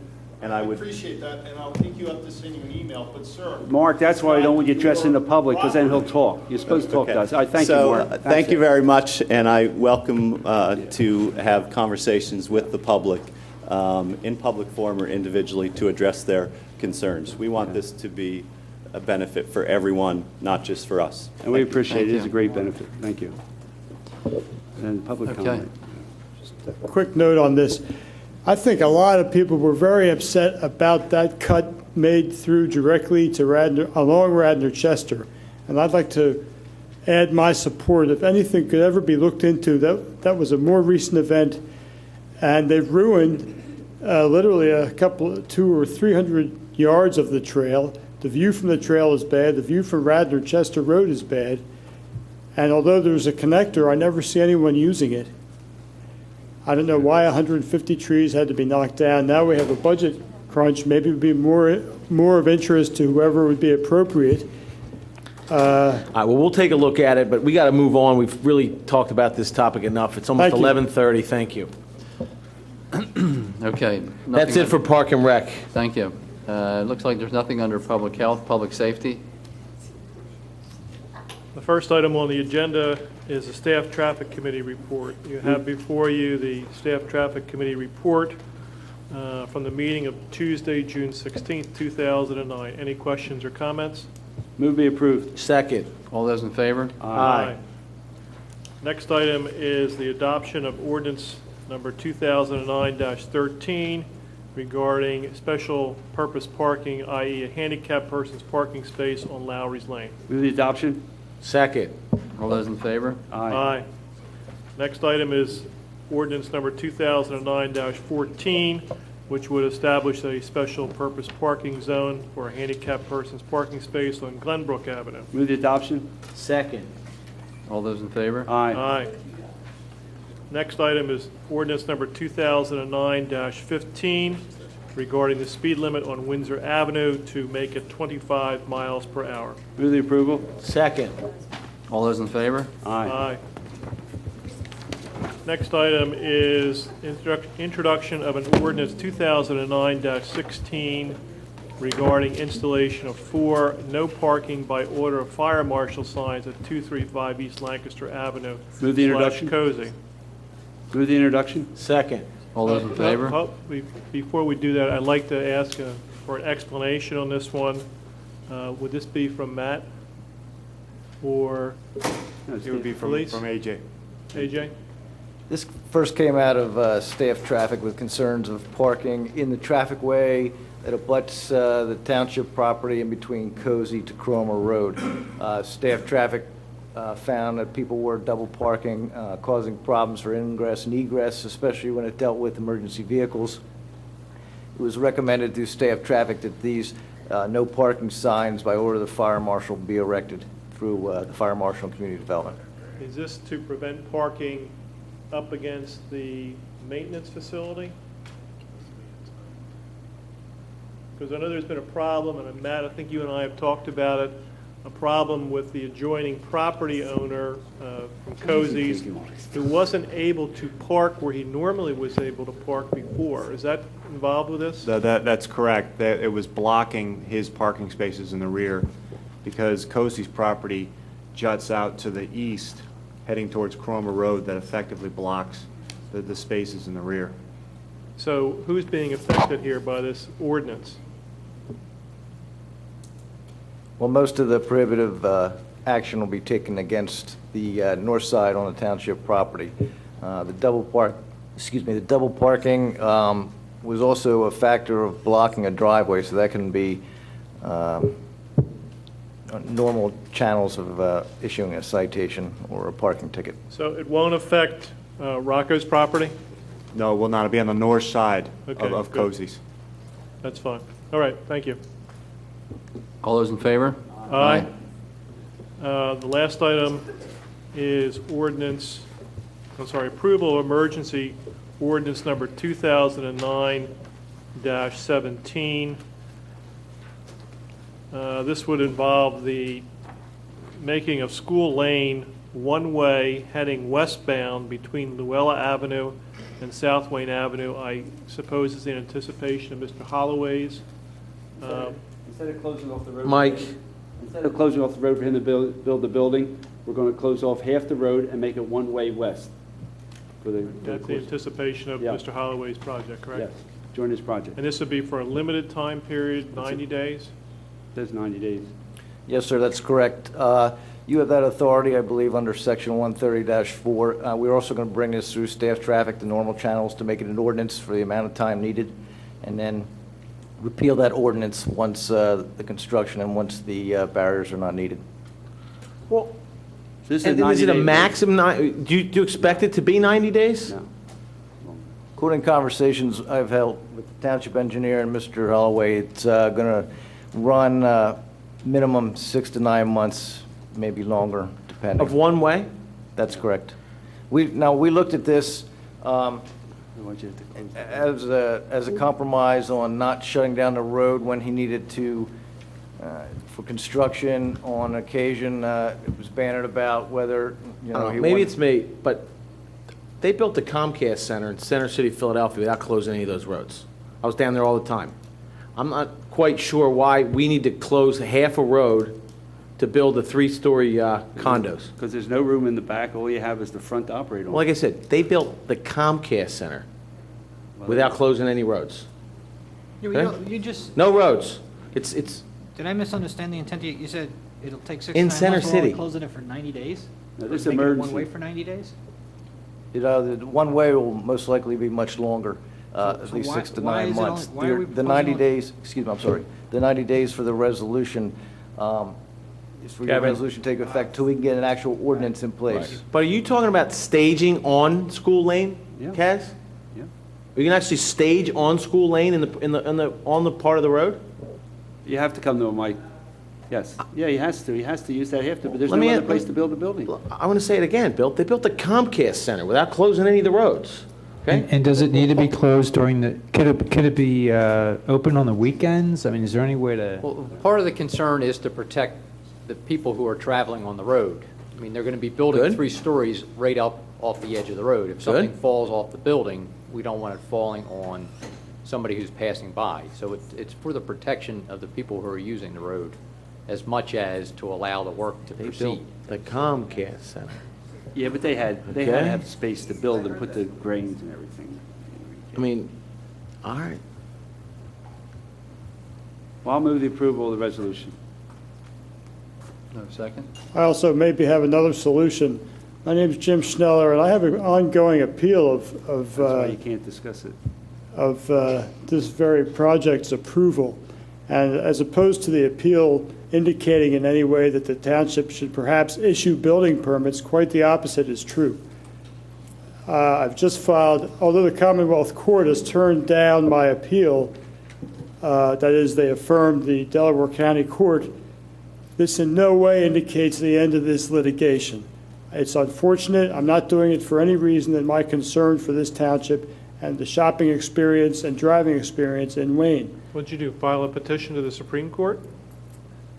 I've filed for reconsideration. Well, John, is he supposed to be discussing this if he's suing? Yeah, we can't discuss this with you. If you're, I'm not discussing it. I want to Mr. make some Schneller, basic points. Mr. Schneller, this is public comment, and what's in front of the commission is a resolution to make that road one way. So why don't you address that issue? Leave all your appeals and the Commonwealth Court cases to some other matter. It's not something it's that's not in relevant front to of what them. we're talking about. Well, I So think address a resolution that wants to make this street one way. I will direct it all as concerns this permit, this street permit. However, the fact is there should be no building permits issued. Why would you issue building permits at this point? Well, the permit's already been issued. Yeah, That's not the issue. We approved I mean, it. it's just But I'm going to ask I don't another. think they've been issued. I think there may be a few, and a few more will be necessary, da-da-da-da-da. And that's the point I'd make, is that 90 days is going to be extended if typical practice occurs. And as far as that's concerned, there is an alley behind there between there and the three businesses along Lancaster Pike. Couldn't they work something out there? But since the traffic that's generated, it's the backing out from garages, traffic is going to result from this monstrosity, why not put up with 90 days? Because it's going to be there for 900 days and 9,000 days. That's why I've appealed All right, it. thanks. I got some more questions about this. Have we ever made a road one-way for a construction project in Radnor? Do you remember? And I think this building is going to be nice, and I think Mr. Holloway builds beautiful buildings. I'm just trying to get some precedence here. We have built, what about what neighbors? What about other? Middle school's the neighbors. Well, no, I And the mean, traffic on- and the kids getting picked up No, and on the dropped same, off. on the same side as the construction, there are some condominiums there and. No, there's rear- commercial properties there. It's all but- commercial, no yeah. mixed I don't use? think so. Maybe a little up The top. bottom line, Mr. Schneller, are you done? No. Why But- not? but- There was let's- residential built but- on School Lane. but again- number but one they is, sat back further. Dan, and the... I have two more sentences. All right, do All your right. two cents. If the matter's on appeal, One. why should there be a change in township policy? And if you look at 90 days, you're going to be Three. taking it up till Thanksgiving, which is the worst time of year to have this kind of incident on a major thoroughfare, is what the street really is. All right, thank you. Go with That's the- what I'm trying to get to the bottom of. I mean, And to Dan, answer could the you- question, There's it no- has to be appealed there's because no there's an enormous supersedious. topic about aggrievement. And the topic about aggrievement is very worthy of a Supreme Court of We're not Pennsylvania talking about appeal. court cases. right. Thank you. And Wait, Dan Malloy? Dan, and he has a right to build this building. Sure he does. And you and the staff traffic have met, and your recommendation is that we close this building and make it one way. It's the best way to accomplish this, rather than close the road for a long period of time. when have we ever closed a road or made one way to build a building? And are the residents, Dan? Wait a minute, I asked the question. Let him answer my, no.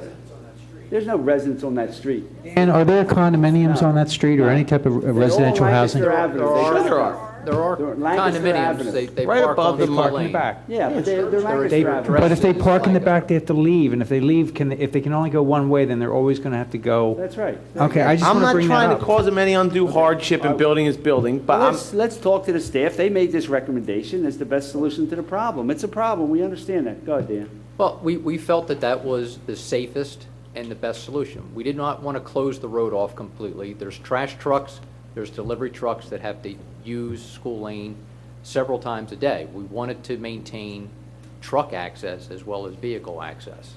There was a concern about, as I said earlier, about anybody keeping it 2 lanes and having intermittent shutdowns because of how close, the building's only 5 feet behind the curb. Well, when they build in cities, don't they put nettings up and stuff like that so things don't fall into the street? I mean, we're not the first people to build a building close to a road. But they do close lanes of traffic in Center City while construction work is going on. There's many times the sidewalk... For an afternoon, not for 90 days. I mean, there's fencing and there's permanent closures during construction, depending on the location. I'm not going to say, I'm not downtown that often, but... I just think it's there are an occasions undue... when that happens. The alternative is this road is going to be closed off for large periods of time. It'll be open back up in the evening, but... Well, no. The alternative is that he works around what we have, and... There's no place to work around. They built the, I'm going to say it again, they built the Comcast Center. But the Comcast Center... The Comcast Center goes right to the sidewalk, and it goes up... Yeah, they got to close... My office right across the street, they did close off certain lanes on John F. Kennedy Boulevard. Yeah, they have. And on 18th Street. Yeah. They did. I mean, They didn't close the road. They got to have place to work. I was down there all the time when they were building. I didn't notice any roads being closed, but... Make a comment? They didn't close the road, they just closed off hear- the lane. Off a lane. Lots of lanes. Let's hear Yeah. maybe another perspective. Baron Gemmer, South Wayne Avenue. Actually, it's not necessarily the safety, and I understand things might have to be done. But right now, South Wayne is also closed, and so School Lane is being used considerably as an alternative. So what is the overlap period going to be? Well, When is South Lane's Wayne gonna be opening? done. That's not going to be forever. Well, South Wayne's going to be opened only to be closed by a sewer project, only to be closed again by a storm sewer project. So there's going to be constant work on South Wayne Yeah, Avenue. but that's. I mean, how just long? South Wayne being closed now is. Dan, what's the duration of that? I honestly don't know between the 3 projects. Which Right now, direction it's the did middle one school school lane work. to go, They're Bill? working on the culvert. What It's gonna direction? go towards And then the there's a post office. sanitary That's the best way sewer to go. You that's got the turn signal on the there, agenda this evening, award a bid. And then there's the storm sewer work that the township, as part of the stormwater management system for the middle school project, is going to take place after the sanitary sewer work. The fact of the matter is that you got a left-hand turn lane on Lancaster Pike there, where people turn left and they go down School Lane to get to the post office and get up that way. It's a tough turn the other way. So this is the best solution. Rather than close the road off, to have one way open all the time that way helps my community. It's my community too, Bill, there. Just obviously, South Wayne being closed has been an inconvenience, and I think as we get into the school year again, it's just going to be a nightmare between South Wayne being closed and then this. I'm not saying I have a solution, but I said we need to think about this because we already have a major thoroughfare shut down that causes weird detours because there's know, not it's- necessarily a good detour for. It's terrible. I mean, I go to South Wayne all the time, and then I have to go up Audubon. I got to take my life in my hands going out Conestoga Road Yeah. and Audubon, you know? So it is an inconvenience, but we got to get these projects done. And I did not realize, just very quickly, my information on the South Wayne, at least I was only aware of the first project. I thought it was wrapping up maybe another month, but it sounds like the overlap is going to be the next 9+ months because there'll be continuous projects on South Wayne as well as, Cass's Well, Dan, are they development. going to keep South Wayne open one lane? I'm going to let Bill speak to that. He's more familiar with the plans. The South Wayne sanitary sewer installation, the state is requiring that we do not let traffic through there because we're working in one lane, and they want the road closed, and they requested the detour as part of the HOP. And it's going to be closed between, what sections of South Wayne, from South? Audubon to Runnymede, or just before Windermere. I would imagine that we'll start in the down gradient manhole and work our way backwards towards Audubon Avenue. That way you're always working away from the sewage. And how long does that project take? To be honest with you, Bill, I don't know. I'm going to say probably 3 weeks for the pipe installation. I'm sure PennDOT's going to require some settlement time. They also are requiring a full lane, full width overlay on one lane that we're working in. So it's going to depend on their dictations as far as how the project proceeds. So this is going to be affecting the school year. Oh, yeah. Yes, it will. They start school in 6 weeks. Yeah. Of course. Thank you. I just wanted to consider that because it's already somewhat of a detour nightmare, and I didn't realize it was going to go on, and now this will just exacerbate that. Well, he's got a right to close the road. I don't know. I think I'm not comfortable with this. I think this board, I remember when this came up, this whole project came up, I really questioned the fact that the building was so close to the street and what the effect would be. And at no point was this board informed that we would be closing either one-way or both-way direction on this road. We were told at that time, as I recall, that there would be periodic disruptions to the road while trucks are unloading supplies. Right. At no point were we told we were going to shut down traffic in one direction. And I think and you know, maybe, look, things happen, right? But the fact that South Wayne is under construction and closed, I mean, we're going to gridlock South Wayne. And look, I don't go out there much, so I don't feel it, but a lot of people are going to feel this. I'm not comfortable with this. What's the alternative? I don't know. I think, well, I do know. I think what we're talking about is we need the builder to come to us and say, look, we can do this with periodic closures of the road, but we're not going to close the road permanently. We're going to close it for 3 hours one day, 6 hours on Friday. They'll have to get permits. They'll have to come in and get permits to close the road. Dan, I think you explained this to us, that they would be able to get road closure permits from the township to access this building site. And at no point did we talk about this road being closed or turned into one-way traffic. So am I misstating any of this? I mean, No, that was the conversation at the land development period, during the approval process. That Okay, was and- what was discussed. and would the builder be able to obtain road closure permits that are on short durations? If Well, we like at least 48 hours notice, we require 24. But Dan, building this building right on the road there, how are they going to build the building without closing the road quite often? It's going to be very difficult. Yeah. I mean, that's why you the bottom recommend, line. that's why you reckon the one way for the community, because you and the police department both feel that to keep this road open all the time, even one way, at least gives people access to the back there with all the trucks and all, and gives people in Wayne a way to go back there. Well, Lieutenant Antonini has a traffic study. We pulled a traffic study to determine which direction had the heavier flow of traffic, and that was westbound. Yes. And that was even before the arrow went in at Lancaster and Luella.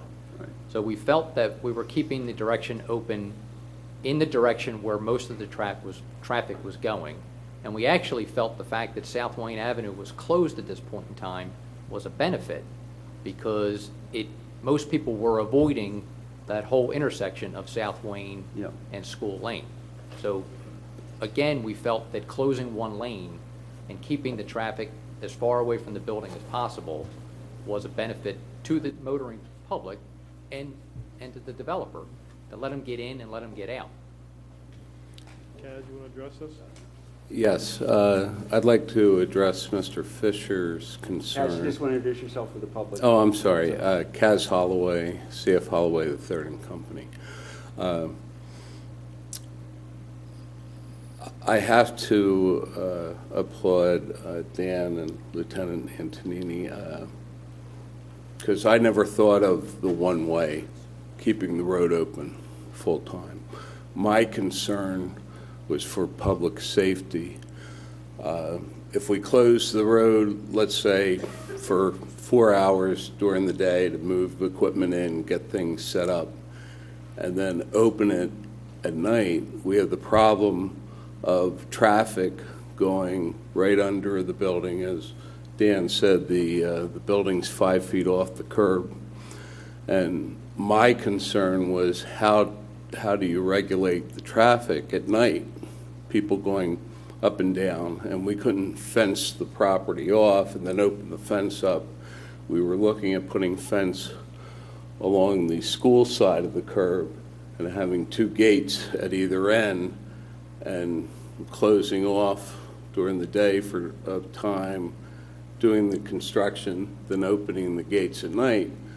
But doing that, the building would be open to the public, more or less, where you mentioned, Enrique, about downtown. I know the Comcast Center was built, but it does have a perimeter fence around it, and there are lanes closed off so the cranes and everything could set up and do their work. What has been proposed here is we would put barriers up down the center of the road with a fence that keeps all traffic a good 15 feet away from the building. So there's no safety issue. This way, traffic, at least, I think the belief was that allowing the road to be open 24 hours a day safely in one direction was the best alternative than to having intermittent closings. I mean, we're going to have to close off part of the road to do the sanitary sewer and the storm sewer, just like they're closing off South Wayne Avenue for a large period of time, which would close the entire road during that process. So I feel this is the best compromise to allow traffic to at least run orderly all day long, all night long, at least in one direction, and not have to close the road at all during the process. And it'll allow us to get the building done as quickly as possible. But you know what, Kaz, with all due respect, and I mean that, and I respect you very much, there was no discussion about safety when we were going through this process. There was no concern for cars driving by and things dropping on cars. There was no safety issues mentioned. No. I can recall some of the meetings where there was discussion as to, well, what would happen, Kaz, if you start your building now and the school's going to be starting their building and you're going to have I remember everything traffic closed. issues, I remember Yes. setup, and I remember people talking about... But there was always discussion about we would have to close School Lane at certain times just to physically build the building. The building occupies the entire site where the garage was. And I don't have a problem if you have to close the building for 6 hours a day or 3 hours a day, 5, 10 times, 20 times. But to make it one way for 90... for a year. Well, it won't be a year. It'll be, we feel 6 months. What we want to do is get the building built, get the exterior done, just like we did School Lane. Not School Lane, Steeple View. We had the scaffold up on the front of the building for about and that 4 worked. months. You didn't have to close anything to build that. No, but we can't build a scaffold and let traffic go underneath it. The road isn't wide enough. It's not like Lancaster Avenue or the sidewalk on Lancaster Avenue when we did Steeple View. You can't, it is so tight. The road, School Lane is only 20 feet wide. So I really feel this was not something we recommended. This was something that your professionals recommended. And I think it's really it's ingenious to allow us to get the building built and allow the road to stay open 24 hours a day safely, because that's the most important thing here. I agree, but I didn't hear anything about safety when we did this plan. I agree with you. I think that this has been an evolutionary process, and you know, this street is in my ward. I go down the street, probably many times a week, and as I think about this and listen to everybody, I really think it's not a bad compromise, given the various competing interests here. I guess the other alternative is to close it both ways whenever you need to do your particular job. But I realize, I recognize what you're saying, that the boundary of this property is so close to the road that it may make more sense to carve off a section of it and keep it barricaded. And that is often done in the city. I mean, I work in the city, and it's not unusual to have parts of the sidewalks blocked off for extended periods of time for construction work. So anyway, I don't really see it as the huge crisis that is being portrayed here. I don't either, and it's your ward, and I'm going to defer to what you want to do, but I just thought I'd... If I may, There were two other considerations we made into doing this. One is the consistency of always having it one way, so once the motorists realize it was one way, including the businesses and including the people that deliver to those businesses, they would recognize that it's one way and become accustomed to that. The direction we picked as well, we have two separate studies, and approximately 1,600 vehicles a day use this road. The vast majority, 1,200 of them, or a 3-to-1 margin, go in this direction. So it's not going against the flow per se. Most people are already going in this direction. So for the other 400 say or so per day, they would have to find alternatives. But again, the vast majority already go in this direction, and we felt that it was best for consistency. People already going in that, him allowing to get his building done as quickly as possible and out of that congested area, we felt it was a good compromise. Question, when was the study done? What dates? We had two studies done, 2004, 2005, prior to the middle school. Obviously, it's an ongoing work of art up there with traffic patterns, and we have been placing the counters down, but the school lane has not been done since the opening of the middle school. But my question is, what were the dates the traffic study for School Lane was done? Or they gave you the 1,600 a day number? We have one here, November 15th, November 22nd, 2004, and the other one was July 19th and 26th, 2005.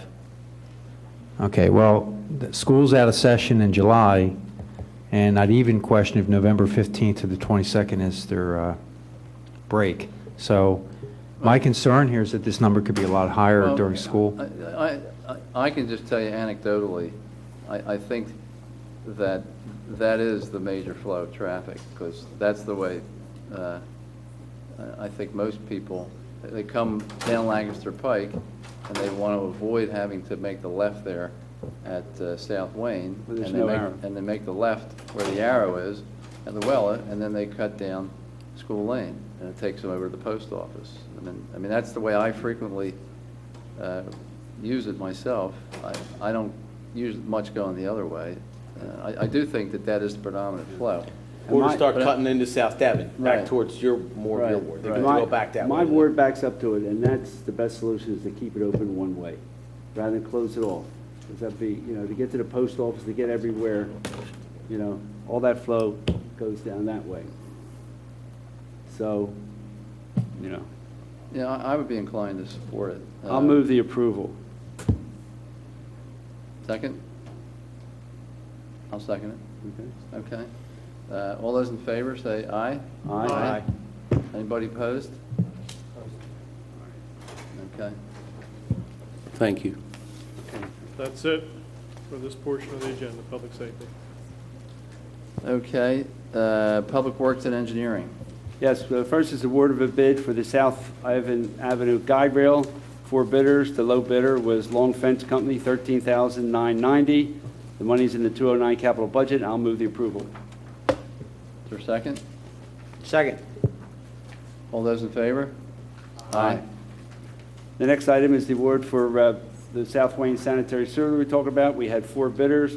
The low bidder was N. Abenizio at $165,595, and the money is in the 209 capital budget, and I'll move the approval. Second? Bill, can I ask you a question? Have we used these guys before? Excuse me? Have we used the low bidder before? Yes, we have. Okay. And I just want to make sure that this work is being done to alleviate I&I issues, or is this new work? Now, Commissioner Fisher, what we have out there is a deteriorated line. It's probably close to, I'd say, 90 years old. Matter of fact, we just bid it the day we had the bid opening. We had a 8-foot section in the main collapse. It's a main that is in bad shape. It services, I think, 11 laterals, and really needs to be replaced. It's actually been in the budget for a couple years, and it's been pushed out. It's been moved and seconded. All those in favor? Aye. The next item is the award of the bid for Odorizio Park step replacement. We had 4 bidders. The low bidder was Wissahickon Contractors Incorporated, $24,250. The money's in the 209 budget, and I'll move the approval. Second? All those in favor? Aye. The next item is authorization to bid repairs to the library restroom, and I so move. Wait, you Second. skipped one. I'm sorry. Well, let me do all three. Authorization to bid line stripping, authorization to bid repairs to the library, authorization to bid fuel oil. They're all in the budget, and I approve the authorization to bid those items. Second. All those in favor? Aye. The next item is the 209 Pennsylvania Waste Watcher Award. Who's handling that one? I'll give you a real brief. Peggy Hagan, our recycling coordinator, submitted our application for this. This is the Pennsylvania Recyclers of Pennsylvania Waste Industries Association, the Keystone chapter of the Solid Waste Association of North America. Are pleased to recognize Radnor Township as one of Pennsylvania's most outstanding recycling programs. The Waste Watcher Awards are given to recycling, waste reduction, reuse, and composting programs in Pennsylvania that have exhibited exemplary performance. This year, 70-plus municipalities and counties, private businesses, individuals, and community organizations from throughout Pennsylvania are being recognized for going above and beyond what is mandated under Act 101 for their community programs. And we have the award here tonight. Peggy Hagan is our recycling coordinator. She applied for this wonderful award we've received. Appreciate it. And thank the township for all the great work they do. The next item is authorization to purchase one stake body truck through CoStar's purchasing program, not to exceed the funds allocated in the capital budget $65,000, and I'll move the approval. Bill, what's this truck used for? It's actually a park maintenance truck. It's replacing a 1992 Chevy with over 110,000 miles on it, and the corrosion on that truck is so bad it will not pass inspection. All right, that's fine. I just wanted to make sure it wasn't going to be impacted by any of the discussions we had earlier tonight. No. Is there a second? Second. All those in favor? Aye. Next item is authorization to purchase one Kubota mower through the CoStar purchasing program, not to exceed funds allocated in the 209 capital budget of $17,000. I'll move the authorization. All those in favor? Aye. Next item is authorization to purchase one leaf vacuum, not to exceed the funds allocated in the 209 budget of $6,500, and I'll move the authorization. All those in favor? Aye. Aye. That's it under Public Works and Engineering. Old business? I just want to stoke the fire with John Rice on the SEPTA PICO lease of the SEPTA spillway. This is something I promised you I'd get to you with this and we would talk on this. So maybe we could carve out 15 minutes this week coming up, share some files, and just see where we can get with that. We did receive a grant to do work on that property, but we don't have a controlling right on that interest. I have some information on this, but I think I need more background and exactly what we're trying to accomplish here. Okay, we'll get together this week, coming up. Got it. That's it for old business for me. Okay. New business? I have, briefly, I've had a couple constituents complain about these pods that are being used at people's homes to store furniture and whatnot. And essentially, these pods have large advertisements on the sides, and I know we have an ordinance against work trucks and work vehicles in R1 and R2 and R3, and I'm just asking maybe the solicitor look at this and see if there's anything we can add to our existing code that would prohibit these pod storage devices from having advertisements in the township. Is it just advertisements or the actual location of them? Well, it's kind of a common. I think if the pods were white and people would understand, but we have a couple locations where the pods have been there for a year. So maybe we want to look at the limit, because I know we have ordinances on dumpsters and whatnot. I've done an ordinance on pods in another municipality, so some. So boilerplate, maybe? Well, this went through local planning commission, board of supervisors, and they were concerned about pods that became permanent facilities in front yards, and they were worried about them blocking driveways and sight distance and things like that. So I'll send it around to Okay, the staff thank you. and to you, to the commissioners, and take a look at it and let me know what you want to do with it at that point. All right, thank you. Okay. Any public participation? Mr. Chairman, members of the board, Gus Economides, I just want to take this opportunity to thank you for the appointment of our firm as special counsel. I appreciate the opportunity to work with all of you, to report to all of you, and working with your manager, solicitor, and staff. I appreciate your confidence. Thank you. Thank you.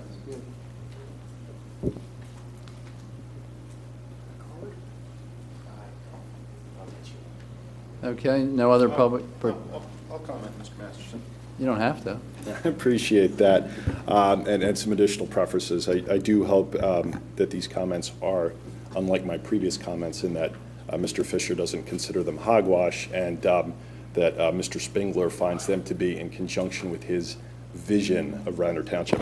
And in case you don't, Mr. Spengler, you could use this time perhaps to write that letter of recommendation for Mr. Bayshore that you stated you would do at his termination hearing. Just a side comment. You know what? I'm just going to ask you, please, you don't have to get into these editorial comments, if you would. Just direct your attention to whatever your comments are on public participation, but we don't need to insult each other. I understand that, Mr. Masterson. I was just responding to some editorializing that went on by this board and my previous comments, but I'll take that under advisement.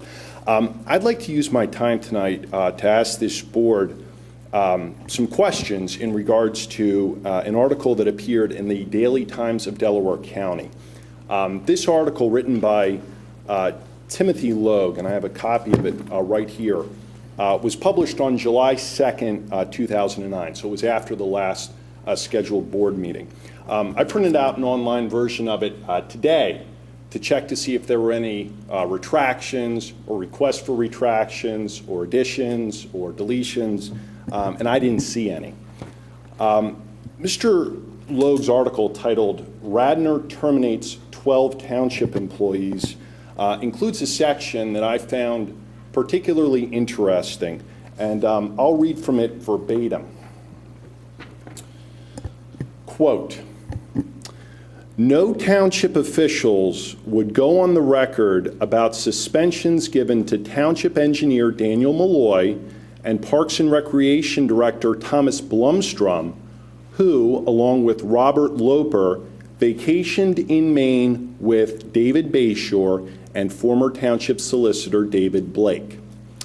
Along with other Township employees, Malloy, Blumstrom, and Loper were directed to have no contact with Bayshore, who has filed a wrongful termination claim against the Township with the Pennsylvania Human Relations Commission. The former manager also has a pending unemployment claim. Blake, who submitted his resignation to the board in March, but was still handling some unresolved legal matters for the Township, has been relieved of his remaining duties. Interim Solicitor John Rice had no comment on the matter, and Interim Township Manager John Granger was away on vacation." End quote. Now, I have a couple of questions about that. Number one, did Mr. Malloy, Mr. Blumstrom, and the recently terminated Mr. Loper have contact with Dave Bayshore in Maine subsequent to his termination by the board?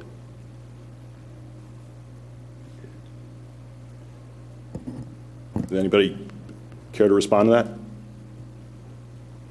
Okay. Well, how about this question? I'll respond to that. Yeah, The answer is yes. Yeah. Yes, they did, subsequent to the termination? Okay. What was the punishment, if any, for these three at the time active Township employees? We're not going to discuss that, Mr. Sherry. It's a personnel matter. You know it's a personnel matter.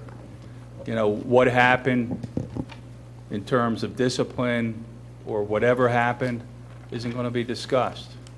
Well, your comment, "we're not going to discuss it," wasn't really directed to you in terms of my question. You're the attorney for the Board of Commissioners. I think you're the solicitor. Correct. But whether they want to comment on it or not is not your decision.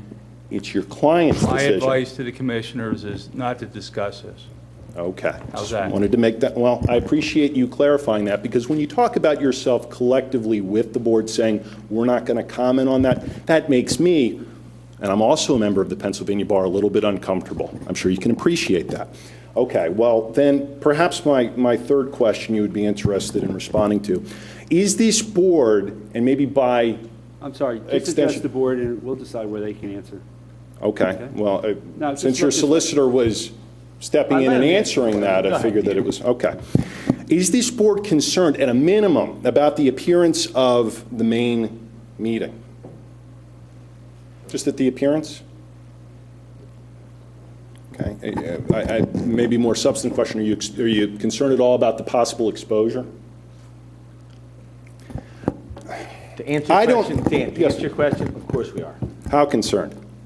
I don't really need to go into how concerned or the level of my concern with you right now. I'm answering your question. I'm advised not to discuss personnel issues with you. You have eloquently stated you're a member of the Pennsylvania Bar, so I'm sure you understand why I don't comment on those things. No, I don't really understand, because as a member of a Pennsylvania bar, I try to read up on what the exceptions are with respect to commenting on certain matters, and I also read up on the spirit of the right to know and really how a board should be responding to certain questions and really the philosophy behind the right to know and not trying to take exceptions when it's really inappropriate about taking exceptions. Now, with respect to these 3 employees, because this segues into my point here, I don't know if Dave Bayshore is guilty of the acts that you all unanimously found him to be with respect to your resolution, because you unanimously suspended him and you unanimously terminated him. But at a minimum, the second that Mr. Bayshore was fired by you individuals, his interests, ipso facto, were 100% adverse to your interests. Even Mr. Spingler would have to agree with that. Your interests at that time were to get him out of here and not pay him another cent. His interests are to either get his job back, and this was reported in an article written by Sam Strike last week, or alternatively receive monetary damages from you all. I imagine that's why you, or by extension your attorneys, told the employees to have no contact with him.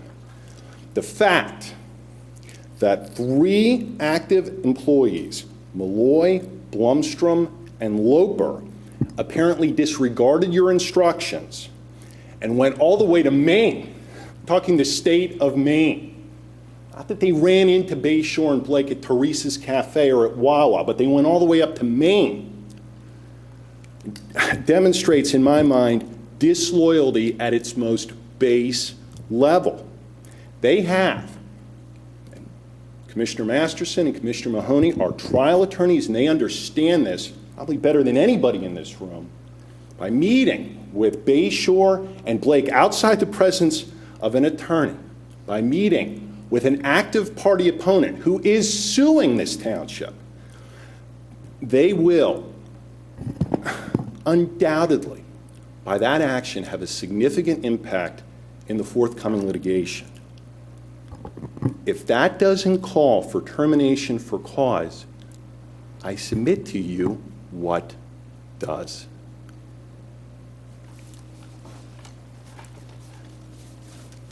Thank you.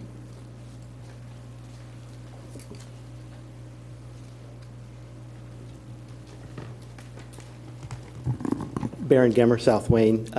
Comments on 2 things. First, regarding School Lane. The one-way going west may very well be the best solution, even with South Wayne being closed. I guess what's a little disturbing is that there was none of the residents, I'm sure, know about this and had any chance to comment or have any input on it, even if it was the best. So maybe that part of the process could be improved, because if I hadn't been here at the meeting, I wouldn't have known about it. The second comment I have, or series of comments, is regarding the proposed zoning change to the WBOD. While I realize that Rite Aid was the genesis of that, I'm alarmed at the focus and the emphasis on the particular development plan that they're presenting in terms of looking at that change.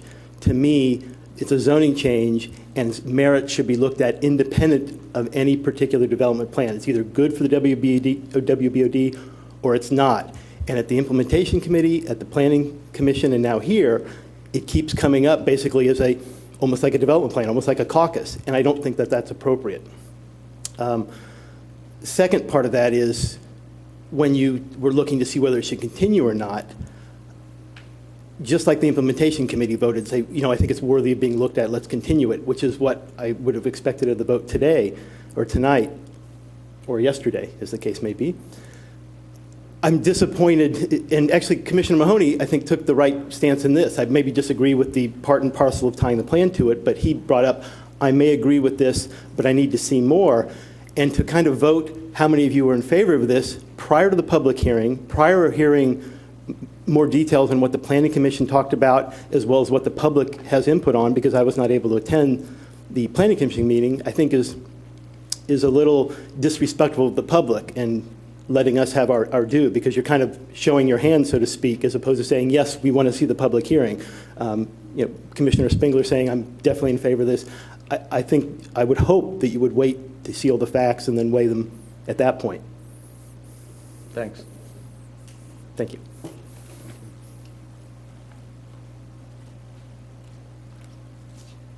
Hi, Judy Sherry again.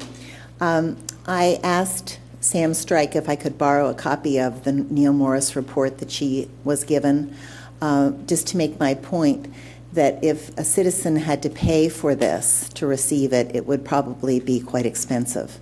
So I'm suggesting the commissioners consider either putting some copies in the library so that maybe they could be checked out and then returned, or else posting them online so that people could access them.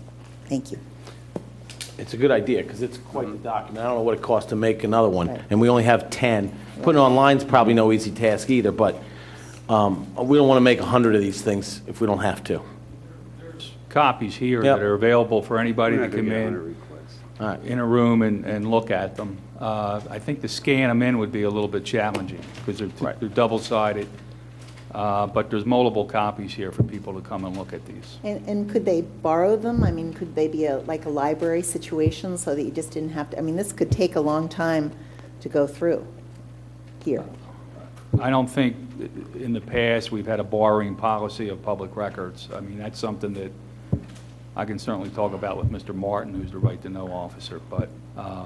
Well, they certainly have the right to it if they want to take it. Now, the question is, what's reasonable? Does it cost us $5 to get one of those made at Kinko's? Does it cost us $10 to, The issue is, we're not, you had 10 available, you said anybody else wants one, we'll get them for you. I'd like the document, I'd like the 100. document provided electronically on the website. If the township cannot do that, I will scan the document and provide it to the township. Okay. Thank you. Okay, is that it for public participation? Sorry. I'll be quick. My name's Jim Riley, 9 Meadowwood Road, Rosemont. 3 years ago, I came before the board. It was at the temporary spot, and I spoke in support of the treasurer's right to see the financial documents. And to my surprise, then the majority of the board was against the treasurer seeing the financial documents. And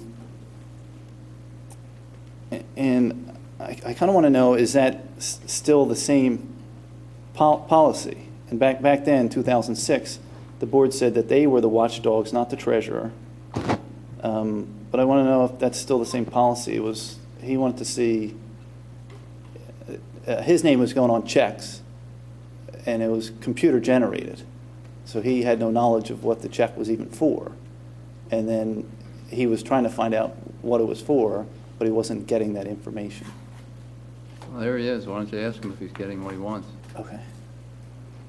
Yes, I am, Jim. Turn on the mic, please, John. Yes, I am receiving any documents I asked for. I am physically signing the checks now. Okay. But yeah, back in 2006, he wasn't. I know Enrique tried to fix that back then. I guess it's fixed, so we're done. All right, but even then... We're fixed, it's fixed. Okay. Then my last question is, 2006, when he didn't see what it was for, how much money would Radnor have saved if you allowed the treasurer to do his job and see those checks? Or if you guys said you were the watchdogs, if you guys saw the checks. But it seems like in the past half a year, you guys didn't know about it. We get the list of every expenditure, okay? We get the list of all the checks that are written, except the big ones for payroll and stuff. But we get each, and we approve them each month here. We just did. Bills payable. There's a whole list of all the checks were written. And your question is, would we have seen something if we had looked at them differently in 2006? I don't know. Right. Yeah, I don't know. I mean, we saw everything. We looked at it.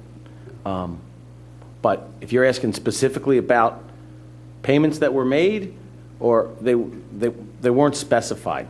Okay? It just seemed that you were keeping the treasurer in the dark. Now, the treasurer In wasn't seeing the 2006. physical check. He was still getting the documentation, and some of the checks were written. Not for all of them. No, not for the automated stuff and stuff like that. But he should have, and he's getting it now, so we're fine. Okay, but again, and maybe it's too hard to do, but to figure out of the ones that he didn't see, how much money was going out without your knowledge or the treasurer's knowledge? We have audits, of all that, and we're doing a That is the forensic audit subject now. of the Forensic audit we're doing right now. Yep. Yeah. Don't know. to So answer the question. you'll find out through that. Well, hope so. Okay, thank you. Could I just ask that we please be brief? It's now 12:15, and we've been at this I since totally 6 agree. o'clock. I totally We agree. actually have another agenda. And we have another agenda item, so Absolutely. quickly, I will, new, pertinent I will, stuff. I will be brief. I'm looking at the audit, no, I'm sorry, the financial report, and there's a number here for estimated legal services for this year. It's estimated at $150,000 for general legal services, and then $225 for special legal services. Is this for the forensic report and that other Neil Morris report? No? Yes. I'm looking at the new statement that we got tonight, the numbers, the budget that we just got tonight. The $150,000 is for the general counsel expenses for the board. The special is related to. I'm sorry, I don't know what that means. Is that the Neil That's our Morris normal report? course of business. Normal course of legal. business. Normal guy. So that was what we paid Blake? Is that what that meant? No, that's what No. you're going to spend this year on legal services and general legal services for the Board of Commissioners. The other one is for the legal services related to personnel issues, and anything else is primarily personnel issues, all those expenses. Okay. It just looks like we have about 250, well, we estimated in June 90, 100, 275,000 or so in costs that we'd never had in any prior year. So this year now we're at 225 plus 100, 375, $375,000 in special legal services that we'd never paid in any other year. So I would assume that that has a lot to do with what's happened. So if you talk about unintended consequences like Mr. Riley was just talking about, that would be added to the list of unintended consequences as a result of the debacle and the mismanagement of Mr. Bayshore and other related issues. Reason I want to speak tonight is because although it's really easy to say Mr. Bayshore was bad and Mr. Bayshore did all these things wrong, clearly your resolution that you passed had some very strong language. It said falsified or manufactured documents, misled the board regarding his salary, gave unauthorized money to the township solicitor, who is Mr. Blake. How you let Mr. Blake stay on after that I find staggering.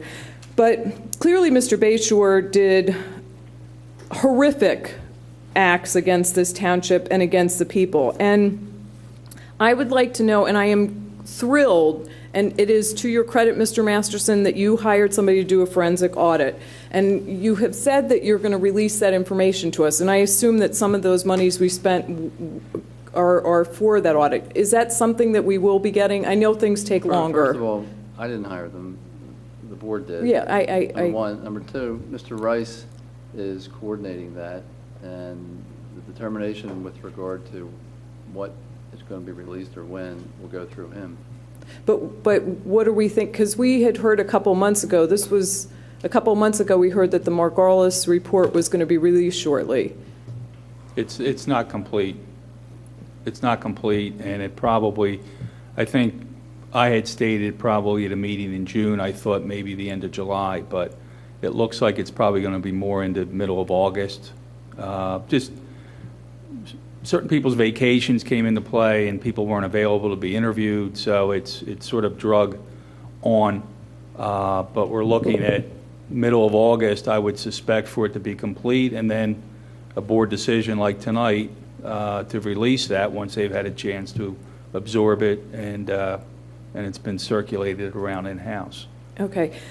Well, that's great. I mean, I appreciate that you released the last report, and I look forward to reading this report, because as someone who has been before this board more times than any of you care to think, there were credit cards that came up, and now we find out that these credit cards that I brought before the board as having requested under Right to Know Acts, and I would come before you and say, why aren't I getting these? And nobody had the courage to sort of stand up and say, no, she deserves them. But Mr. Bayshore then, it looks like, again, did some of the same actions he did before and said they were zeros. Now, other months he had $10,000 in charges, and then all of a sudden they go to zero for 6 months. You know, and then Christina, we don't know what's in this report. They're doing a forensic audit now. When it's done, we're all going to take a look at it. And I'm sure, considering the state of the right to know and the legal workings of people here, you're going to get to see it too. Right. Okay? I feel very comfortable telling you. So to hash this out tonight,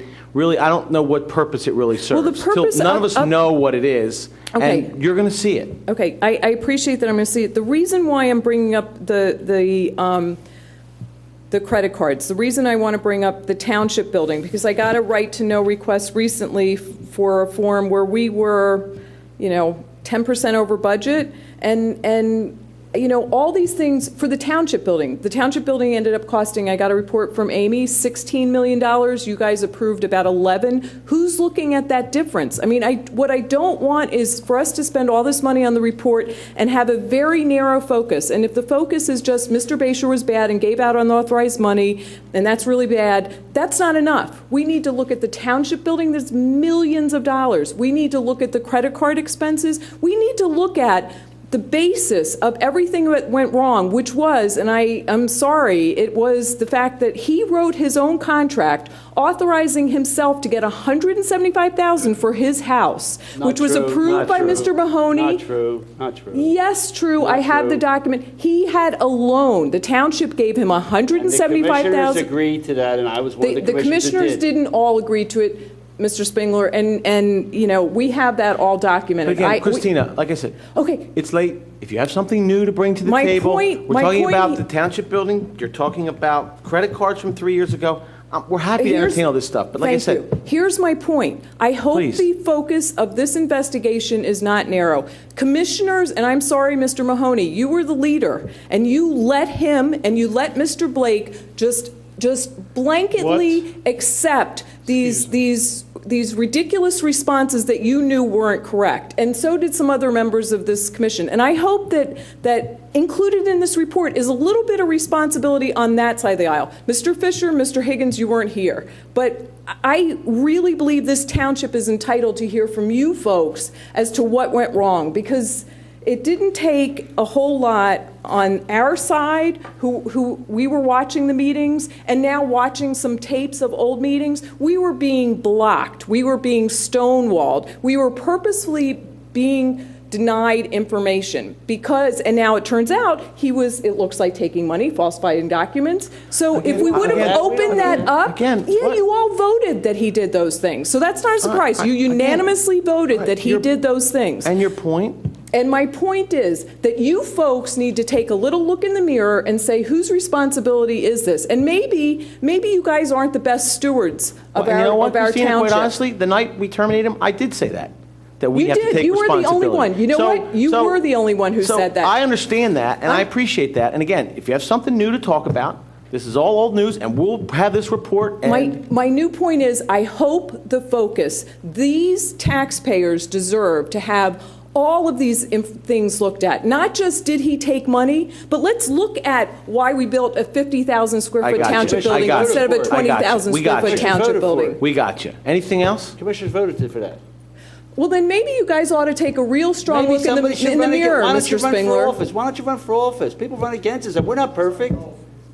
We approved I just would $16 million ask that you look at the whole review of that report. Are you saying that some of that $16 million was stolen and was given to people and the money wasn't? I don't know that, but the fact that other money was misappropriated, the fact that he did lie to you guys, the fact that he lied to me. I have so many documents where he lied. He lied to me, and now I found out that that's not true. You guys should know that. He lied. He covered up credit card information. He covered up money for this Township building. We can't comment I on it have. till we have the forensic audit Well, report. I'm saying, That's why we're doing please it. do the forensic audit We on are. the township building. You have a responsibility to the taxpayers to investigate the Well, it's millions interesting, though, of but dollars. we'll look at it. Thank you. Jim, brief and pertinent, please. Yes, just one sentence each on the Luella matter, if I could say something. There's no way east now. So if people are driving from Windermere and they want to get to St. David's through the back way, they can't go down South Wayne. They have Lancaster and Conestoga. And as to Rite Aid, one sentence, please.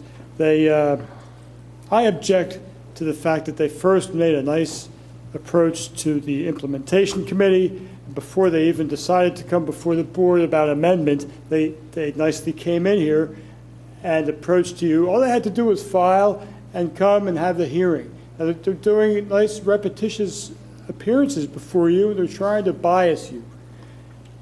Okay.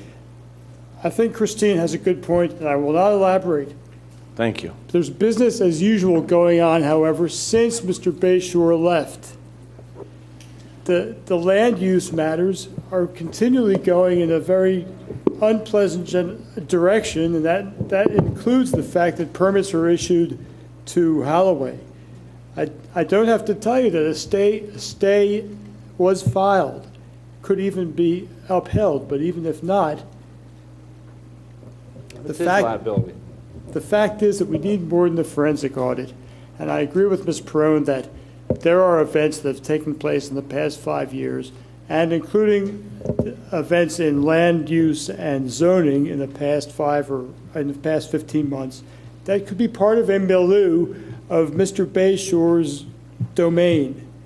And I hope that business as usual won't continue. I see that the fee now for a challenge to the validity of an ordinance has gone to $7,500. I'm done. $7,500. Did we set that fee? I have to, yes. And I have to board? yes.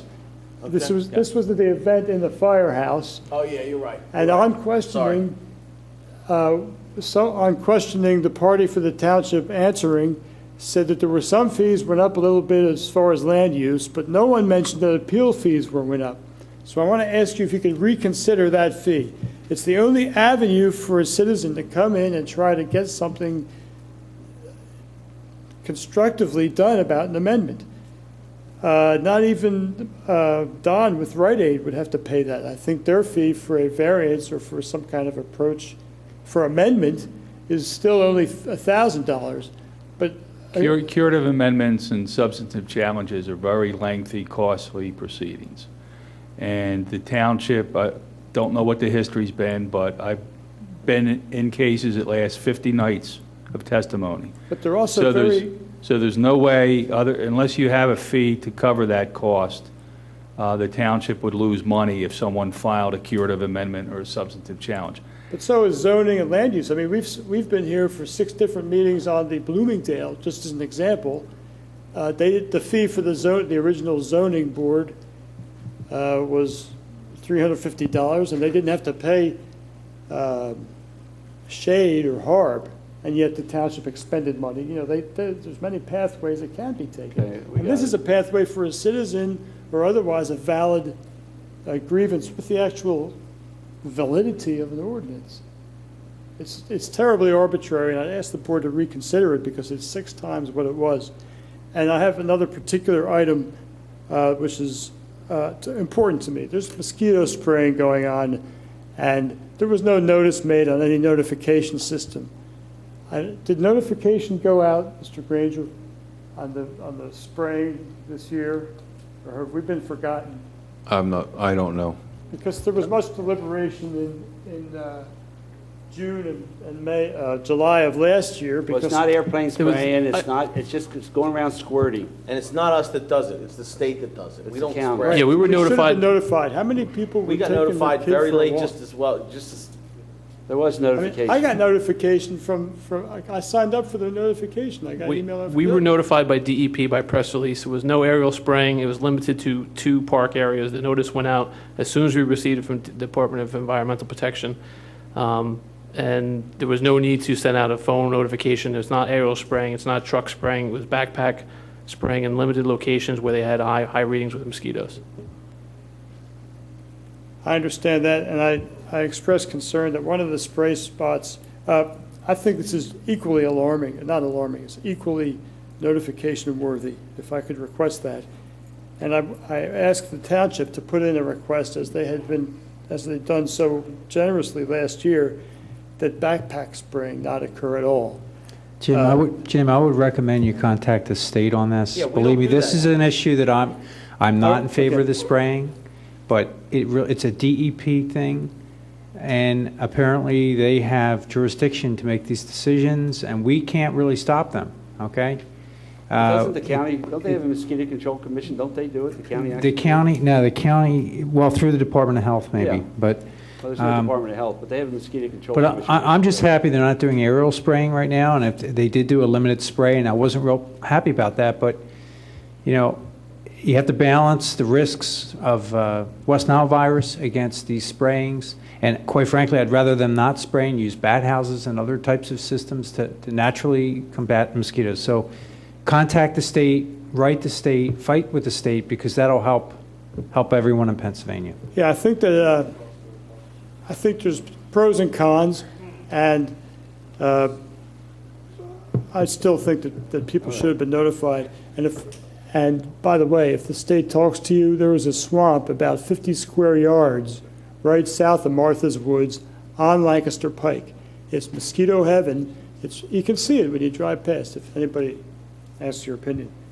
So finally, could we please have some kind of audit besides a forensic audit? Forensic is a nice word, but it's not going to turn up dealings other than overtly evident financial type activities. I don't think land use in this township should be business as usual. Thank you. Okay. Move we adjourn? Second? All those in favor? Aye. We do have one caucus matter. Is that still on? Somebody here for, is that you, Don? Okay.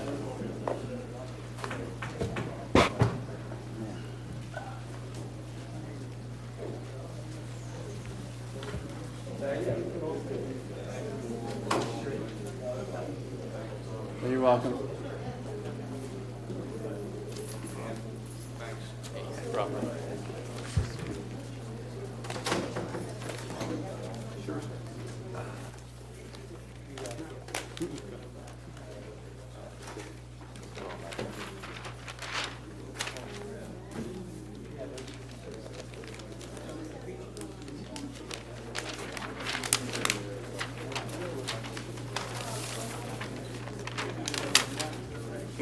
Yes, sir.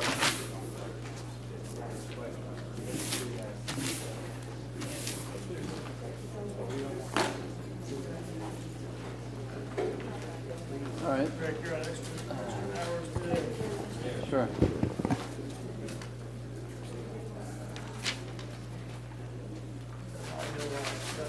We're ready when you are, Dan. Okay. This is a final plan for a site that we've seen a couple of times.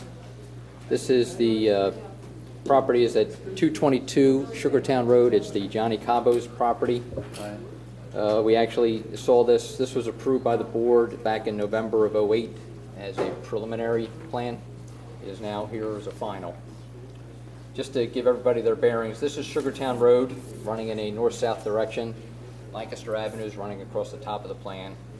And this is the township line between Tredyffrin and Radnor Township.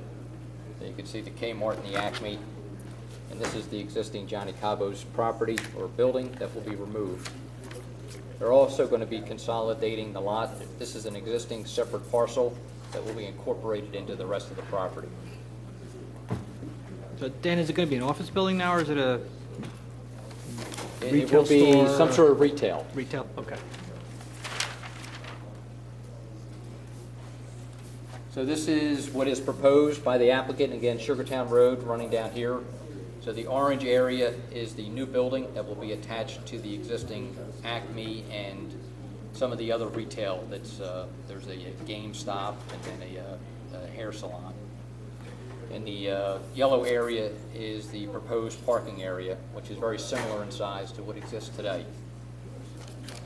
There were 15 items that the Planning Commission wanted addressed. Dan, before you go along with the list, this project came before us one time before, earlier November, last year. Yeah, November of 08.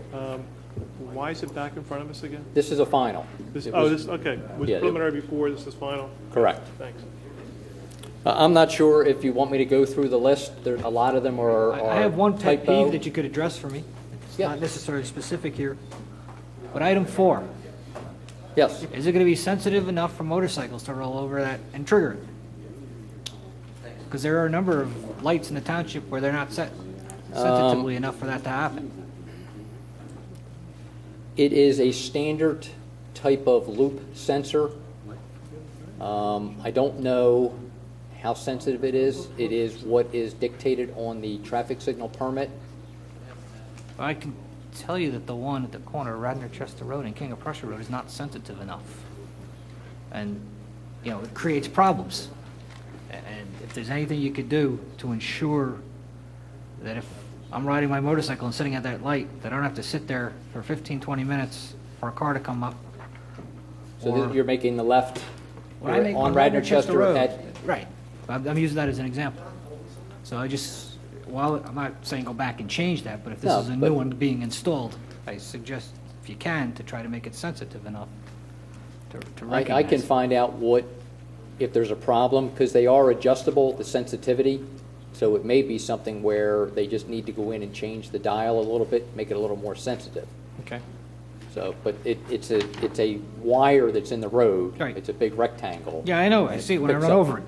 So that's how I Okay. know it's there, and that's how I know it doesn't work. I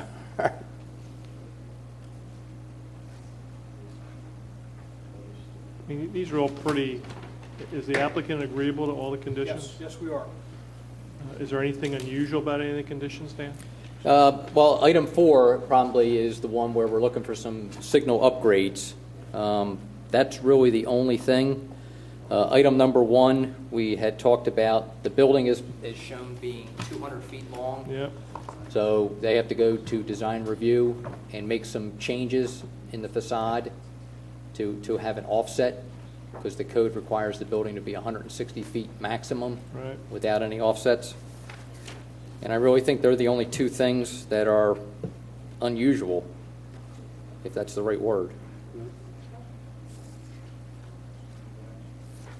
The planning commission recommended approval with those conditions. That's correct. I'm fine. I'm sorry you gentlemen had to wait so long. Sorry for you guys.